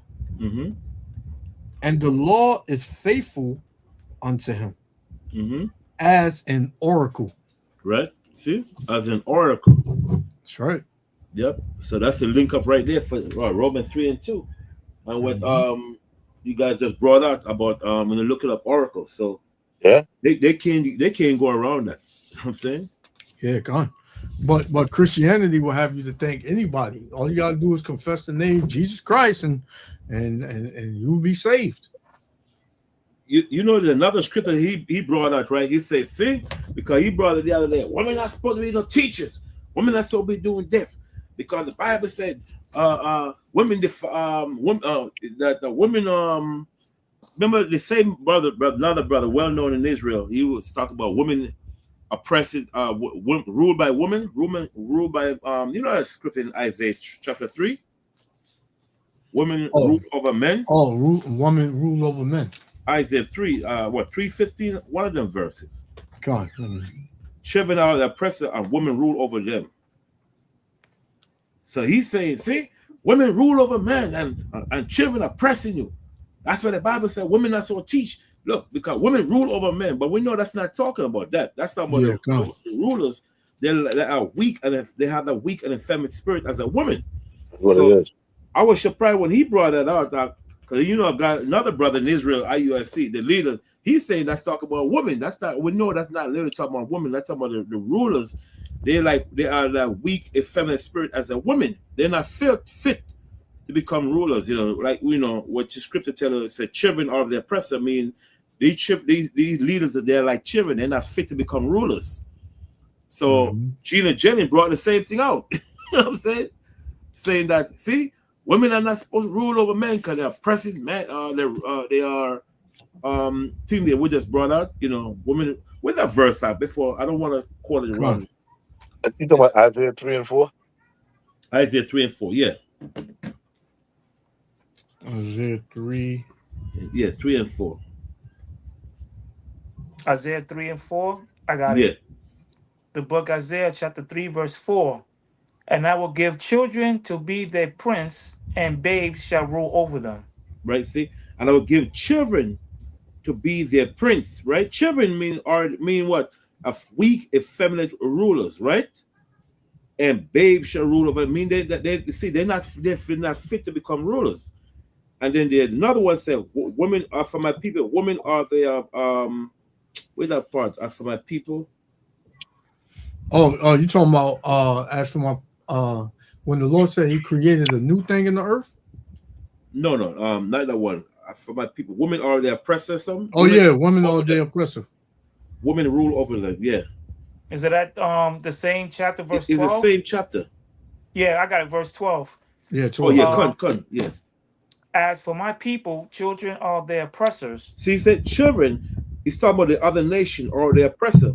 When he said children are the oppressor, meaning what? He said, for my people, children are the oppressor. We're being oppressed by the nation, right? Go ahead. And women rule over them. And women rule over them. In another way, they're weak, effeminate leaders of our people. So he's not talking about no literal woman rule over us. See? Go ahead. O my people, they which lead thee, cause thee to err. No, what women are causing men to err? So he's not talking about no little woman, you know what I'm saying? He's talking about the weak, effeminate rulers that of our people rule over us. Because remember, back in the days, a lot of our people, remember the sister that was a question. What was the question? Huh? What you were saying, that? Somebody was saying something? Yeah, Johanna said something. Oh, like my laptop is not keep going in and out, you know. So this verse right here, that's the verse that he used, saying that women. That's why God said women not supposed to be teaching church because the women gonna lead them astray. It's not talking about that. That's talking about the wicked nation of our people, the rulers. Hello, our people. Yeah. Well, I can't hear y'all. No, you can't hear. Ra'ala, you could hear us, right? Yeah. Yeah. Okay, I can hear you now. But yeah. Oh, it probably went out. Hello? Yeah, you can hear. You can hear. It's kind of breaking up. Yeah, I didn't hear you guys for a couple of seconds. Oh, okay. Okay. You wanted to add something, right? Hmm? Well, me? Johanna, No. Oh. I was just reading. Trying to finish on verse 12. Okay. It goes back to say, cause thee to err and destroy the ways of thy paths. The work of that path, you see, which is the commandment, right? So we know this is not really. He used this verse now to say it's the women is talking about little your women causing you to err or rule over your stuff. He's not talking about that. He's talking about the most that compare our wicked rulers as women. I mean, we could use that for Esau, but that's not literally talk about Esau. That's about the wicked rulers of our people. They're like wicked, they're like women, effeminate. You could use that for Esau also. You know what I'm saying? But when the scripture says children rule, they're like children. These people are not fit to become rulers. That's why Moses call them children. Good. You know? So that's what what's his name using that, man, Gina Jennings using that verse. Say, you see, the law said women are not supposed to be in church. Because this is one of the reasons why. Because they got to rule over the men. So I laughed when he brought that verse out, man. I said it makes no sense, you know? You know? All people gotta do, look up the word, you know. It's not literally talking about women. Yeah, you gotta get that Strong's Bible Dictionary. They give you the etymology of the word in the Hebrew as what it means. Yeah. Or, I mean, how does it fit in there? But you know, like in when you read Psalms 22, where it says they pierced my hands and my feet. You know, a lot of Torah-based brothers would say, "No, it doesn't mean pierce." What does it mean? It means to crawl, and they give you all these different words meaning. And I bring it to them like, listen, this is the Hebrew context of what the word means and where it's coming from. They can't get over that. It's just like the word virgin. They had to change the word virgin in Isaiah the 7th chapter to fit their narrative. Virgin only has one meaning, A woman that never had intercourse. She could be 100 years old. She could be 1 year old. So they say, oh, she was a maid, meaning a young woman. It doesn't say that. It said the virgin. That's the context of the word. You have so the Torah-based brothers try to change words on you. They no, we are going by what it says here. Not a maid, but a virgin. A virgin could be consistent of a woman, as I said, from 1 year old to 100 years old. As long as she never had intercourse, she's a virgin. So what word would it use for a young woman? A maid? They use the word maid. So they try to change the word from virgin to maid. You completely off. There's two separate words, man. And the Bible doesn't say, when you go back into the Hebrew, it says virgin. Look up the word for virgin. Look up the word for maid. It's two separate words. I have a question for the chapter I was reading, chapter 3, right? Verse 17, when it says, therefore the Lord will smite with a scab the crown of the head of the daughters of Zion, and the Lord will discover their secret paths. Is that meaning? I was told that that a lot of women, especially the southern tribe, don't have a lot of hair to grow, so that's why they wear wigs. Well, smiting the scab. Yeah, verse 17. That would mean that they will pretty much not have hair. Hair, okay, that's what I figured. Okay, let's make sure. Okay, and all right. discover their secret parts is I believe, what's the next verse after that? 3 and 18 is the next verse. It says, in that day the Lord will take away the bravery of her tinkling ornaments about their feet and their calls and their round ties like the moon. So it's pretty much going into their appearance. You know, their bodies are not going to be up to par. You know, they're not going to have these fit bodies. They're going to, you know, I don't want to get too graphic, but their bodies are just not going to be, you know, that appealing, you know. Right. That's all. Okay, they're gonna be exposed, you know. Gotcha. And women today try to hide that exposure by getting BBLs and all types of things to renew their body, to make them look fit and young and all that. But even that's not doing good for them. Right. You know, so it's telling you pretty much the Lord gonna take away all these things that these women use to beautify themselves in the last days, to make them proud, and you know, because women are just all about their looks, and you know, you can't tell them nothing. The Lord gonna take away all that stuff, man. You know, all these things, they're nice, you know, the way they dress up, they go out, and things that make them smell good. The Lord gonna take all that from these proud women. You know. If you read that in the 18th verse, it tells you. Yeah, that's the one I just read. Yeah. Okay. Yeah, come. Mm-hmm. Yeah. You know, so the Lord gonna take away all that. But yeah, this is the type of energy you brothers gonna start getting, man. You're gonna have Slack your priest. Okay, now go down to the 24th verse. Yeah, 24. Verse 20. Verse 24. Okay. Yeah. Oh, you want? Yeah, you got it. Yohani, you got it. Sure. Okay. Yeah, All you right. got it. Verse 24. And it shall come to pass that instead and sweet smell there shall be stink, and instead of a girdle of rent, and instead of well set hair, baldness, and instead of a stomach of girding of sackcloth and burning instead of beauty. See that? Instead of beauty. So it tells you that exactly what it is referring to in the 17th verse. Total flip, man. A total flip, man. You know. Slack it, priest. What verse? What's the secret parts? That's verse 17. 17. Okay, verse 17. When you look up the word secret part, it's a it's called a metaphysical idiom, right? Let me get this thing here. Okay, one second. It's a metaphysical idiom. When it says secret parts, in other words, like humiliation, subjugation, and exposure. Mean the sister gonna be exposing herself. Yeah. You ever seen a lot of time, like for instance, in the summer, you see a lot of sister, beautiful sister. You can see they showing their breasts and so forth. Their breasts, they don't give a man like imagination. They just expose themselves. That's why they call summer the lust seasoning.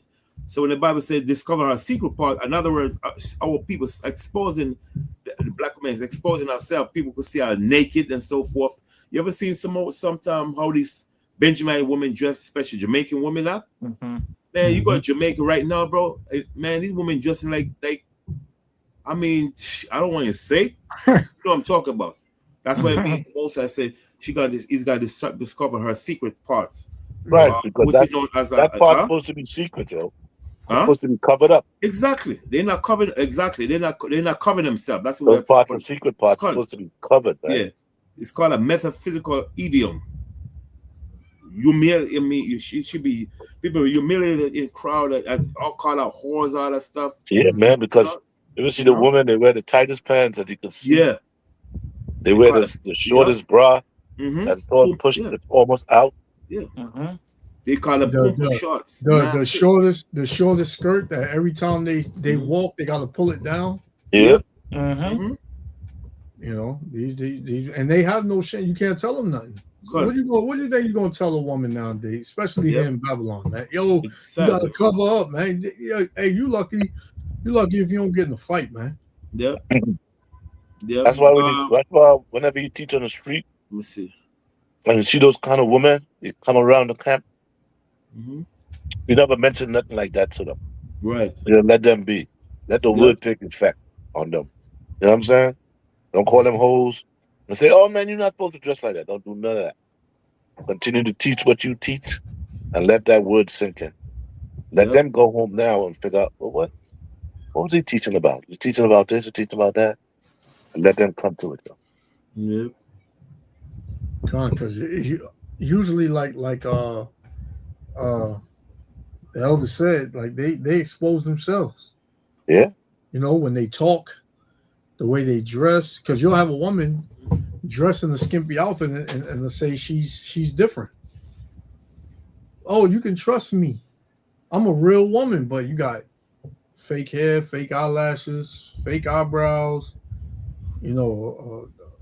fake body parts, all that, man. I can remember many years ago. I was on 34th Street by Macy's. It was a Friday. And this Ephraimite, she had on such a short skirt, man, you could see certain parts of her behind. And she was holding this little boy's hand and walking. Yeah. And men was like, yo, Jake, and everybody was going crazy.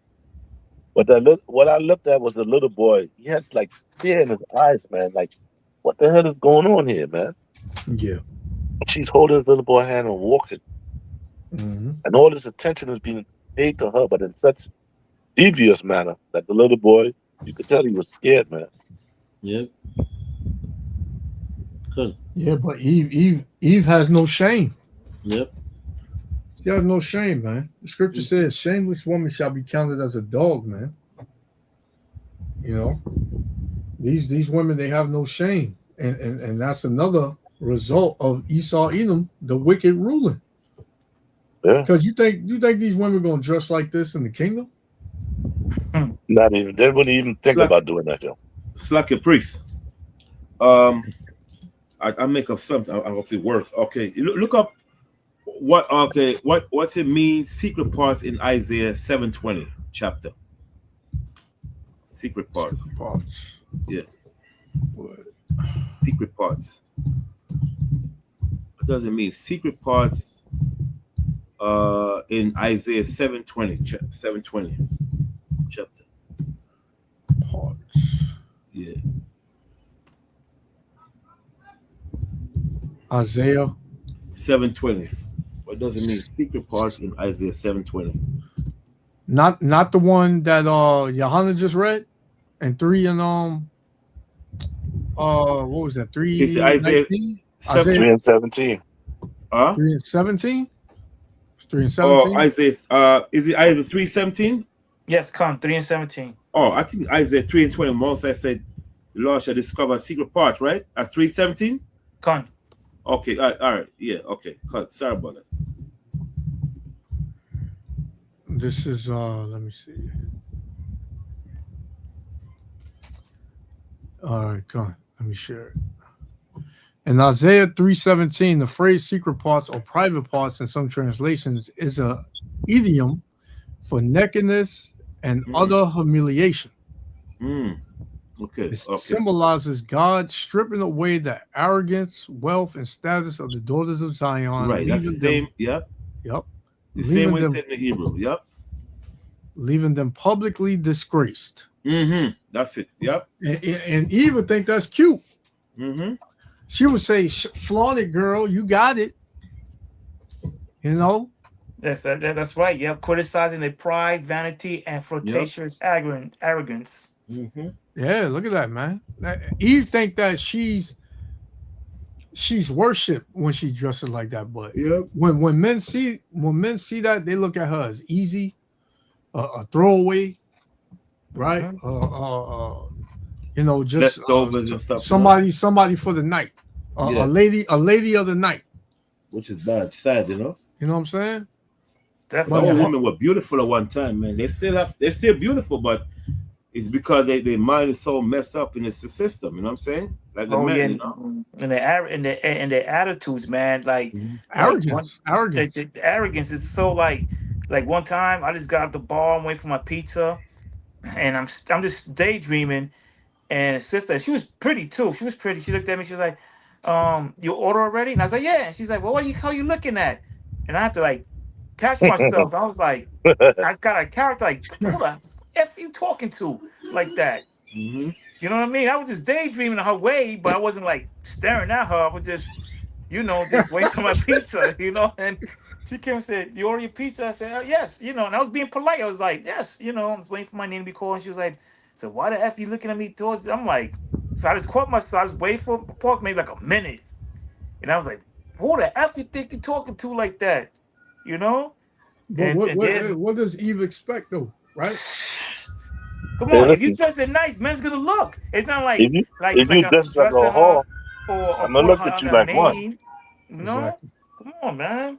If you dress like a whore, people gonna look at you as one, yo. Exactly. But the thing was that she wasn't dressed like she was her nice skirt, long length. She was attractive. I wasn't into her. I was into her friend actually.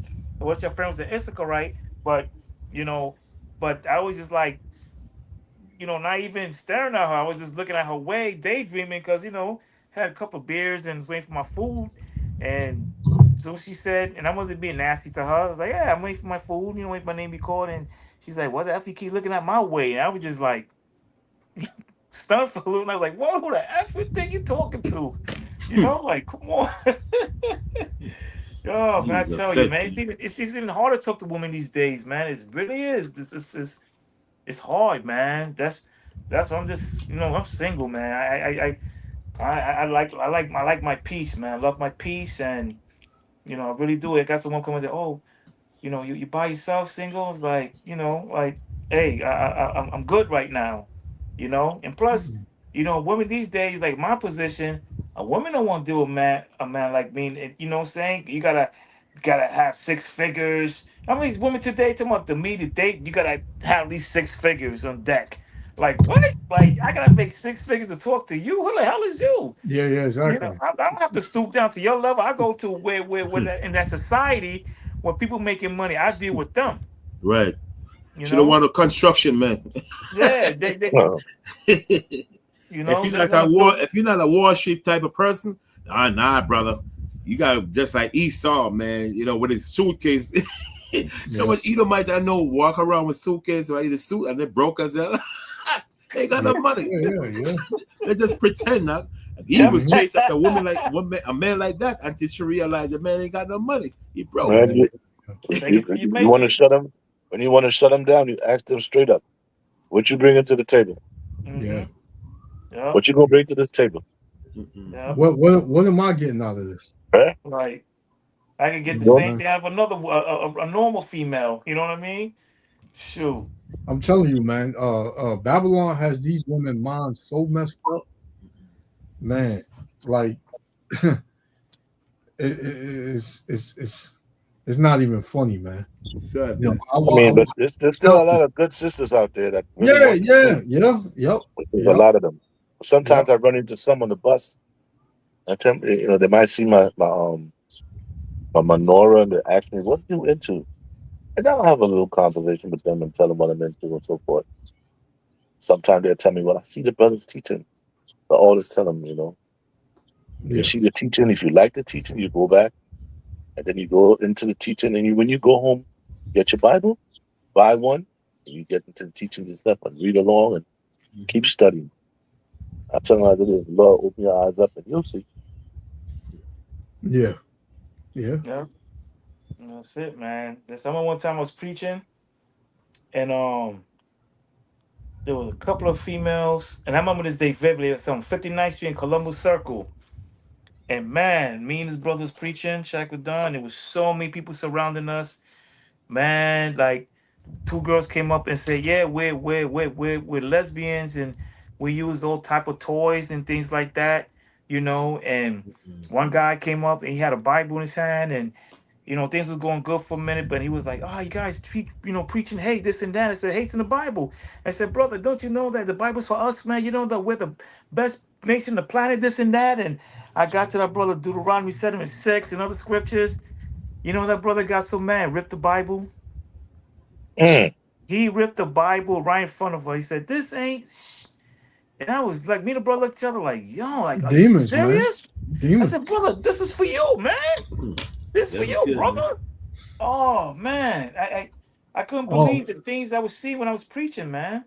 Like really I've started to get scared because I was like, wow, there's some really demons out here, man.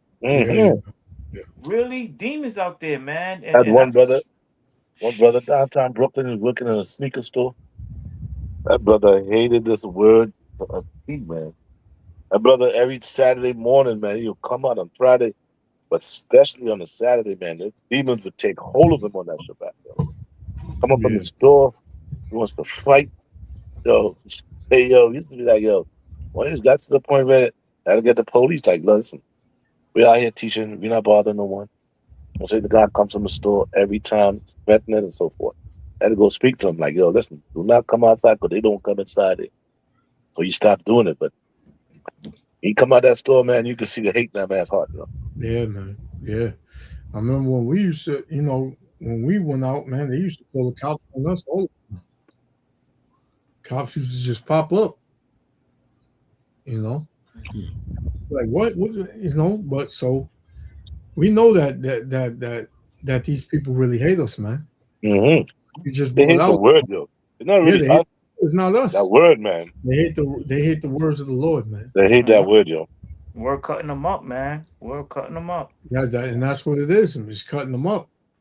It's to kill their spirit. It's killing their spirit, man. I mean, I there was one time this cop, he was gonna lock me and his brother up because some sodomite came. He was messing with us first, and he came bring the cop, and the cop was about to lock us up, and it was the Edomite woman, older woman. You could tell that she got money, where they got the pendants on their fur coat and things like that, and she used to listen to us every Saturday, and she used to always ask questions. Matter of fact, she was a ex-cop herself. She was an ex-cop, and she used to always listen to. Even when she eat much, she always asked questions. She was very, cordial and things like that. Never cursed nothing. And she told the cop, said, "No, he started it first. They came up to him, and that cop, man, he didn't want to hear it. But when she pulled out her badge and be like, yeah." And then they end up locking the sodomite up, man. I was like, ooh, spirit, man. I never thought I would see crazy things in my life, man. Like preaching the word, but I seen some stuff, man. That's how you know it's the real thing, man. That's how this is nothing. This is gonna get worse, yo. Yeah. I know, I know. This is gonna get worse, man. Because the scripture said it's gonna get so bad where there'll be a famine of this word. You wouldn't even hear this word no more, yo. Family of the word, Con. Now I have a question. I have a question, elders.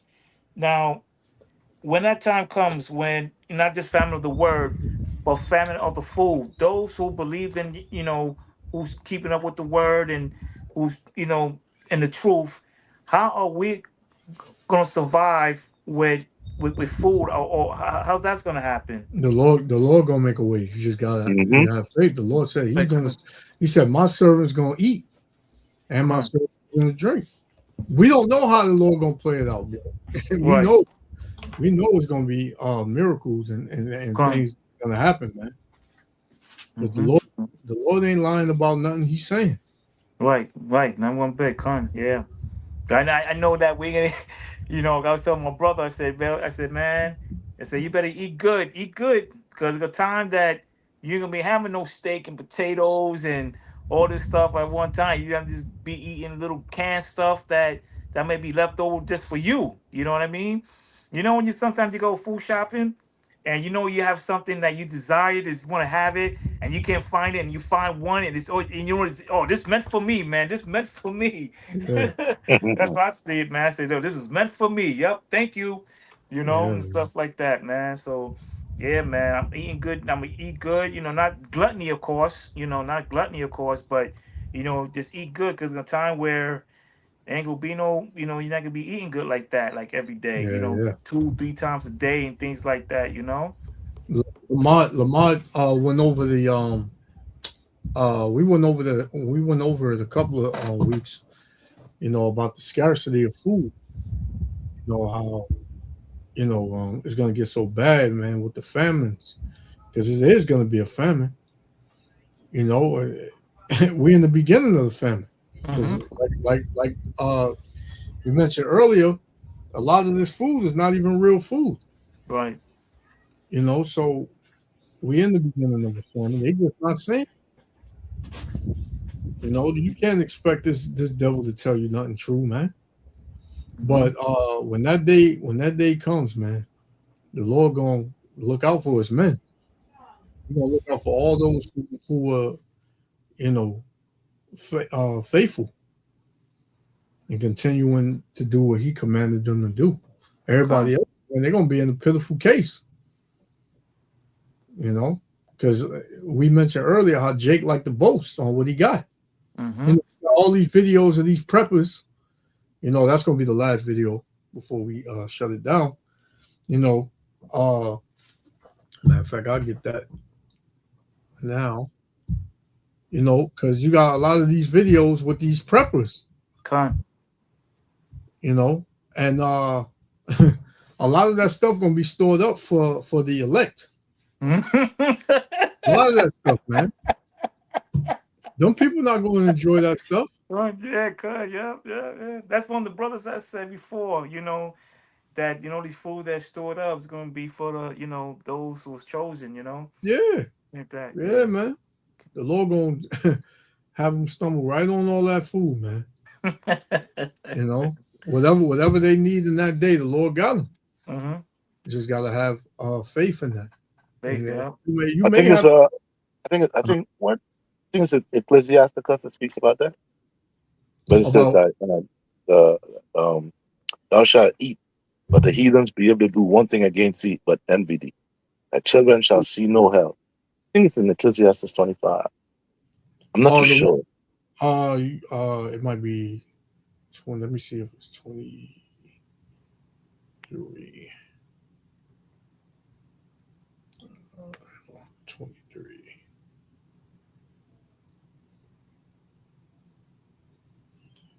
You talking about the one where it says they shall envy, but they shall not be able to do anything? Yes.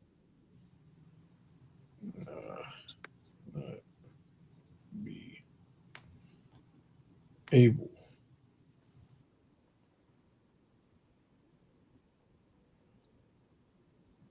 Yeah, yep. Second Esdras 2. 2:28. Yep. Yeah. You can read that. 27. Johanna, you can read that. Okay, second Esdras. You said second Esdras? Yeah. 2 and what was that? Second address? Well, that's 27. What was that again? 3 and 7? No, second address 2 and 27. Oh, Slovakia. Okay, hold on.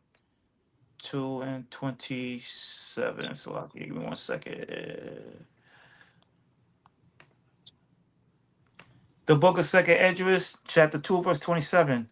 Be not weary, for when the day of trouble and heaviness cometh, others shall weep and be sorrowful, but thou shalt be merry and have abundance. See that?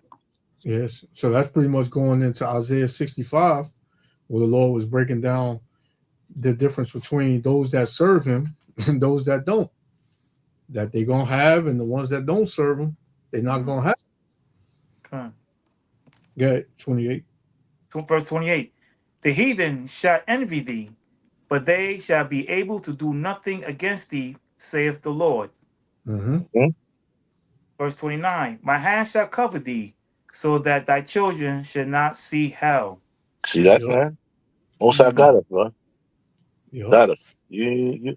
I mean, all you got to do is stay strong, hold the faith, stay in the spirit, and keep these laws with a true heart. And the Most High say, I've got you. Okay. Yep, I got. I'm gonna bring this one out. Isaiah 65, since I quoted it. Isaiah 65 and 11 says, "But ye are they that forsake the Lord, that forget my holy mountain, that prepare a table for that troop, and that furnish the drink offering unto that number. Therefore will I number you to the sword, and ye shall all bow down to the slaughter, because when I called, ye did not answer." And how does the Lord call you? Through his men. Right? When I spake, ye did not hear. How does the Lord speak? Through his prophets, through his servants. Right? It says, but did evil before mine eyes, and did choose that wherein I delighted not. So you chose the world. You chose to stay in your iniquity, your sin. Verse 13. Therefore, thus saith the Lord Yahweh, behold, my servants shall eat, but ye shall be hungry. Behold, my servants shall drink, but ye shall be thirsty. Behold, my servants shall rejoice, but ye shall be ashamed, man. So, hey, that's going to be the difference between those that serve the Lord and those that don't, man. And trust and believe, you know, like what Allah just brought out, how the heathen gonna envy you. You know, you're gonna have, imagine the Lord looking out for you. You got all that you need, and then you got Jake in the world looking at that, and he ain't got nothing. What you think he gonna do? He gonna be just like the heathen, man. Mm-hmm. Trying to get what you got, man. Yeah. Matter of fact, I think it was what scripture on Second Esdras. Let's see.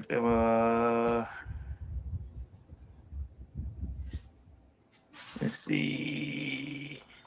Oh man, I think it's verse.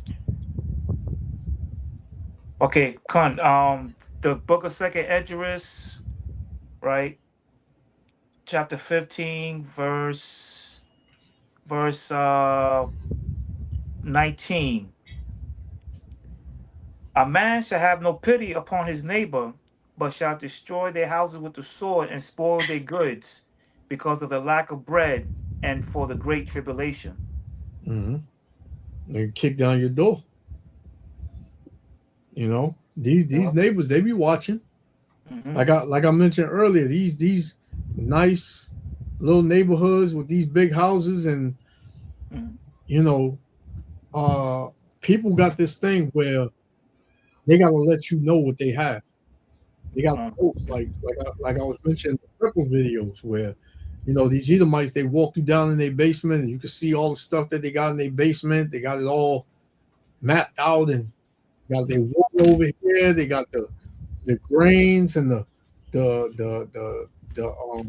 oatmeal and whatever over here. They got, other type of foods over here, canned this over here.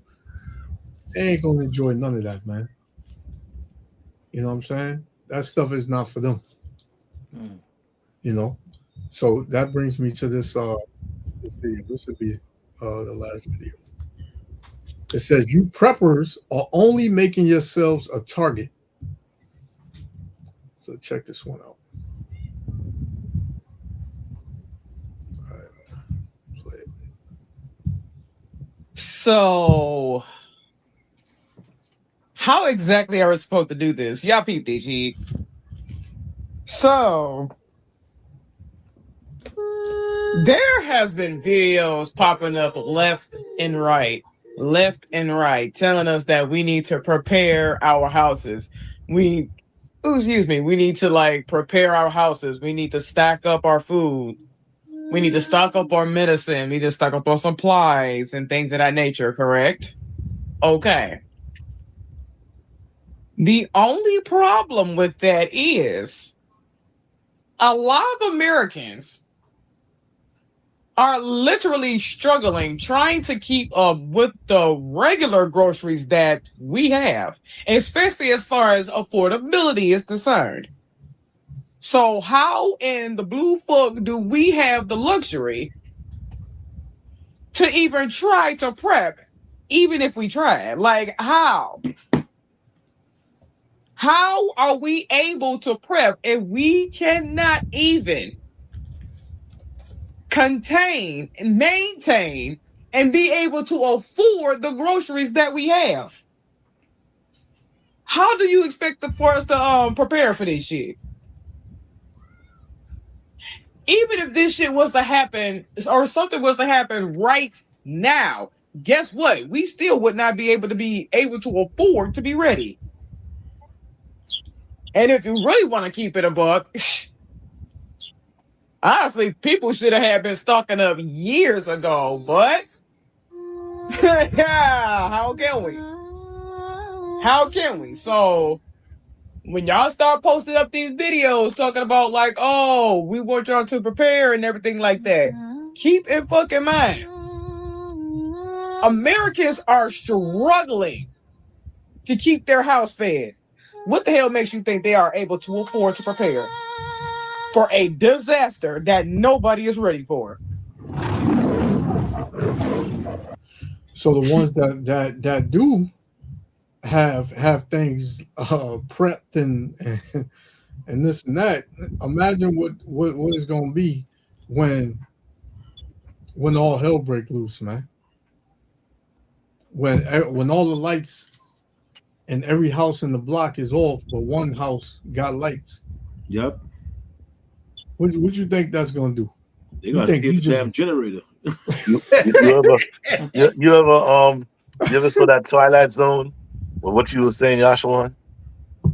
The one of the Twilight Zone episodes where the lights turned up on the whole block, and there was one guy. He had lights, and he had a bunker in his basement. And everybody in the neighborhood ran over there, banging on the bunker. Let us in, man. I said, listen, man. I only got room for me and my wife and my son. They said, yo, man, come on, man. We were friends. I only got food for us, man. I don't have any other extra foods. Man, you should watch that episode, man. Yo, man. So imagine when, it gets like that and people are hungry. You think they banging down your door asking you to let them in? No. They'll tear down that house, man. They'll tear down the walls of that bunker, man. Yeah. Wherever you are, man. Yeah. They know there's food in there. Yeah. Imagine you got a little daughter, like 5 years old, a son that's 5 years old. She's like, Daddy, I'm hungry, man. Please, I need something to eat. How you gonna feel, man? Exactly. You go out there and do whatever you got to do. Bring that food. That's what it leads into. Come on, man. That's what it leads to, man. People Moses said, my prophets for feed, but you shall be hungry, right? Yeah. Yeah. But look, you know what happens, Slack out. You remember that? Sorry, let finish up. Yeah, sure. Just want to bring that script up. No, I was just saying how they're gonna come through your window, your door. Hey, if they gotta get a shovel to dig a hole from the bottom of your house or whatever, come through the roof. Hey, that's how they're gonna come, man. Yep. Yeah, You hunger. live in tall buildings, they might come like Batman Robin, a grappling hook and rope, Yeah, man. slide down to your window. Yeah. It ain't gonna Hunger is no joke, yo. Yeah. Hunger is not an easy thing. That's no joke. Yeah, Slack it. I just want to bring on the script real quick, right? Amos 4 and 6. Amos 4 and 6. Yeah. Real quick, I just This is Amos chapter 4, 6, and verse 6. Because this happened to us before, man. That most are bringing straight starvation on us. Like, you know, Jake loves his stomach, man. Yeah, you know, them Kentucky Fried Chicken out there, man. Jake gonna be so goddamn mad. No McDonald's, what? Yeah. You talk about the Bible? You tell him about the Bible? Yeah, right. Benjamin, they love that pork fried, pork, what? Jerk pork? Man, it's gonna be hell in this country. Shit. Jake said, yo, we can't get me jerk pork. What? God, wait up. You hungry? I have to feed the picnic. Man. I'm gonna drink that thing hell in this damn. You know that Benjamin, they like that jerk pork, man. Shit. No McDonald's, no Burger King. Oh boy, it's over. It's over, man. It's over. Teach you the word, man. They don't want to hear nothing, man.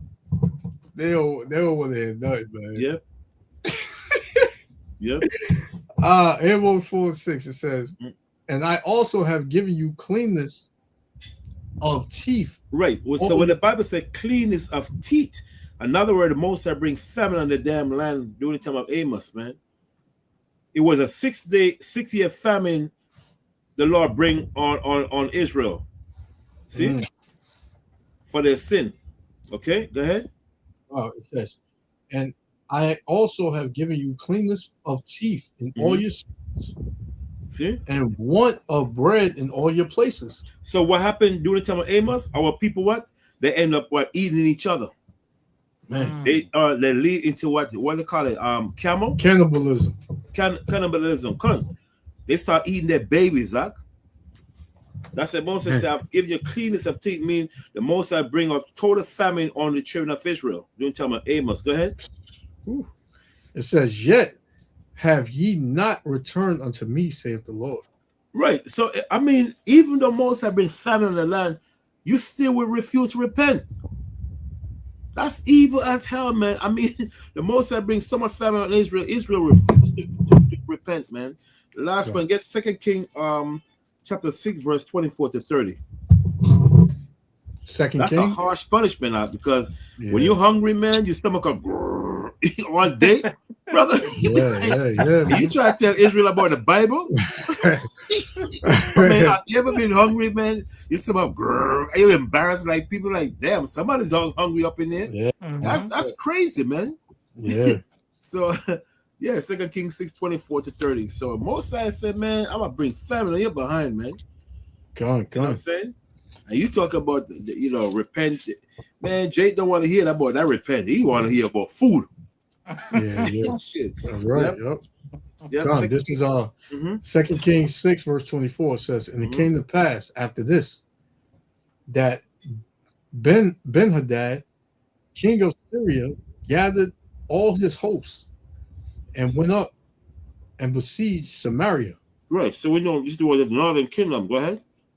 It says, "And there was a great famine in Samaria, and behold, they besieged it, until an ass's head was sold for 80 pieces of silver."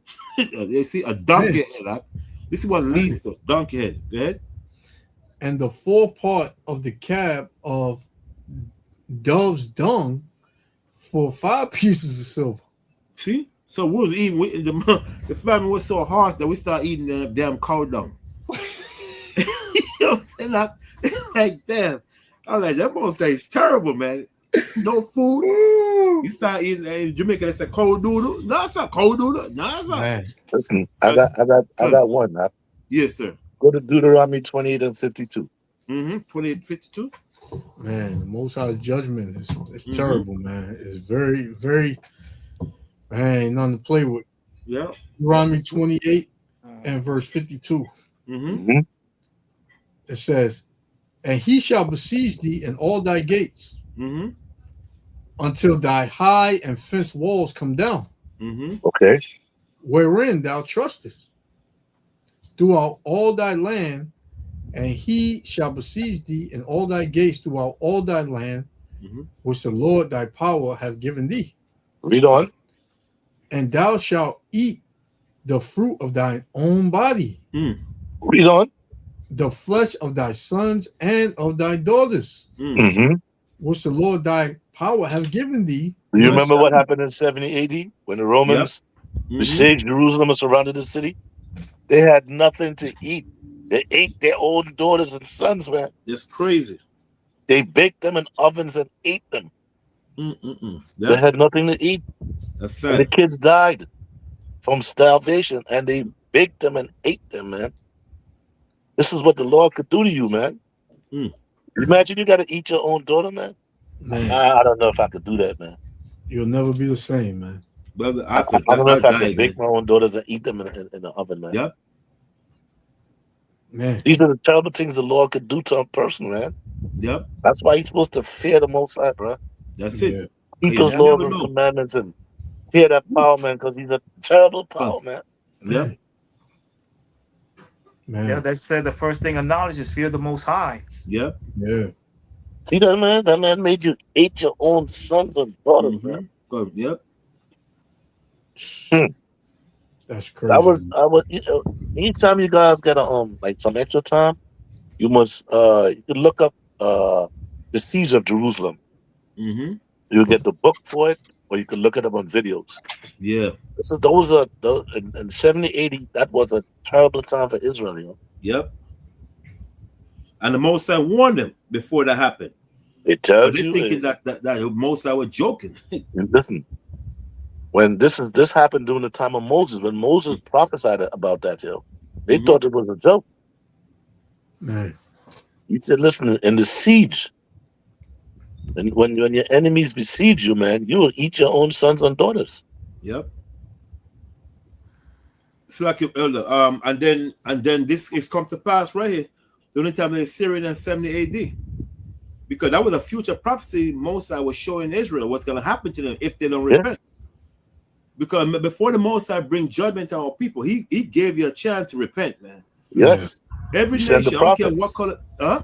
You ought to send the prophets to warn us, like, listen, Yes, man. to warn us. Yep. If you don't change your ways, man, I'm telling you, you're gonna face the consequences of some serious actions, man. But that's and you know Israel. That's the you say, thing, man. I don't see that happening, man. Yeah.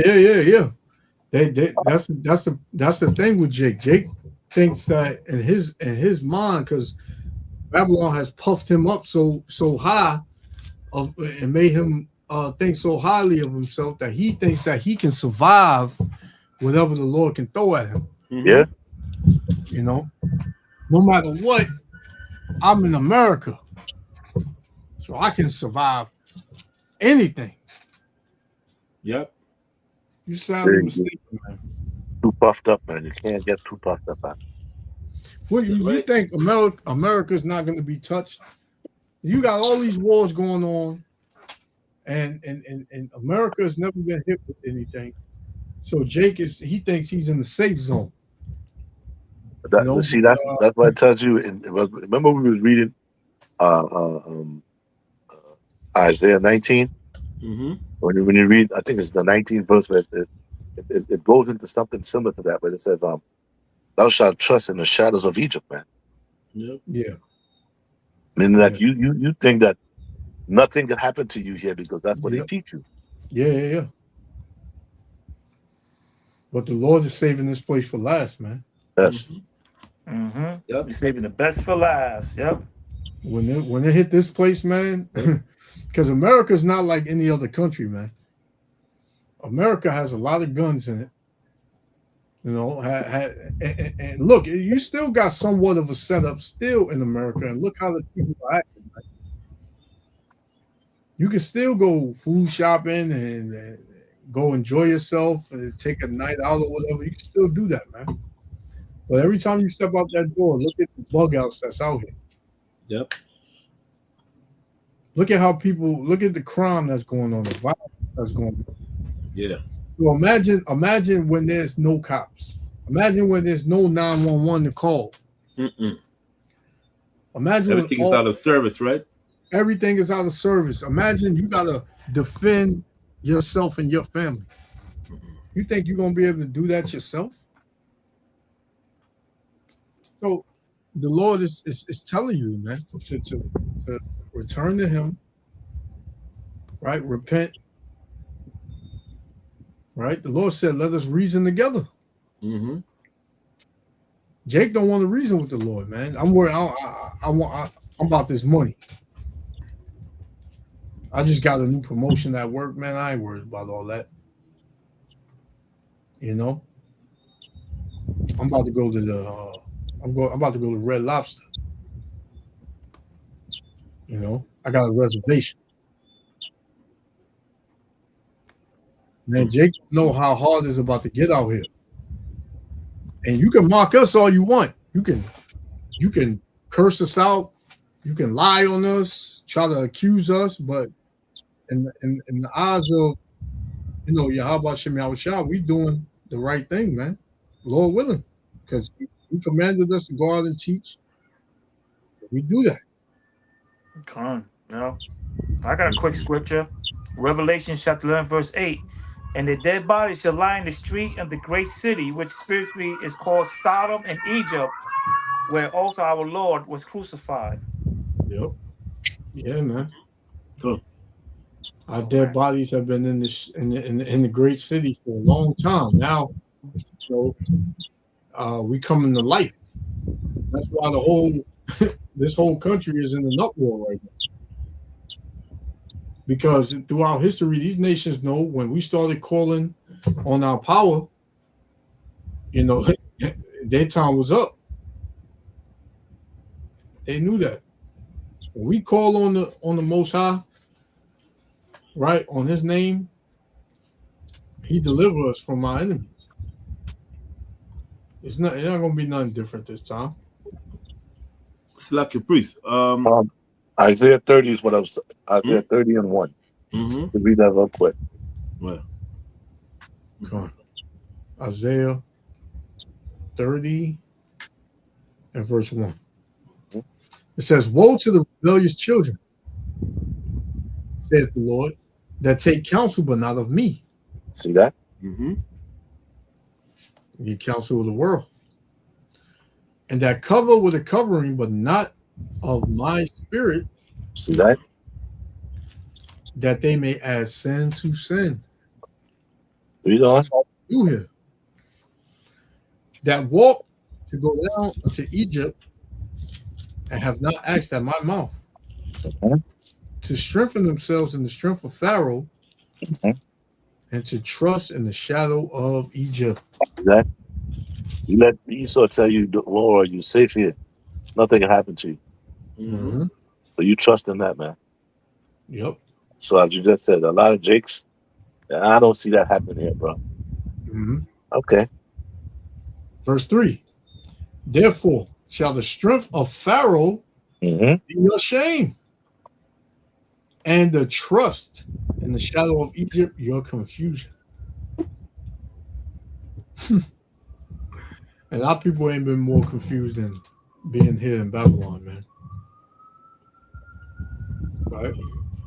I got a link up for that. Will you finish with that, Ra'ala? Mm-hmm. Okay. Isaiah 1:8. Oh, I was going to jump down. Okay, good. I'm gonna read 12 and 13. Mm-hmm. Isaiah 30 and 12. It said, "Therefore, Salakia, wherefore, thus saith the Holy One of Israel, because ye despise this word, and trust in oppression and perverseness that stay thereon, mm-hmm. therefore this iniquity shall be to you as a breach ready to fall, swelling out of a high wall whose breaking comes suddenly in an instant, man. That joke is so close to you, you can't even see it, man. But see what it says here? It's about to break. Right. And you can't even see it, man. Can't see it, man. Like a swords, right? About to bust open.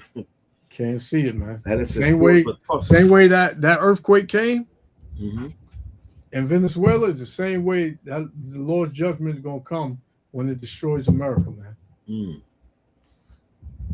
Suddenly and in an instant. You want to listen. You wouldn't be thinking about something like that about to happen. Boom. Exactly. Yep. But those of us in the know, we know one day this is gonna happen. Listen, our hearts are set on that. Those things happen. And when it happens, we're not gonna be amazed at this happening. We knew this was coming. We just didn't know the time. Yep. Yeah. Which one you had, Elder? Isaiah 1:18, sir. Isaiah 1:18. Isaiah 1 and verse 18. It says, "Come now, let us reason together, saith the Lord. Though your sins be as scarlet, they shall be white as snow." Right. So when the Moses say, "Though your sin be as scarlet," when you look at the word scarlet, right? Scarlet mean like a grave sins such as violence, right? Violence, that's Jake. Injustice, betrayal, they refuse to keep the Most High commandment, and the conscience the mind is like the color of scarlet. Scarlet people, represents, not to cut you off, scarlet represents like red or blood. Yeah, blood. Yeah, bloody people. They were murdered in a damn heartbeat, man. You know, that's what most I say. As a person that's full of violence, injustice, betrayal, because we refuse to keep the Most High commandment. You know, so you know our conscience is like the much color of blood. Yeah, scarlet. You know, that's what most of the companies said. Though it be like scarlet. We're reason to the Heavenly Father by keeping the commandment, but we don't care. You know, Most High giving us a chance to keep His law, man, but we just we don't give a damn. Now Jake is comfortable, that's it. Yep. This is it for a lot of Jakes, man. Yeah. Yeah, man. God. Okay. It says, though they be red like crimson, they shall be as wool. As what? As wool. White. White. Oh, as white. No, wool represents white. They should be as wool. Wool? Yeah. Oh, I didn't hear that. I didn't hear because white. Most I say God purify His word, man. Purify through His word. Become white. Because white represent purity. But now we like red because we're for the full of damn violence, bloodshed, killing each other and stuff. You know, set up one another, man. All people are black. We're like I'm saying, red-blooded people, man. God, I'm gonna go up, Elder. Verse 4, Isaiah 1 and 4 says, "A sinful nation, a people laden with iniquity." Yes, sin, all sorts of sin. Go ahead. "A seed of evildoers." Yeah, we're seed of evil. Even though we're born righteous, but we have nothing but a seed of evil, wicked and corrupt, man.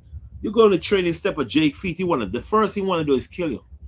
You don't have no time to even reason with you like, damn, brother, don't worry about it. You know, look at that sister a couple months ago. It was the year before last year on Liberty Avenue. I think she stepped on another sister.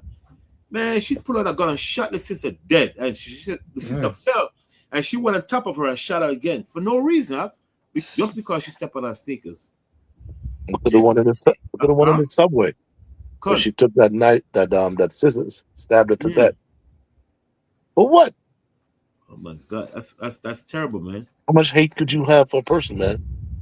Yeah. Yep. That's evil as hell. Wicked, man. Evil, man. And this is only the beginning. Yeah. So you got to be in the right spirit to be able to deal with what's about to come on the earth.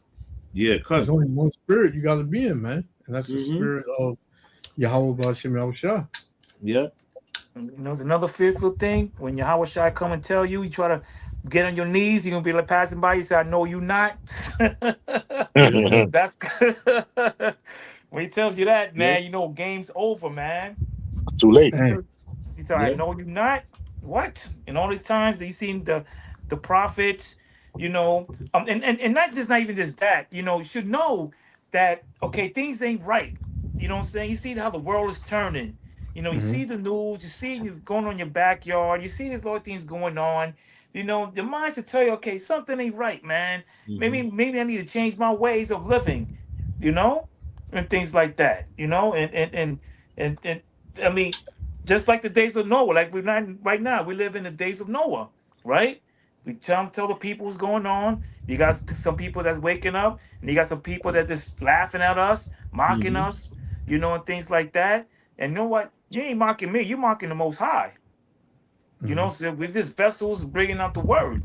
You know, so when you doing that, man, that judgment's gonna be bad on you, man. And you know, he might not get you right now, but he's gonna preserve you in those last days. You know, That's he right. might not get you now, but he Right. won't forget. He won't forget. You know what I mean? He won't forget. That's He'll right. get you. Be careful. He'll catch you while you sleeping, man. You know, he'll catch you while you sleeping. And this is why we all gotta get together, man. You know, always, you know, hope brothers and sisters out, man. And I always pray for my brothers. fighting. Always pray for my sisters, man. You know, and you know those that's dealing with struggles with known personal demons to pray to get out of it. You know, and things like that, man. You know, it's tell you, Just man. gotta keep fighting, man. You gotta keep fighting that good. Yeah, fight the battle. Strive to the end. That's right. Strive to the end, man. Like a Strive to soldier, the when a end. soldier go to a war, man, he gotta fight for the last minute because you know he's gonna die. But he's still gonna fight until he get the victory. If he get, until he try to get the victory, man. Right. And you know, that's the same way we gotta be like a good soldier, man. Fight the And, good fight. You know? and it's also a part of carrying your cross. Right. Yeah. Right. You Yep. know, it's- That's why it's Yahweh walk- said as a disciple, can you carry your cross and follow him? In other words, bear your burden just like he did. Yeah. Yeah, man. Yeah. I mean, look at what the Lord went through. You got to always think about that too. Look what the Lord went through. We ain't better than the Lord. Right. So if he went through things, we definitely gonna go through things. Yes, yep. Come. That's right. The persecution, all that stuff, man. All that, man. Honestly, we should be honored to go through it for the name of Yahweh Shem Right. Yahushua. Yeah, come. Come, man. Remember the scripture tell about silver and gold and stuff? The testers in the fire. Yes. The fire is the work, the friction we gotta have to go through, man. You cannot be that wood, right?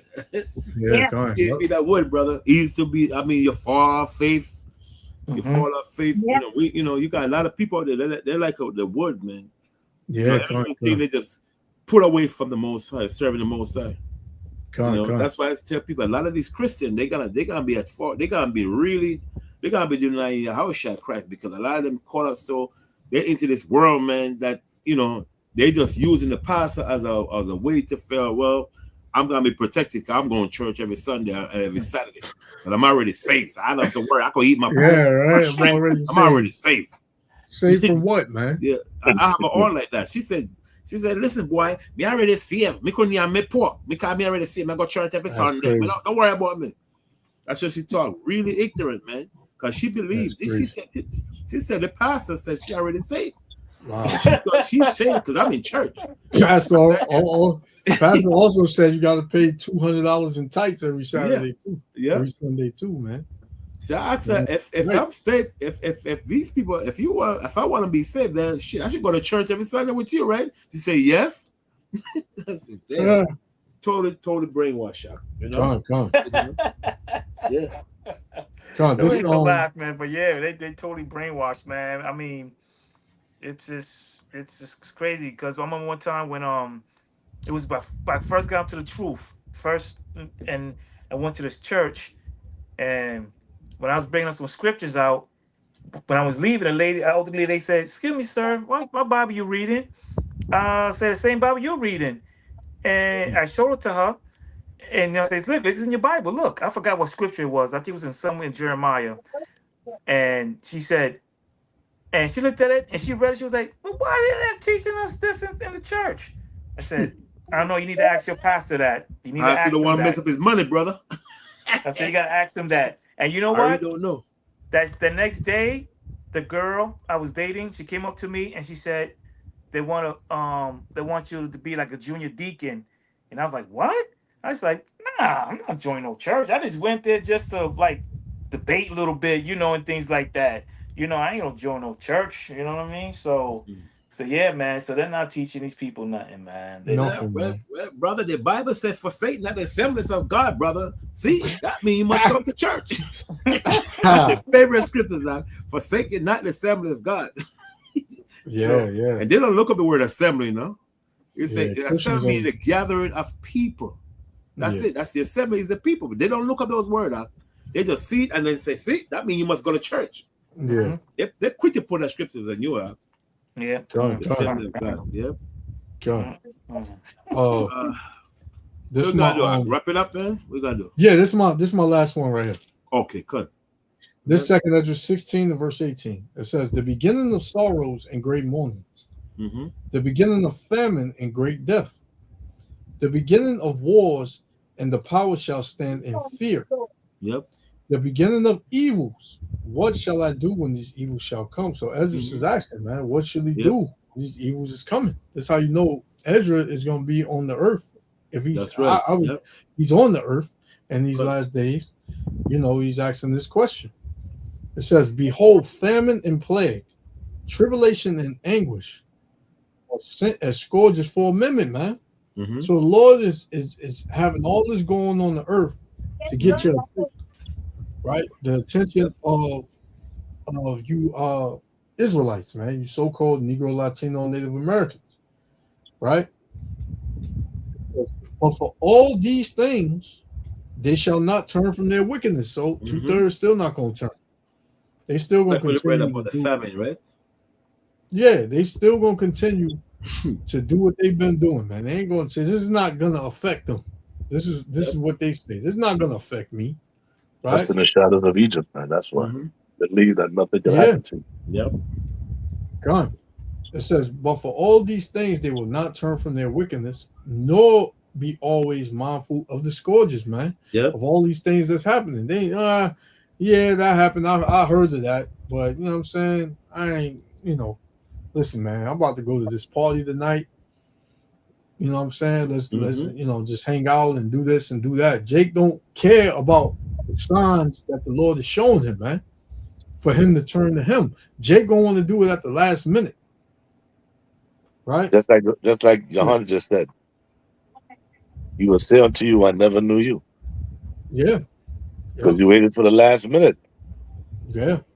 When you read Proverbs, it tell you many when he stretched out his arms, you never came, you never took it. Yeah. Man, that's gonna be a scary a scary day, man. Yep. Verse 21. It says, behold, victuals shall be so good cheap upon earth that they shall think themselves to be in good case. Yeah, you still can catch a sale here and there, food, clothing, shopping malls still open. You still can go on vacation and do all of these things. Not saying do that, but Jake he's fulfilled in that. That's his life. He doesn't think that it's gonna ever come to an end. This is always gonna be here. Right? It says, and even then shall evils grow upon the earth. Sword, famine, and great confusion, man. So it's getting bad while people are just denying it, man. It's getting worse day by day. It's getting worse. People they figure if they deny it enough, they can get through it. But man, it's gonna come right to their front door. You're not gonna be able to hide yourself or get or step to the side and it pass over you. It's not gonna work that way. The Lord knows all of them that serve Him and all of them that serve Him not. You know, so I'm a yield there.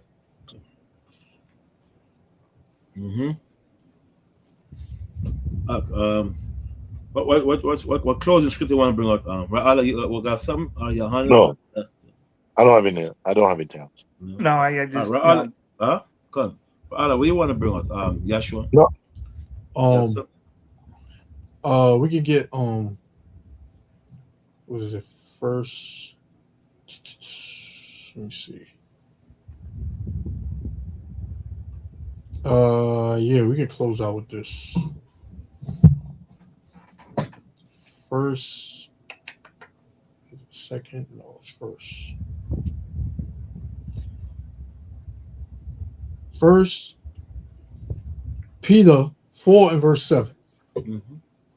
It says, but the end of all things is at hand. Be ye therefore sober and watch unto prayer. Good. Right. So you just gotta keep watching. Right. Stay faithful, stay diligent. You know, regardless of what's going on in your life, going on around you, you just gotta stay focused on the kingdom, man. Just keep fighting that good fight of faith, no matter what, man. Because you know these demons. The closer you serve, the more you serve the Most High, the stronger them demons get around you, man. Yeah. I'm gonna say thank you. It's been an honor to be back. You know, on the video with your brothers. I feel stronger now. Feel better. You know, and things like that, man. It's gotta keep doing what we all gotta do, like the brother Yashua said, man. Slacky up. Yashua, what do you think was are we gonna bring it we're gonna do a title next week, if you don't mind. It's called the eschatology and end time prophecies. What do you think about it? Huh? Okay. You want to do something on end time prophecies? Yeah, eschatology and the end time prophecy. Okay. Yeah. What about that? Is that Yashua? Yeah. Okay. Do it, yep. Right. Yeah. Like okay, so eschatology and the end time prophecy next week, you know? All right. Right. Good. Because we in the last days, man. Trying to get brothers to prepare. The madness coming, you know what I mean? Come on. All right, so yeah, with that, I'm gonna give all praises, honor, and glory to Yahweh, Hashem Yahushua, to the next lesson. Say shalom. Shalom. Shalom. All right. Shalom. Shalom. Shalom.